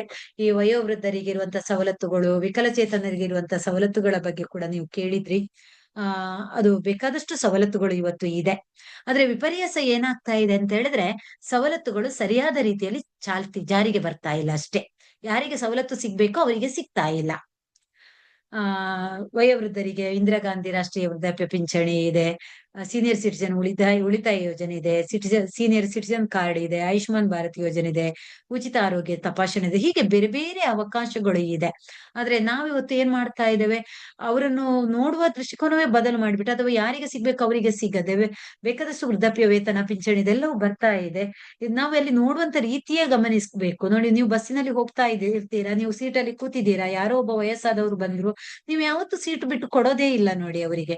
ಅಥವಾ ಒಂದು ಹೆಣ್ಣು ಮಗಳು ಬಂದ್ಲು, ತುಂಬು ಗರ್ಭಿಣಿ ಹೆಣ್ಣು ಮಗಳು ಬರ್ತಾಳೆ, ನಾವು ಇಲ್ಲಿ ಸವಲತ್ತುಗಳನ್ನು ಹುಡುಕುವುದಕ್ಕಿಂತ ನಮ್ಮಿಂದ ಅವರಿಗೆ ಏನ್ ಕೊಡ್ಲಿಕ್ಕೆ ಸಾಧ್ಯ? ಸವಲತ್ತುಗಳು ತನ್ನಿಂತಾನೆ ಇದ್ದೇ ಇದೆ ಸರ್.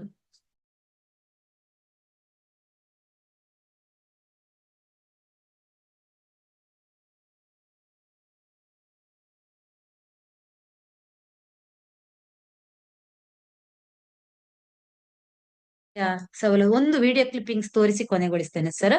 ಸೊ ಹಾಗಾಗಿ ಇಂತಹ ಸವಲತ್ತುಗಳ ಜೊತೆಗೆ ನಾವು ಅವರನ್ನು ನೋಡುವಂತ, ನಾವು ಬಸ್ಸಲ್ಲಿ ಹೋಗ್ತಾ ವಿಡಿಯೋ ಹೋಗಿ ಬಸ್ಸಲ್ಲಿ ನೋಡ್ತಾ ಇದ್ದಾಗ ಯಾವ ರೀತಿಯಾಗಿ ಅದೊಂದು ಬಸ್ಸಲ್ಲಿ ನಾವು ಆವಾಗ ವಯೋವೃದ್ಧರು ಯಾರು ಬಂದ್ರು ಅಂತಾದಾಗ ನಮಗೆ ಬಹಳಷ್ಟು ಪ್ರಕೃತಿ ವೀಕ್ಷಣೆ ಎಲ್ಲ ನಮ್ಮದು ಸ್ಟಾರ್ಟ್ ಆಗಿ ಬಿಡ್ತದೆ. ಅದಲ್ಲ, ಒಟ್ಟಿನಲ್ಲಿ ನಾವು ಅವ್ರನ್ನು ನೋಡುವಂತ ದೃಷ್ಟಿಕೋನವೇ ಬದಲಾಗಬೇಕು ಅಂತ ಹೇಳುತ್ತಾ ಕೊನೆಯದಾಗಿ ಒಂದು ವಿಡಿಯೋ ಕ್ಲಿಪ್ಪಿಂಗ್ಸ್ ಅನ್ನು ತೋರಿಸ್ತೇನೆ.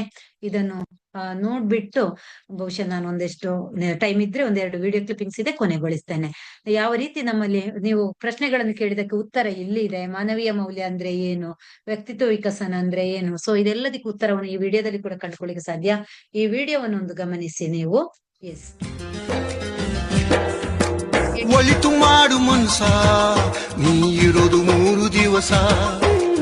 ಒಳಿತು ಮಾಡು ಮನ್ಸ, ನೀ ಇರೋದು 3 ದಿವಸ.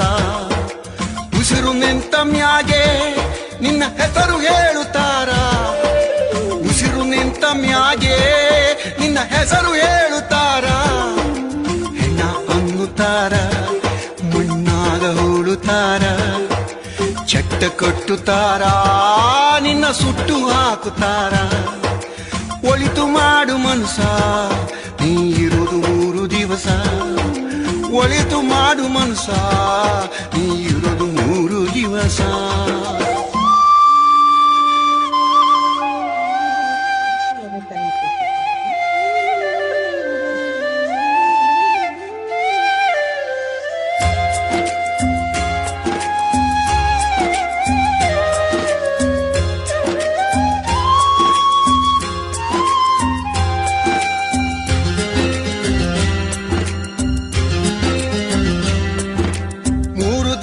ಸಂತೆ ನಗು ನಗುತ್ತ ಮಾಡಬೇಕು. ದ್ವೇಷವೆಂಬ ಕಂತೆ ನೀನು ಸುಟ್ಟು ಹಾಕಬೇಕು. 3 ದಿನದ ಸಂತೆ ನಗು ನಗುತ್ತ ಮಾಡಬೇಕು. ದ್ವೇಷವೆಂಬ ಕಂತೆ ನೀನು ಸುಟ್ಟು ಹಾಕಬೇಕು. ಪ್ರೀತಿ ಪ್ರೇಮ ಹಂಚಿ ನೀನು ಹೋಗಬೇಕು ಅಲ್ಲಿ. ಸತ್ತ ಮೇಲೂ ನಿನಗೆ ಹೆಸರು ಉಂಟು ಇಲ್ಲಿ. ಪ್ರೀತಿ ಪ್ರೇಮ ಹಂಚಿ ನೀನು ಹೋಗಬೇಕು ಅಲ್ಲಿ. ಸತ್ತ ಮೇಲೂ ನಿನಗೆ ಹೆಸರು ಉಂಟು ಇಲ್ಲಿ. ಭೂಮಿಯಲ್ಲಿರೋದು ಬಾಡಿಗೆ ಮನೆಯಾಗಿ ಮ್ಯಾಲೆ ಹೋಗಬೇಕು ನಮ್ಮ ಸ್ವಂತ ಮನೆಗೆ. ಬರಲು ಏನು ತಂದೆ, ಬರದು ಏನು ಹಿಂದೆ. ಒಳಿತು ಮಾಡು ಮನ್ಸ, ನೀ ಇರೋದು 3 ದಿವಸ. ಒಳಿತು ಮಾಡು ಮನ್ಸ, ನೀ ಇರೋದು 3 ದಿವಸ.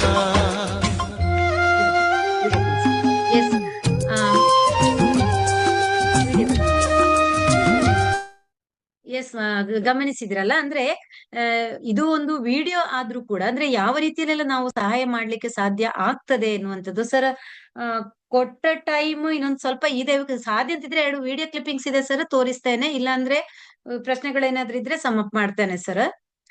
ಸೊ ಮಕ್ಳೇ, ಹಾಗಾಗಿ ನಮ್ಗೆ ಎಲ್ಲಿ ಸಾಧ್ಯವೋ ಅಲ್ಲಿ ನಾವು ಈ ರೀತಿಯ ಮೌಲ್ಯಗಳನ್ನು ಕಟ್ಟಿಕೊಡ್ಬೇಕಾದಂತ ಅನಿವಾರ್ಯತೆ ಇದೆ ಅಂತ ಹೇಳುತ್ತಾ, ಹೆಣ್ಣು ಮಕ್ಳು ಇರೋ ಕಾರಣ 2 ಹೆಣ್ಣು ಮಕ್ಕಳಿಗಾಗಿ ಇರುವಂತ ಒಂದು ವಿಡಿಯೋ ಕ್ಲಿಪ್ಪಿಂಗ್ಸ್ ಇದೆ ಸರ್. ಟೈಮ್ ಇದೆಯಾ ಅಥವಾ ಪ್ರಶ್ನೆಗಳಿದೆಯಾ?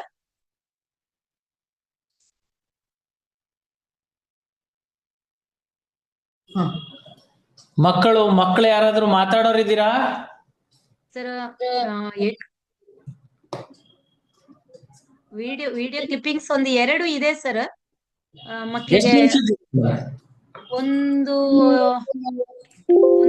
7 ನಿಮಿಷ, 2 ನಿಮಿಷ ಹಾಕಿ ಹಾಕಿ. ಪ್ರಶ್ನೆ ವಿಡಿಯೋ ಪ್ರಶ್ನೆಗಳು ಇದ್ರೆ ಜೊತೆಗೆ ಕೇಳಿ ಮಕ್ಳೇ. ಏನಾದ್ರು ಪ್ರಶ್ನೆ ಇದೆಯಾ? ಇಂಥ ವಿಚಾರಗಳನ್ನು ಹೇಳ್ತಾ ಹೋದಷ್ಟು ಮುಗಿಯದ ವಿಚಾರಗಳು ಇದೆ. ಒಂದು ನಿಮಿಷ. ಮಕ್ಳೇ, ಹೆಣ್ಣು ಮಕ್ಕಳು ಇರೋ ಕಾರಣ ಮಕ್ಳೇ, ನಮಗೆ ಅವಕಾಶಗಳು ಹೇಗೆ ಇದೆ ಅಥವಾ ನಮ್ಮಲ್ಲಿ ಇರುವಂತ ಶಕ್ತಿಯನ್ನು ನಾವು ಹೇಗೆ ಬಳಸ್ಕೊಳ್ಬಹುದು, ಈ ಒಂದು ವಿಡಿಯೋವನ್ನು ನೀವು ಗಮನಿಸಿ. ಮತ್ತೆ ಕೊನೆಯ ಒಂದು ವಿಡಿಯೋ ಬಂದು ತೋರಿಸಿ ನಾನು ಕೊನೆಗೊಳಿಸ್ತೇನೆ. ಇದೊಂದು ಗಮನಿಸ್ಕೊಳ್ಳಿ. ಇದು ಜಸ್ಟ್ ಪ್ರತಿಯೊಬ್ಬ ಕೂಡ ಸಾಧನೆ ಮಾಡ್ಲಿಕ್ಕೆ ಸಾಧ್ಯ ಇದೆ ಎನ್ನುವಂಥದ್ದು. ಅಲ್ಲಿ ಹೆಣ್ಣು ಗಂಡು ಎನ್ನುವುದಕ್ಕಿಂತಲೂ ಯಾವ ರೀತಿ Midori, I'm a ಸಾಧನೆ veteran, has been ಮಾಡ್ಲಿಕ್ಕೆ coaching ಸಾಧ್ಯ ಇದೆ her. ಎನ್ನುವುದನ್ನು So ಇದನ್ನು proud of her. ಗಮನಿಸ್ಕೊಳ್ಳಿ. Time And here we go. ಗಮನಿಸ್ಕೊಳ್ಳಿ. Can Casey make history once again? You know, she told us she was not going to rush it tonight. She was just going to be careful. And here's the big first test, the law grip. With her size, it's a challenge. But she's passed it. There's such great energy from the crowd, all of them behind her. Oh boy, she's looking good so far. She is no stranger to the spotlight. She was a Division I gymnast, one gymnast of the year at Towson University. She is a competitor. Good body control. Can be tough to build up momentum at just 5 feet, 100 pounds. Ooh, good transition. Well, you know, the good thing about that is she got low, so she doesn't have to use a lot of energy. A little stumble there, keeps the feet up though.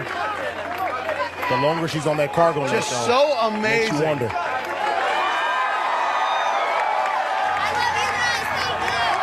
Look at that, the crowd saying they love her. I think everybody loves Casey Catanzaro. Here she goes on the ring toss. Great progress. Looks better than even in qualifying. What'd I tell you? I Click, love clack. the body control. I love the way she's using the momentum, trying not to rely on the lats, but using her whole body to get those rings moving. And a great recovery. Wow, you know how powerful you have to be to recover like that? Not a lot of wingspan, but Catanzaro, such a determined competitor. Wow, she is almost there to the third plank. Matt, she's about to do it again. And those arms hold out. Are you not entertained? Look at this. This is just amazing what she is doing here. Somebody call security because this girl is going to need a bodyguard. She is a superstar. She told us she was going to do this. Matt, I've seen greatness during my NFL career. In fact, one of my former teammates, Tim Brown, is here. And I've been in awe of people, but I'm really in awe of Casey. Will Casey again make history?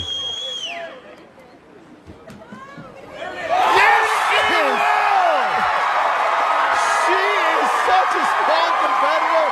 There is no limit to what Casey Catanzaro can do. I am convinced. Just fantastic effort. But this is where it becomes so difficult, almost all upper body. No woman has ever even attempted this part of the course, much less completed it. Practice all day.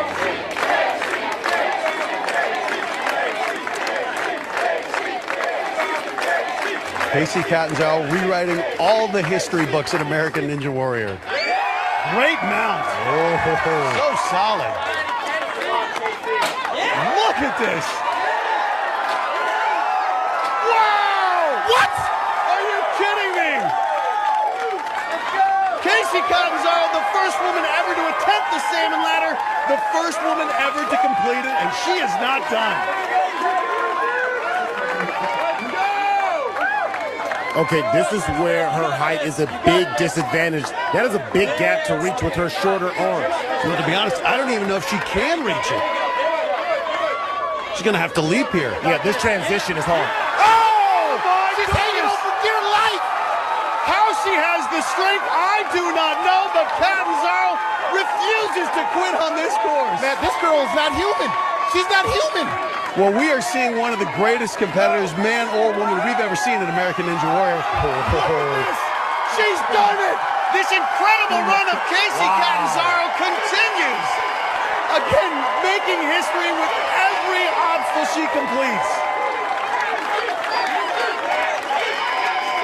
Now remember, the range between the poles, they vary anywhere between 2 feet to over 5 feet. And she's only 5 feet tall, so she only has so much real estate as far as wingspan.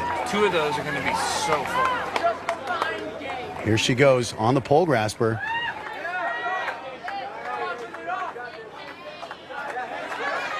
Such a strong body, that gymnastics training serving her so well.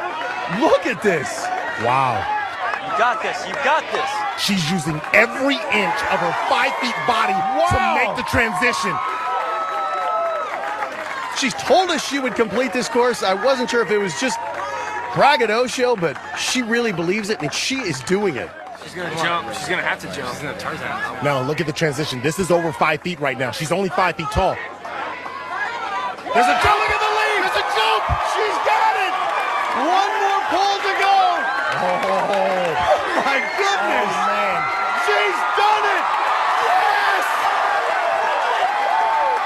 This has been truly an historic night. She's surpassing every expectation. And now this is it, the spider climb, the final 30 feet. This obstacle is 4 feet. Time ನೋಡ್ಕೊಳ್ಳಿ. ಆ time ನೋಡಿ, ಕೇವಲ 7 milli second ಅಲ್ಲಿ ಆಕೆ win ಆಗ್ತಾಳೆ. ಕೇಳಿ, 7 millisecond. Yes, Well, she's only 5 feet tall. It's going to be difficult to lock in, but if she conquers this course, she will elevate the standards for female competitors. The most talented athletes. Got it. Take your time. You know, for the viewers at home, understand this is so challenging, so hard, and look what she's doing. Look at that. What? Shut the front door. She's about to do the impossible for a second time. Oh my goodness! Casey Catanzaro.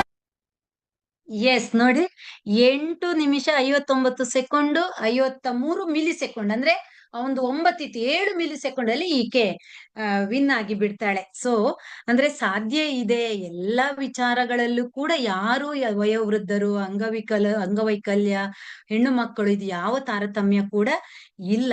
So next video ಇಟ್ಟೆ ಅಂತ ಗಮನಿಸ್ಕೊಳ್ಳಿ ಮಕ್ಳೇ. So ಕೊನೆಯದಾಗಿ 2 ವಿಚಾರ ಹೇಳ್ತೀನಿ ನಿಮ್ಮ ಪ್ರಶ್ನೆಗಳಿಗೆ ಅಷ್ಟೇ. ಒಂದು, ಪೋಷಕರು ಮತ್ತು ಮೇಲ್ವಿಚಾರಕರು ಯಾವ ರೀತಿಯಾಗಿ ಅಂದ್ರೆ ಹೇಗೆ ಇರ್ಬೇಕು, ಅವರ ಪಾತ್ರ ಏನು ಮಕ್ಕಳನ್ನು ಬೆಳೆಸೋದ್ರಲ್ಲಿ. ಮಕ್ಕಳ ಒಂದಂತೂ ಹೇಳ್ತೇನೆ, ಒಂದು, ನಡೆದು ತೋರಿಸಬೇಕು. ಇವತ್ತು ಮಕ್ಕಳು ಕೇಳಿ ಕಲಿಯುವುದಕ್ಕಿಂತ ಹೆಚ್ಚು ನೋಡಿ ಕಲಿತಾರೆ. ಹಾಗಾಗಿ ಅದು ಶಿಕ್ಷಕರೇ ಇರ್ಬೋದು, ಪೋಷಕರೇ ಇರ್ಬೋದು, ಮೇಲ್ವಿಚಾರಕರು ಯಾರೇ ಇರ್ಬೋದು, ಇವತ್ತು ನಡೆದು ತೋರಿಸ್ಬೇಕಾದಂತ ಅನಿವಾರ್ಯತೆ ಇದೆ. ಮಕ್ಕಳು ಇವತ್ತು ಕೇಳಿ ಕಲಿಯುವುದಿಲ್ಲ, ನೋಡಿ ಕಲಿತಾರೆ. ಇನ್ನೊಂದು, ಒತ್ತಡ ನಿವಾರಣೆಗೆ ಏನ್ ಮಾಡ್ಬೇಕು ಅಂತ ಒಂದು ಪ್ರಶ್ನೆ ಕೇಳಿದ್ರು. ಕೆಲವು ಮಾತ್ರ ಹೇಳ್ತೀನಿ. ಒಂದು, ಮಕ್ಕಳೇ, ಕೆಲಸಕ್ಕೆ ಸಮಯಕ್ಕೆ ಬೆಲೆ ಕೊಡಿ. ನಾವು ಯಾವತ್ತು ಕೆಲಸವನ್ನು ನಾಳೆಗೆ ಮುಂದೂಡಬಾರ್ದು. ಆಯಾಯ ಸಮಯದಲ್ಲಿ ಯಾವ ಕೆಲಸ ಮಾಡ್ಬೇಕು ಆ ಕೆಲಸವನ್ನು ಮಾಡ್ತಾ ಹೋಗಿ. ಖಂಡಿತ ಒತ್ತಡ ನಿರ್ವಹಣೆ ಖಂಡಿತ ಸಾಧ್ಯ ಇದೆ. ಇನ್ನೊಂದು, ವ್ಯಕ್ತಿತ್ವವನ್ನು ಹೇಗೆ ರೂಪಿಸ್ಕೊಳ್ಬೇಕು ಅಂತ ಕೇಳಿದ್ರೆ, ವ್ಯಕ್ತಿತ್ವ ವಿಕಸನ ಅಂದ್ರೆ ಏನು ಅಂತ ಕೇಳಿದ್ರೆ, ಎಕ್ಸ್ಟರ್ನಲ್ ಅಂಡ್ ಇಂಟರ್ನಲ್ 2 ವ್ಯಕ್ತಿತ್ವ ಇದೆ. ನಾವು ಹೊರಗಡೆ ಏನ್ ಕಾಣ್ತಾ ಇದ್ದೇವೋ ಇದು ಎಕ್ಸ್ಟರ್ನಲ್. ನೋಡ್ಲಿಕ್ಕೆ ಚಂದ ಇರ್ತೇವೆ, ನೋಡ್ಲಿಕ್ಕೆ ಒಳ್ಳೆಯ ಬಟ್ಟೆ ಹಾಕೊಂಡಿರ್ತೇವೆ, ಆದ್ರೆ ಅದು ವ್ಯಕ್ತಿತ್ವ ಆಗೋದಿಲ್ಲ. ವ್ಯಕ್ತಿತ್ವ ನಿಮ್ಮ ದೇಹದ ಒಳಗಿನ ಗುಣನಡತೆ, ನಿಮ್ಮ ಮನಸ್ಸಿನ ಗುಣನಡತೆ. ನೀವು ಕನ್ನಡಿಯ ಎದುರು ನಿಂತು ನಿಮ್ಮ ಹೊರಗಿನ ದೇಹವನ್ನು ನೋಡುವಾಗ ಒಂದು ಸಲ ಕೇಳ್ಕೊಳ್ಳಿ, ನನ್ನ ಮನಸ್ಸಿನ ಗುಣ, ನನ್ನ ಮನಸ್ಸು ಹೇಗಿದೆ, ನನ್ನ ಒಳಗಿನ ಗುಣಗಳು ಹೇಗಿದೆ ಅಂತ ಪ್ರಶ್ನೆ ಕೇಳ್ಕೊಳ್ಳಿ. ಕನ್ನಡಿಯ ಎದುರು ನಿಂತು ಒಮ್ಮೆ ಪ್ರಶ್ನೆ ಕೇಳಿ ಮಕ್ಳೇ. ಇನ್ನೊಂದು ಮಾತು ಏನಂದ್ರೆ, ಯಾವತ್ತೂ ನಾವು ಮಕ್ಕಳು ಆಲೋಚನೆ ಮಾಡ್ಬೇಕು, ಟೀಚರು ಮತ್ತು ಪೋಷಕರು, ಮೇಲ್ವಿಚಾರಕರು, ಇವರು ನಿಮಗೆ ಒಳ್ಳೆಯ ಮಾತನ್ನು, ಬುದ್ಧಿವಾದವನ್ನು ಹೇಳ್ತಾರೆ ಅಂತಾದ್ರೆ ನಿಮ್ಮ ಭವಿಷ್ಯ ಇದೆ ಅಂತ ಅರ್ಥ. ಸ್ನೇಹಿತರು ಎಲ್ಲಾದ್ರೂ ನಿಮ್ಮನ್ನು ಕೆಟ್ಟ ದಾರಿಗೆ ಇಳಿತಾರೆ ಅಂತಾದ್ರೆ ನಿಮ್ಮ ನಾಶ ಇದೆ ಅಂತ ಅರ್ಥ. ಸೊ ಇದನ್ನು ನಮ್ಮ ತಲೆಯಲ್ಲಿ ಯಾವತ್ತೂ ಇಟ್ಕೊಳ್ಬೇಕು. ಟೀಚರ್ ಆಗ್ಲಿ, ಪೋಷಕರಾಗ್ಲಿ, ಮೇಲ್ವಿಚಾರಕರಾಗ್ಲಿ ನಿಮಗೆ ಒಳ್ಳೆಯ ವಿಚಾರವನ್ನು ಹೇಳ್ತಾರೆ, ನಿಮಗೆ ಬುದ್ಧಿವಾದ ಹೇಳ್ತಾರೆ ಅಂತಾದ್ರೆ ನಿಮ್ಮ ಭವಿಷ್ಯವನ್ನು ನೀವು ಬಹಳ ಚೆನ್ನಾಗಿ ಕಟ್ಟಿಕೊಳ್ಳಿಕ್ಕೆ ಸಾಧ್ಯತೆ ಇದೆ. ಅಯ್ಯೋ, ಯಾಕಪ್ಪ ಇವರು ಬುದ್ಧಿವಾದ ಹೇಳ್ತಾರೆ, ಯಾಕಪ್ಪ ನಮ್ಮನ್ನು ಈ ರೀತಿಯಾಗಿ ಕಟ್ಟಿ ಹಾಕ್ತಾರೆ ಎನ್ನುವ ಆಲೋಚನೆ ಬಂದ್ರೆ ನಮ್ಮ ಭವಿಷ್ಯ ಅಲ್ಲಿ ನಾಶ ಇದೆ ಅಂತ ಅರ್ಥ. ಒಂದು ಕತೆ ಹೇಳಿ ಕೊನೆಯ ಕ್ಲಿಪ್ಪಿಂಗ್ಸ್ ಅಲ್ಲಿ ಕೊನೆಗೊಳಿಸ್ತಾ ಇದ್ದೇನೆ ಮಕ್ಳೇ, ಗಮನಿಸ್ಕೊಳ್ಳಿ. ಒಂದ್ಸಲ ಒಂದು ಹುಡುಗ ಕೈಯಲ್ಲಿ ಚಿಟ್ಟೆಯನ್ನು ಹಿಡ್ಕೊಂಡ್ ಬಂದಂತೆ. ವ್ಯಕ್ತಿತ್ವ ವಿಕಸನ ಅಂತ ಹೇಳಿದ ಕಾರಣ ಕೇಳ್ತಾ ಇದ್ದೇನೆ. ಚಿಟ್ಟೆಯನ್ನು ಹಿಡ್ಕೊಂಡ್ ಬಂದ ಅಪ್ಪನಲ್ಲಿ ಕೇಳದಂತೆ, ಅಪ್ಪ, ನನ್ನ ಕೈಲೊಂದು ಚಿಟ್ಟೆ ಇದೆ, ಇದು ಸತ್ತಿದೆಯೋ ಬದುಕಿದೆಯೋ ಅಂತ. ಅಪ್ಪ ಅಂದ್ರೆ ಸಮಯ ಪ್ರಜ್ಞೆ, ಸಮಯ ನಿರ್ವಹಣೆ ಇದೆಲ್ಲವೂ ನಮ್ಮಲ್ಲಿ ಇರ್ಬೇಕು. ಅಪ್ಪ ಹೇಳ್ತಾರಂತೆ, ಒಂದು ವೇಳೆ ಸತ್ತಿದೆ ಅಂತ ಹೇಳಿದ್ರೆ ಮಗ ಚಿಟ್ಟೆಯನ್ನು ಹಾರಿ ಬಿಡ್ತಾನೆ, ನಾನ್ ಸೋಲ್ತೇನೆ. ಬದುಕಿದೆ ಅಂತ ಹೇಳಿದ್ರೆ ಮಗ ಕೈಯಲ್ಲಿ ಆ ಚಿಟ್ಟೆಯನ್ನು ಅಲ್ಲಿಗೆ ಹಿಚುಕಿ ಸಾಯಿಸ್ತಾನೆ, ಮತ್ತೆ ನಾನು ಸೋಲ್ತೇನೆ ಅಂತ ಹೇಳಿ ಅಪ್ಪ ಮಗ ಕೇಳಿದ ಪ್ರಶ್ನೆಗೆ ಎಷ್ಟು ಚೆನ್ನಾಗಿ ಉತ್ತರ ಕೊಡ್ತಾನೆ ಅಂತ ಹೇಳಿದ್ರೆ, ನನ್ ಕೈಯಲ್ಲಿರುವ ಚಿಟ್ಟೆ ಸತ್ತಿದೆಯೋ ಬದುಕಿದೆಯೋ ಅಂತ ಮಗ ಕೇಳಿದಾಗ ಅಪ್ಪ ಹೇಳ್ತಾರೆ, ಮಗನೇ, ಆ ಚಿಟ್ಟೆಯ ಭವಿಷ್ಯ ನಿನ್ನ ಕೈಯಲ್ಲಿದೆ ಅಂತ. ಮಕ್ಳೇ, ನಿಮ್ಮ ಭವಿಷ್ಯ ನಿಮ್ ಕೈಯಲ್ಲಿದೆ. ಆ ಭವಿಷ್ಯವನ್ನು ಆ ಭವಿಷ್ಯವನ್ನು ಚೆನ್ನಾಗಿ ಕಟ್ಟಿಕೊಳ್ಳಿ ಅಂತ ಹೇಳುತ್ತಾ ಕೊನೆಯ ಒಂದು ವಿಡಿಯೋ ಕ್ಲಿಪ್ಪಿಂಗ್ಸ್ ಇದು ನಿಮಿಗಾಗಿ, ನಿಮ್ಮ ಬದುಕನ್ನು ಕಟ್ಟಿಕೊಳ್ಳಿಕ್ಕಾಗಿ ನಾವು ಹೇಗಿದ್ದೇವೆ ಎನ್ನುವುದನ್ನು ಮತ್ತು ನಮ್ಮ ಬದುಕು ಹೇಗಿದೆ ಎನ್ನುವುದನ್ನು, ನಮ್ಮ ಜೀವನ ಹೇಗಿದೆ, ನಾನು ಹೇಗಿದ್ದೇನೆ ಎನ್ನುವುದನ್ನು ಇದನ್ನು ನೀವು ಸಾಧ್ಯ ಆದ್ರೆ ಅಲ್ಲಿ ಅನ್ಮ್ಯೂಟ್ ಮಾಡೋದ್ ಬೇಡ. ನೀವು ಈ ಪದ ಬರ್ತಾ ಹೋದಾಗೆ ಯಾರಿಗೆಲ್ಲ ಹೇಳಲಿಕ್ಕೆ ಸಾಧ್ಯ ಆಗ್ತದೆ ಅಲ್ಲಿ ಒಂದು ವರ್ಡಿಂಗ್ಸ್ ಬರ್ತದೆ, ಅದನ್ನು ಗಟ್ಟಿಯಾಗಿ ಹೇಳಿ ಮಕ್ಳೇ. ಈ ವಿಡಿಯೋಕ್ಕೆ ನಾನು ಕೊನೆಗೊಳಿಸ್ತೇನೆ. ಏನಾದ್ರೂ ಇದ್ರೆ ಕೊನೆಗೊಂದು ಮಾತಿಗೆ ನಿಮಗೆ ಅವಕಾಶ ಇದೆ. ಈ ವಿಡಿಯೋವನ್ನು ಗಮನಿಸ್ಕೊಳ್ಳಿ. ಇದು ನಿಮ್ಮ ಜೀವನ, ಇದು ನಾವು ಕಟ್ಟಿಕೊಳ್ಬೇಕಾದಂತ ಜೀವನ. ಗಮನಿಸಿ, ಗಟ್ಟಿಯಾಗಿ ಹೇಳಿ.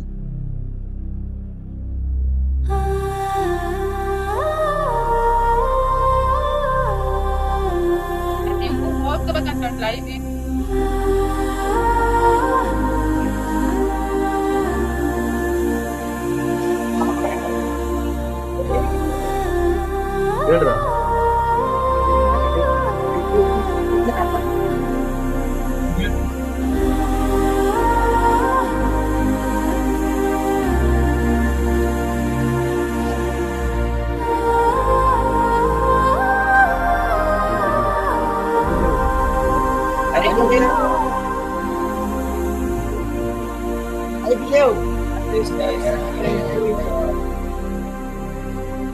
I am always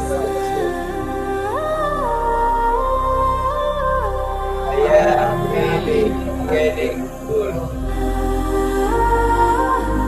I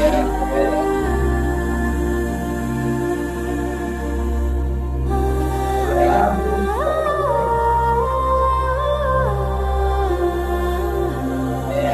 happy and grateful.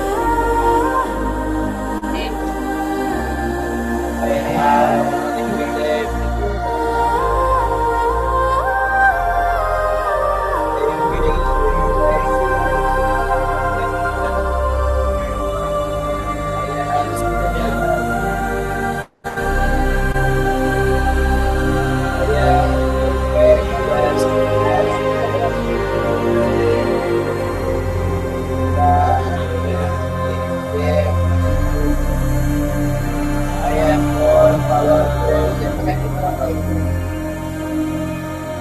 every moment is I have you in me I am evolving I am intelligent I am strong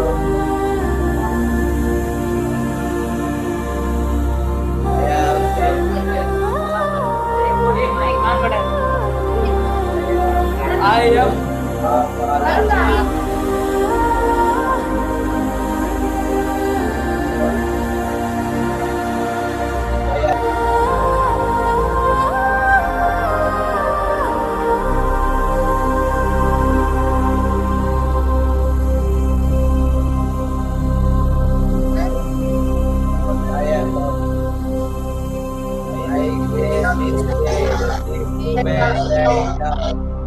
I am simply wonderful. Hope, felt, peace, love, believe. Video close ಮಾಡಿ. S, ಹೌದಲ್ವಾ? ನಾವು great ಅಲ್ವಾ? Important ಅಲ್ವಾ? ಹೌದಲ್ವಾ? So ನಮ್ಮಲ್ಲಿ confident ಇದೆ ಅಲ್ವಾ? S ಮಕ್ಕಳೇ, ನಮ್ಮಲ್ಲಿ ಎಲ್ಲಾ ಶಕ್ತಿ ಇದೆ, ಎಲ್ಲಾ ವಿಚಾರಗಳಿದೆ. ಒಟ್ಟಿನಲ್ಲಿ ಮಕ್ಕಳೇ, ನಿಮ್ಮ ಜೀವನದಲ್ಲಿ ಒಂದು ಶಿಸ್ತಿರ್ಲಿ. ಶಿಸ್ತಿದ್ದಾಗ ನಮಗೆ ಎಲ್ಲರೂ ಚೆನ್ನಾಗಿ ಕಾಣ್ತಾರೆ, ನಮ್ಮ ಜೀವನವೂ ಚೆನ್ನಾಗಿ ಕಾಣ್ತದೆ. ಕೊನೆಯದಾಗಿ ನಿಮ್ಮ ಮನಸ್ಸನ್ನು ಹತೋಟಿಯಲ್ಲಿ ಇಟ್ಟುಕೊಳ್ಳುವಂತ ಶಕ್ತಿ ಇರ್ಲಿ, ನಿಮ್ಮ ಬುದ್ಧಿಯನ್ನು ನಿಮ್ಮ ಕೈಯಲ್ಲಿ ಇಟ್ಟುಕೊಳ್ಳುವಂತ ಶಕ್ತಿ ಇರ್ಲಿ. ಆವಾಗ ಕೂಡ ನಮಗೆ ಸಮಾಜ ಚೆನ್ನಾಗ್ ಕಾಣ್ತದೆ, ಎಲ್ಲ ವ್ಯಕ್ತಿಗಳು ಚೆನ್ನಾಗ್ ಕಾಣ್ತಾರೆ.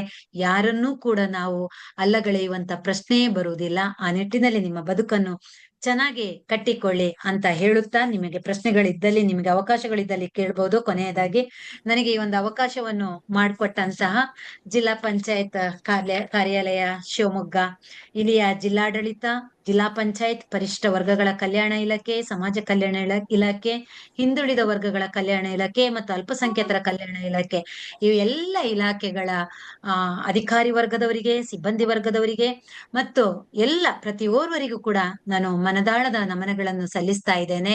ಸೊ ನಮ್ಗೆ ಗೊತ್ತಿದೆ ಆನ್ಲೈನ್ ಅಂದಾಗ ನಮಗೆ, ಯಾಕಂದ್ರೆ ನಮ್ದು ಪರ್ಸನಾಲಿಟಿ ಡೆವಲಪ್ಮೆಂಟ್ ಟ್ರೈನರ್ಸ್ ನಾವು ಆಕ್ಟಿವಿಟಿ ಬೇಸ್ಡ್ ಹೆಚ್ಚು ಮಾಡ್ತಾ ಇರ್ತೀವಿ. ಸೊ ಅದು ಆಫ್ಲೈನ್ ಆದಾಗ ಇನ್ನೂ ಇಫೆಕ್ಟಿವ್ ಆಗಿ ಮಾಡ್ಲಿಕ್ಕೆ ಖಂಡಿತ ಸಾಧ್ಯ ಇದೆ. ಆನ್ಲೈನ್ ಅಂದಾಗ ಅದು ಏಕಮುಖ ಒಂದೇ ಕಡೆಯಿಂದ ಬರುವಂತ ಮಾತುಗಳು ಆಗ್ತದೆ. ಆದ್ರೂ ನೀವು ಒಂದಿಷ್ಟು ನಮ್ ಜೊತೆಗೆ ಸಹಕರಿಸಿದ್ದೀರಾ, ಖುಷಿ ಆಯ್ತು. ಇನ್ನೊಂದು ನನ್ನ ಜೊತೆಗೆ ಇರುವವರು ಕೂಡ ಒಂದು ನೆನಪು ಮಾಡ್ಕೊಂಡ್ರು. ಅವರು ಒಂದು ಸೇವಾ ಸಂಗಮ ಎನ್ನುವಂತ ಟ್ರಸ್ಟ್ ಅನ್ನು ಕಟ್ಕೊಂಡಿದ್ದಾರೆ. ನಾಳಿದ್ದು 2 ದಿನದ ರಾಜ್ಯ ಮಟ್ಟದ ತರಬೇತಿ ನಾಯಕತ್ವ ಶಿಬಿರವನ್ನು ನಮ್ಮ ಸುಳ್ಯ ತಾಲೂಕಿನಲ್ಲಿ ಮಾಡ್ತಾ ಇದ್ದಾರೆ.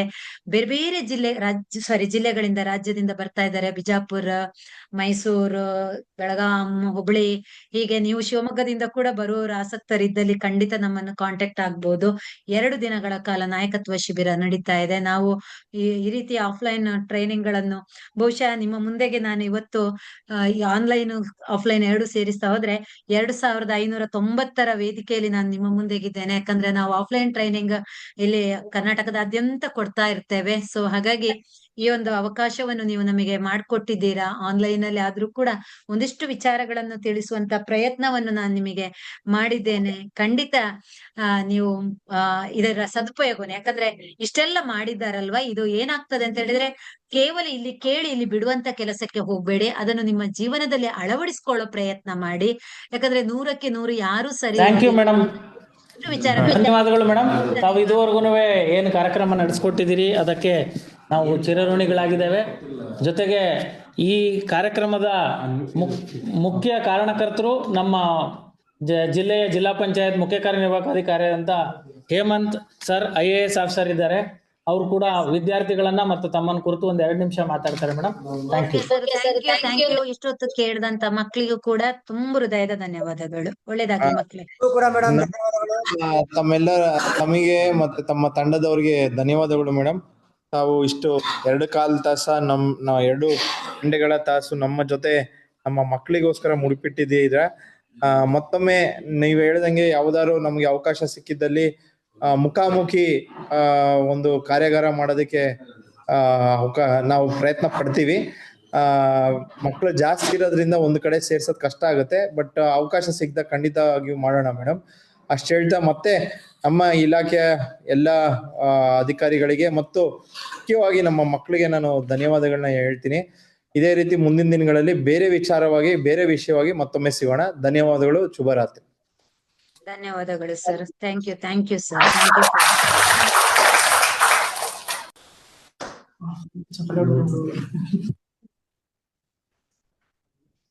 ಏನು ಮಾಡಿದ್ರ